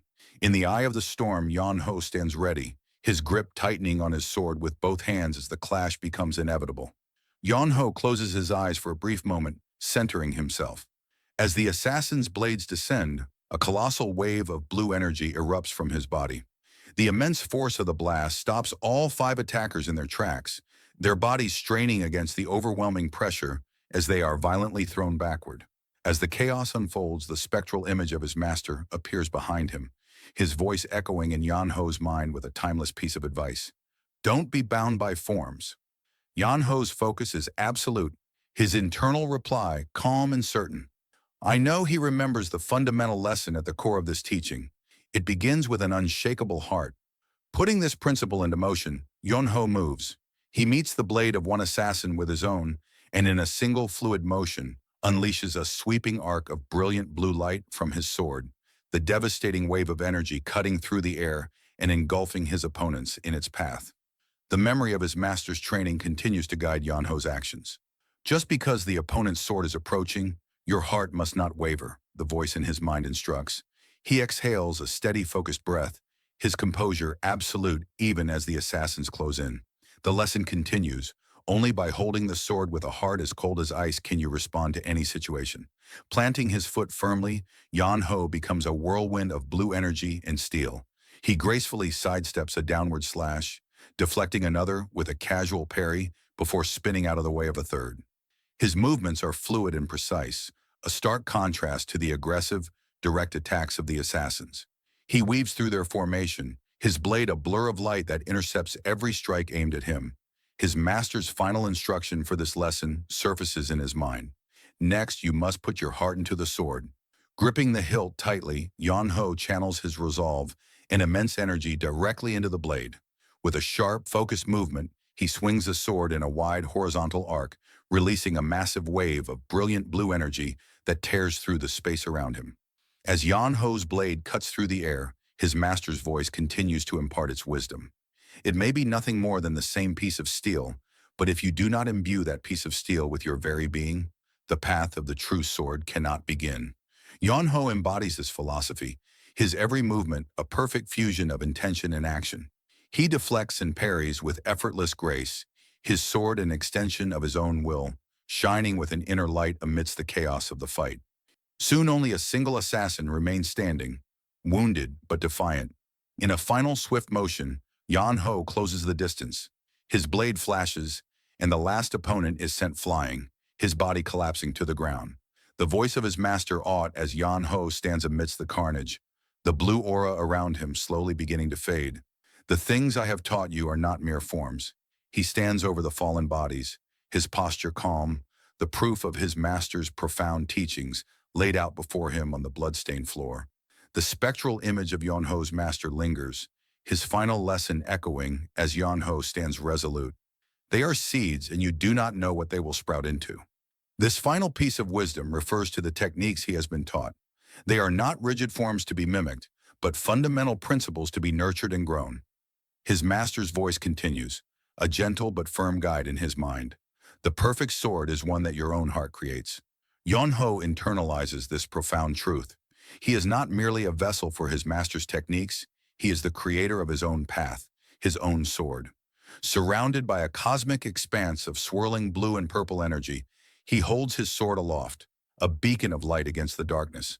This is the culmination of his training, the moment where he transcends imitation and embraces true mastery. His master's final command rings clear, a charge for his future. In that way, you must forge a sword that is uniquely yours. As he absorbs this last instruction, the energy around him coalesces into countless beams of brilliant, intersecting light, a testament to the unique power he has now fully realized. With his eyes glowing with fierce determination, Yan Ho unleashes the full extent of his power. The intersecting beams of light around him coalesce into a massive swirling vortex of pure energy. This vortex then erupts upwards, creating towering pillars of brilliant blue light that tear through the battlefield, shattering the very ground beneath them. The shockwave of the blast sends Jinsuo reeling, but Hee-Debung manages to catch him just in time. The dust and energy slowly settle, revealing the aftermath of the attack. The assassins are strewn across the floor, their cloaks torn and bodies motionless, their swords scattered and broken. Yan-Ho stands over them, his own aura slowly receding as wisps of blue smoke curl up from the defeated assassins. The spectral form of his master materializes behind him once more, a silent, approving presence. Yan-Ho addresses the fallen assassins, his voice cold and final.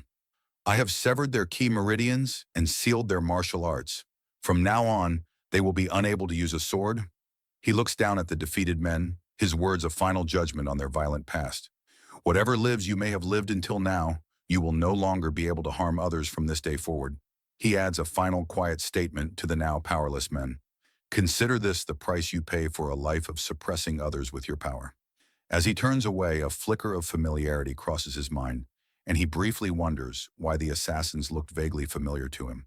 He dismisses the thought for the time being, confident that he will figure it out eventually, and shifts his attention to the last remaining member of the Black Spider Den. Guak Dosin is paralyzed with fear, his entire body shaking as sweat drenches his face. He tries to stammer out a response, but lets out a terrified yelp as Yan-Ho casually raises a hand in his direction. With an air of complete indifference, Yan-Ho brings the borrowed sword up to his face, inspecting the blade. He gives the sect leader a lazy pointed look and asks, "Weren't you the ones just talking about retribution?" Yan-Ho, with a disinterested yawn, questions Guak Dosin. "Didn't you say that you were going to punish someone?" The leader of the Black Spider Den, Guak Dosin, trembles in fear, stammering, "Young master." Unfazed, Yan-Ho explains his reasoning, stating, "Master said that not doing anything about the guys who mess with me is a personal insult to him. I try to live by his words." Hearing this, Guak Dosin immediately prostrates himself, begging for mercy.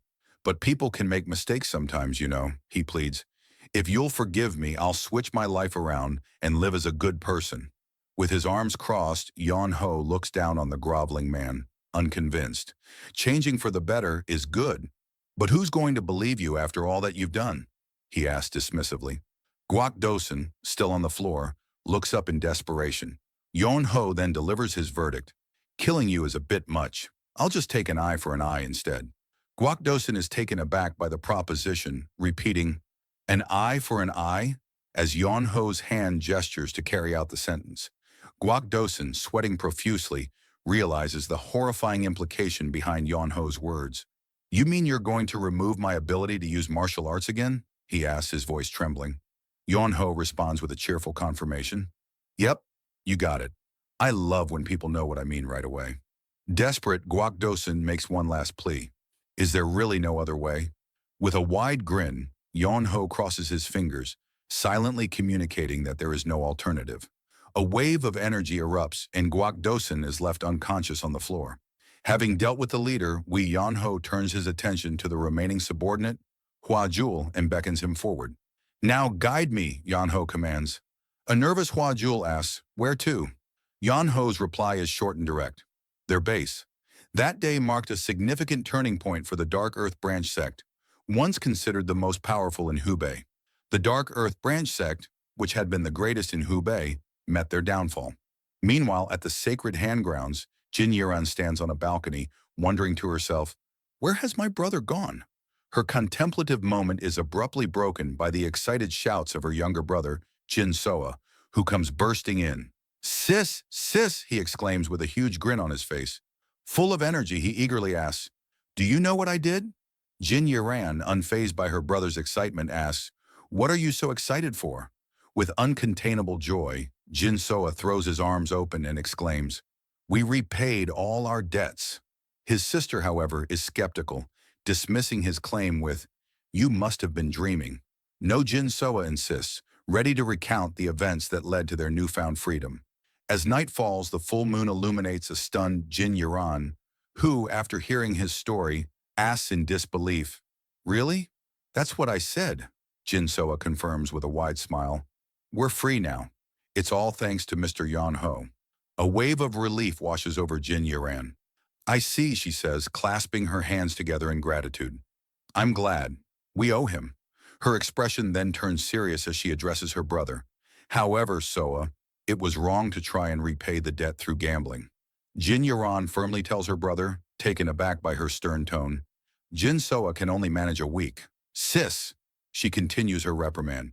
I'll let it pass this time since you weren't the one gambling, but don't go anywhere near the gambling house again. A dejected Jin Soa looks down, questioning her logic. Is the method with which we tried to repay the debt that important? Jin Yaran is unyielding in her principles. A person who does not walk the orthodox path is bound to hit a wall, she states, her voice filled with conviction. How could you be okay with gambling after witnessing what our father went through? Jin Soa's frustration boils over. But you might have been dragged off to the escort house otherwise, he yells. Can you still say that it was bad? Without a moment's hesitation, she replies with a simple, yes, a physician should walk the orthodox path. Stunned into silence, Jin Soa can only stare at his sister with disbelief and hurt. You're too stuck up, he mutters. As he turns and walks away from her, he adds, I did my best for you, but all you can see is what you should lecture me for. Watching his retreating figure, Jin Yiren softly says, It's all for your sake. Look at this place, Jin Soa says, spreading his arms wide to gesture at their humble surroundings. If we did things your way, we would be staying in this place forever. Jin Yaran looks on as her brother's words hang in the moonlit air, a question forming in her mind. Is this really for me? I learned a lot from Mr. Yan Ho, Jin Soa continues, his voice filled with a newfound resolve. I do not want to live the way you do. He looks his sister directly in the eyes and declares, I want to live my own life. With that, he turns and walks away, leaving a silent Jin Yaran to watch him go. The scene then transitions to a grand and beautiful estate, the Pine Forest Great Hanlim Institute. Yu Huan, the master of the Hanlim Institute, extends a warm welcome to his guests. San Ho, the demon-slaying sword, bows respectfully. I am honored that you would welcome us despite our unannounced visit. Yu Huan smiles graciously. I heard that you are Mr. Yan Ho's older brother. You are an important guest then, so of course we should welcome you. As they walk through the Institute's halls, San Ho continues, I apologize for anything he might have done that was rude. Yu Huan waves off the apology. Not at all. So you said you're looking for him? He then pauses, turning to San Ho with a serious expression. In that case, can I say something? After San Ho's affirmative yes, Yu Huan poses a thoughtful question. Do you know of great potential? He doesn't wait for an answer, instead offering his own wisdom. It's not something that can be restricted. Considering your personality, I'm sure you will try to shape your brother to your expectations. Yu Huan's gaze becomes more intense as he delivers his final, crucial piece of advice. However, that will only ruin him. Everyone ends up hurt when you try to squeeze a horse into a small house. So let him be free, Yu Huan concludes, the image of a snapping rope reinforcing his point. Then one day he will become a horse running through the plains. Wei San Ho listens intently, the words clearly having a profound impact on him. After a moment of contemplation, San Ho bows respectfully to Yu Huan. Thank you for your consideration, he says, his tone formal. I will think about your advice. Later, as they travel through a forest path, San Ho's companion notices his master's somber mood. Why do you look so displeased when we were fed and rested, he asks, concerned by San Ho's uncharacteristically grim expression. Ignoring his companion's question, San Ho asks one of his own, How was my brother when you saw him? His companion, initially taken aback, responds with a blunt and unflattering assessment. I only treated him well because he's your brother, he admits, scratching the back of his head. If he weren't, I wouldn't even have considered him human. He's so lazy, and he's evil like he's from the unorthodox murim. He's more cunning than a politician. He continues his rant. He's really annoying, but abruptly cuts himself off, covering his mouth in panic as he realizes he has spoken too freely about his master's sibling. San Ho, however, remains calm, his expression unreadable as he processes the harsh words. So that's what you think, he says thoughtfully. Internally, San Ho comes to a realization. Most normal people cannot see through Yan Ho's talent. Otherwise, he's changed a lot from how he was in the past. Yan Ho awakens with a deep yawn, stretching as he sits up. How long did I sleep for? he wonders aloud, landing lightly on the ground. He grimaces, feeling the lingering effects of his training. That damn sleep training, he mutters. I got beaten up in my dream. So why does it feel like I got beaten up in real life? His thoughts are interrupted by an emotional outburst from Yin Soa, who, with a battered and tear-streaked face, exclaims, "What you have done for us is greater than anything." Shit. Before Yan Ho can react, Jin Yaran suddenly drops to her knees in front of him. I cannot possibly repay you for it all, she says, her head bowed in deep gratitude. Startled by her sudden act of submission, Yan Ho rushes to her side. Why are you doing this? Get up, he urges, trying to help her to her feet. Ignoring his plea, Jin Yiran looks up at him with a serious, determined expression and asks, Could I ask you for a favor? Slightly flustered by the unexpected situation, Wei Yan Ho asks, What is it? Internally, he can't help but wonder, am I being cursed by my ancestors or something? Still kneeling, Jin Yaran looks up at him and makes her request, Please change. So Ah's mind, she explains the heavy burden of their family's legacy, stating, He has to inherit the Sacred Hand Manor. He must revive the household and regain our honor. She expresses her concern, adding, However, he is shaken right now. Please change his mind. Yon Ho, failing to see the conflict, questions her reasoning. I don't get it, he says. Aren't becoming a great physician and reviving the Sacred Hand Manor two different things? When she presses him on, which is more important, he replies, Am I supposed to pick one? Well, they're two different things after all. After a moment of silence, Jin Yiren states her priority with unwavering conviction, the revival of the Sacred Hand Manor.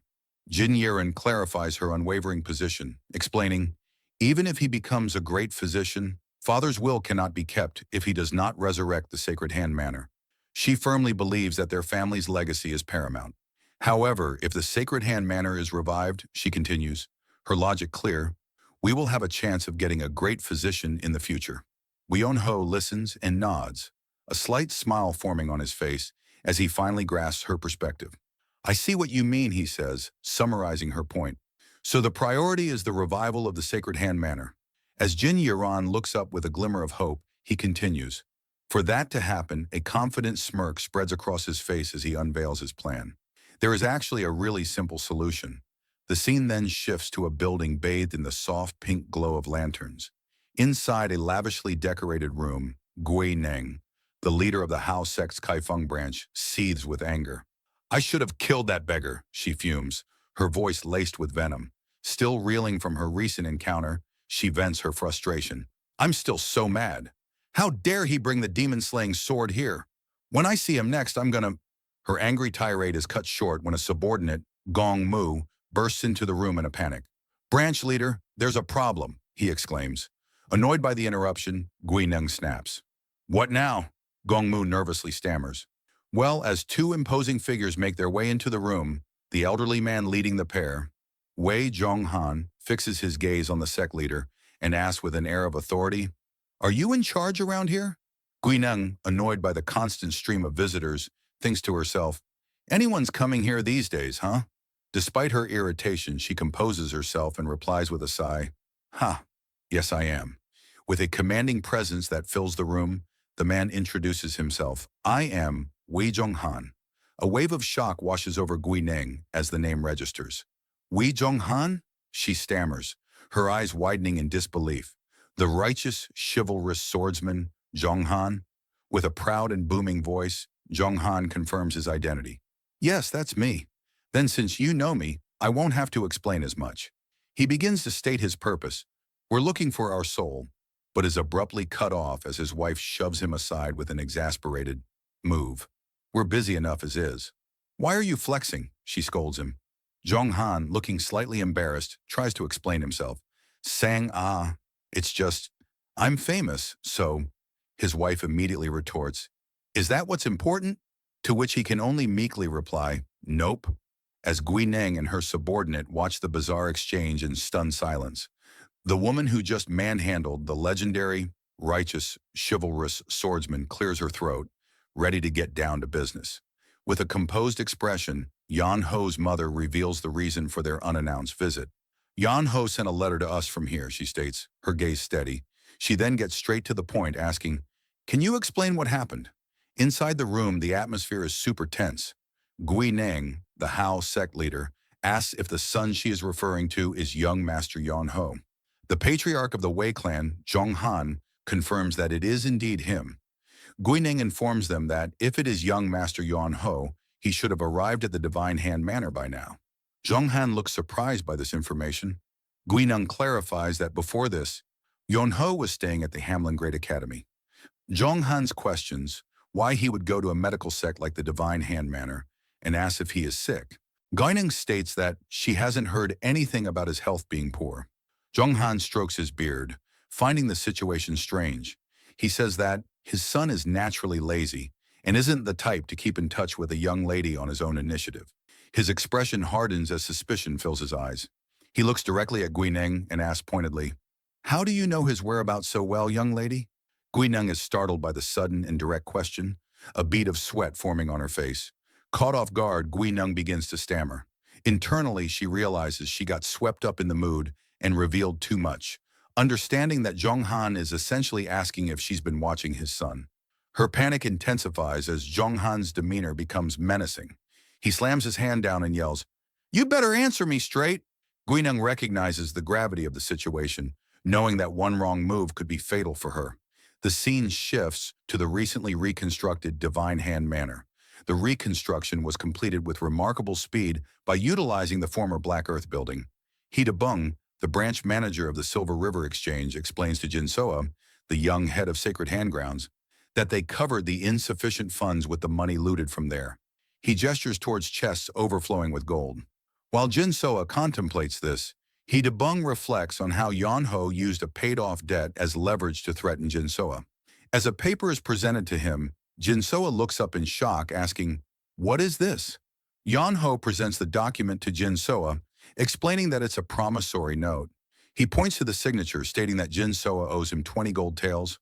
A confused Jin Soa asks if this is what he signed last time, questioning why he still owes money when he thought Yon Ho was paying off the debt for him.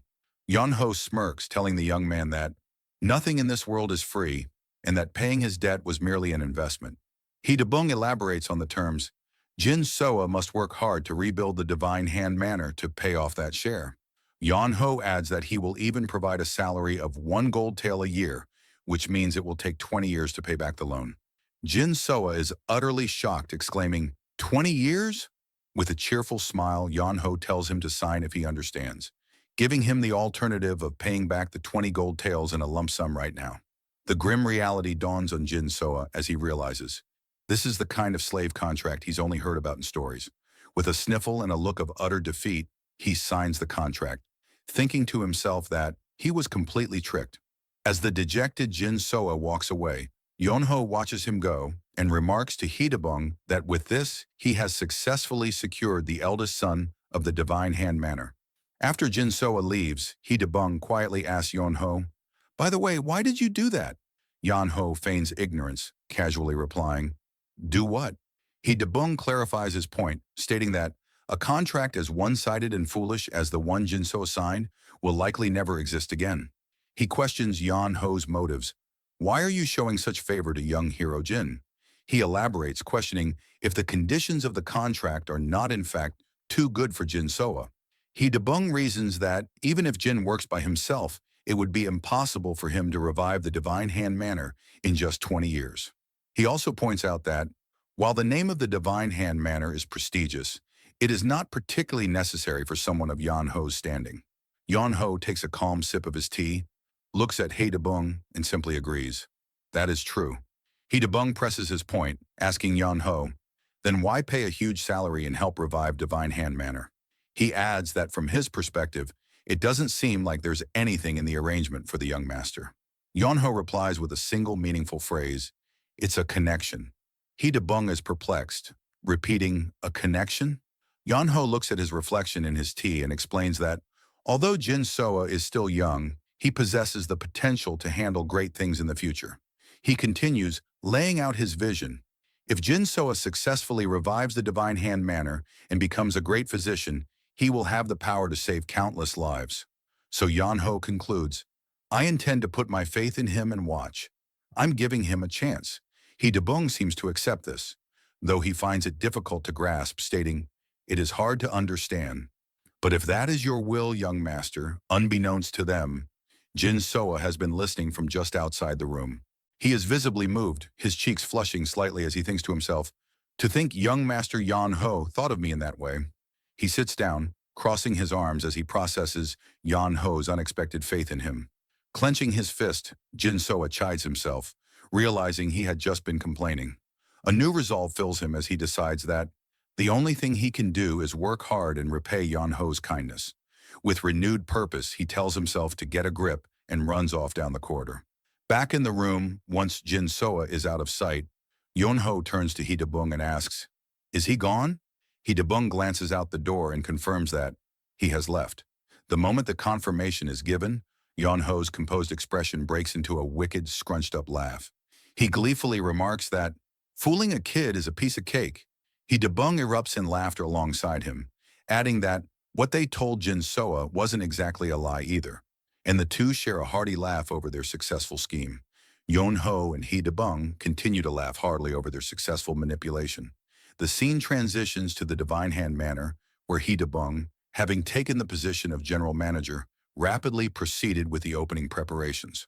On the day of the grand opening, the manor is bustling with an enormous crowd.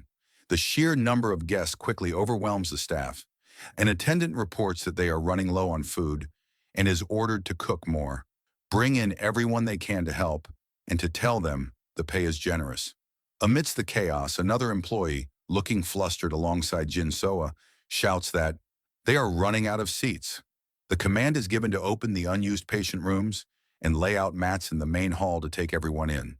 As the logistical problems continue, someone else expresses concern that they will soon run out of ingredients. The immediate frantic order is to go buy more of whatever they need. Jin Soa takes a deep breath and steels his resolve, telling himself to snap out of it. He clenches his fists, accepting his role as the Lord of the Divine Hand Manor. In the crowd, murmurs spread as people see him.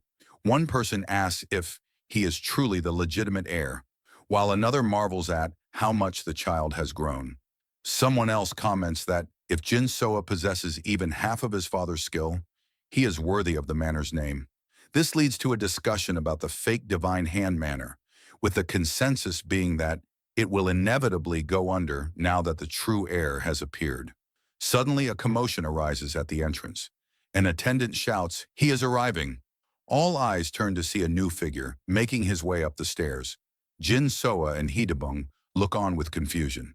A tall man with a long beard, dressed in ornate robes, walks with a confident stride.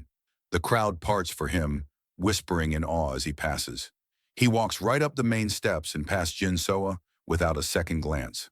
Guards announce the arrival of a high-ranking official shouting, "Make way for the governor!" The crowd quickly parts to create a path. Hee-Dabung immediately rushes forward, bowing deeply as he stammers a welcome. The governor merely clears his throat with an ahem, his gaze fixed ahead, not on Hee-Dabung. He walks past the manager and into the main courtyard, his presence commanding the attention of everyone present. Seeing the governor stop, Jin Soa promptly drops to his knees in a formal bow. The governor turns to him and speaks, his voice calm and authoritative. He expresses his joy at seeing the Jin family's manor being rebuilt.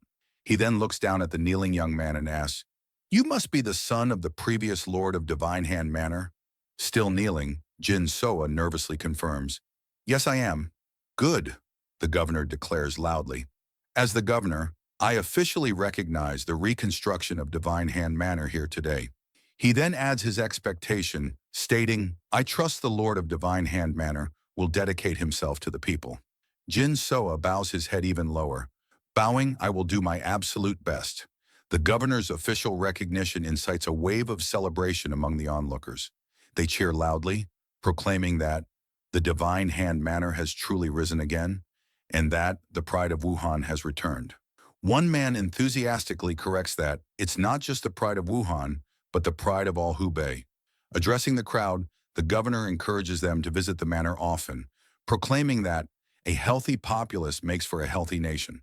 The people respond with shouts of understanding, assuring the governor not to worry. The crowd buzzes with excitement. People are amazed that the governor himself attended the opening of a medical clinic. Others quickly point out that it's not just any clinic, but the renowned Divine Hand Manor. They reminisce about how the manor was always the first name that came to mind when speaking of medical families, emphasizing that this is the real one, not the fake. Amidst the celebration, Jin Soa looks up at the sky, picturing his father's smiling face. He quietly asks, "Father, are you watching?" With renewed determination, he clenches his fists and vows to do well, asking his late father to watch over him. Later in a private room, the governor's confident facade has vanished. He nervously looks at Yan Ho, who is sitting leisurely, and asks, "Is this sufficient?" Yan Ho calmly replies, "Yes, it was perfect." Relieved but anxious, the governor says, "Then please keep your promise." Yan Ho agrees without hesitation. "Of course." However, his expression turns sly as he taps a ledger in his hand. "However, I'll hold on to this bribery ledger for now," he states. "It would be troublesome if you changed your tune later."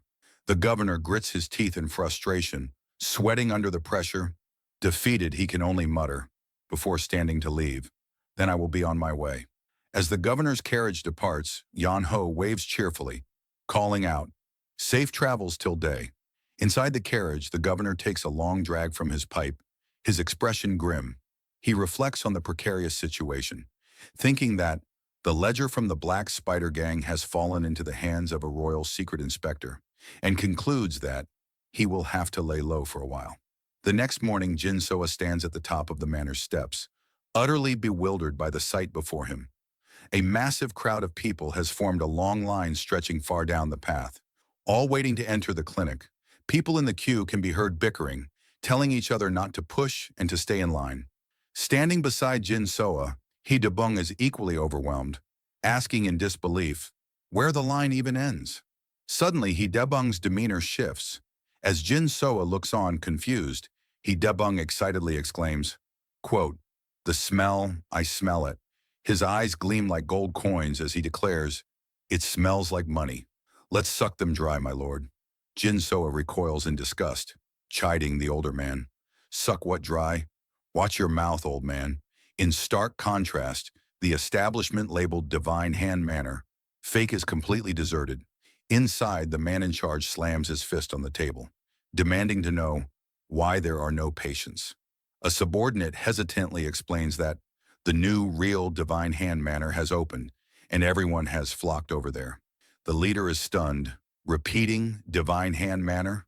With a grimace, the subordinate confirms the news, leading the leader to erupt in anger. He slams the table again, shouting, "How can they call it Divine Hand Manor without the Lord of Divine Hand Manor?" His subordinate quickly clarifies that it's the late Lord's young son who opened the new clinic. The leader is furious, questioning how this is possible when the boy's father had a mountain of gambling debt.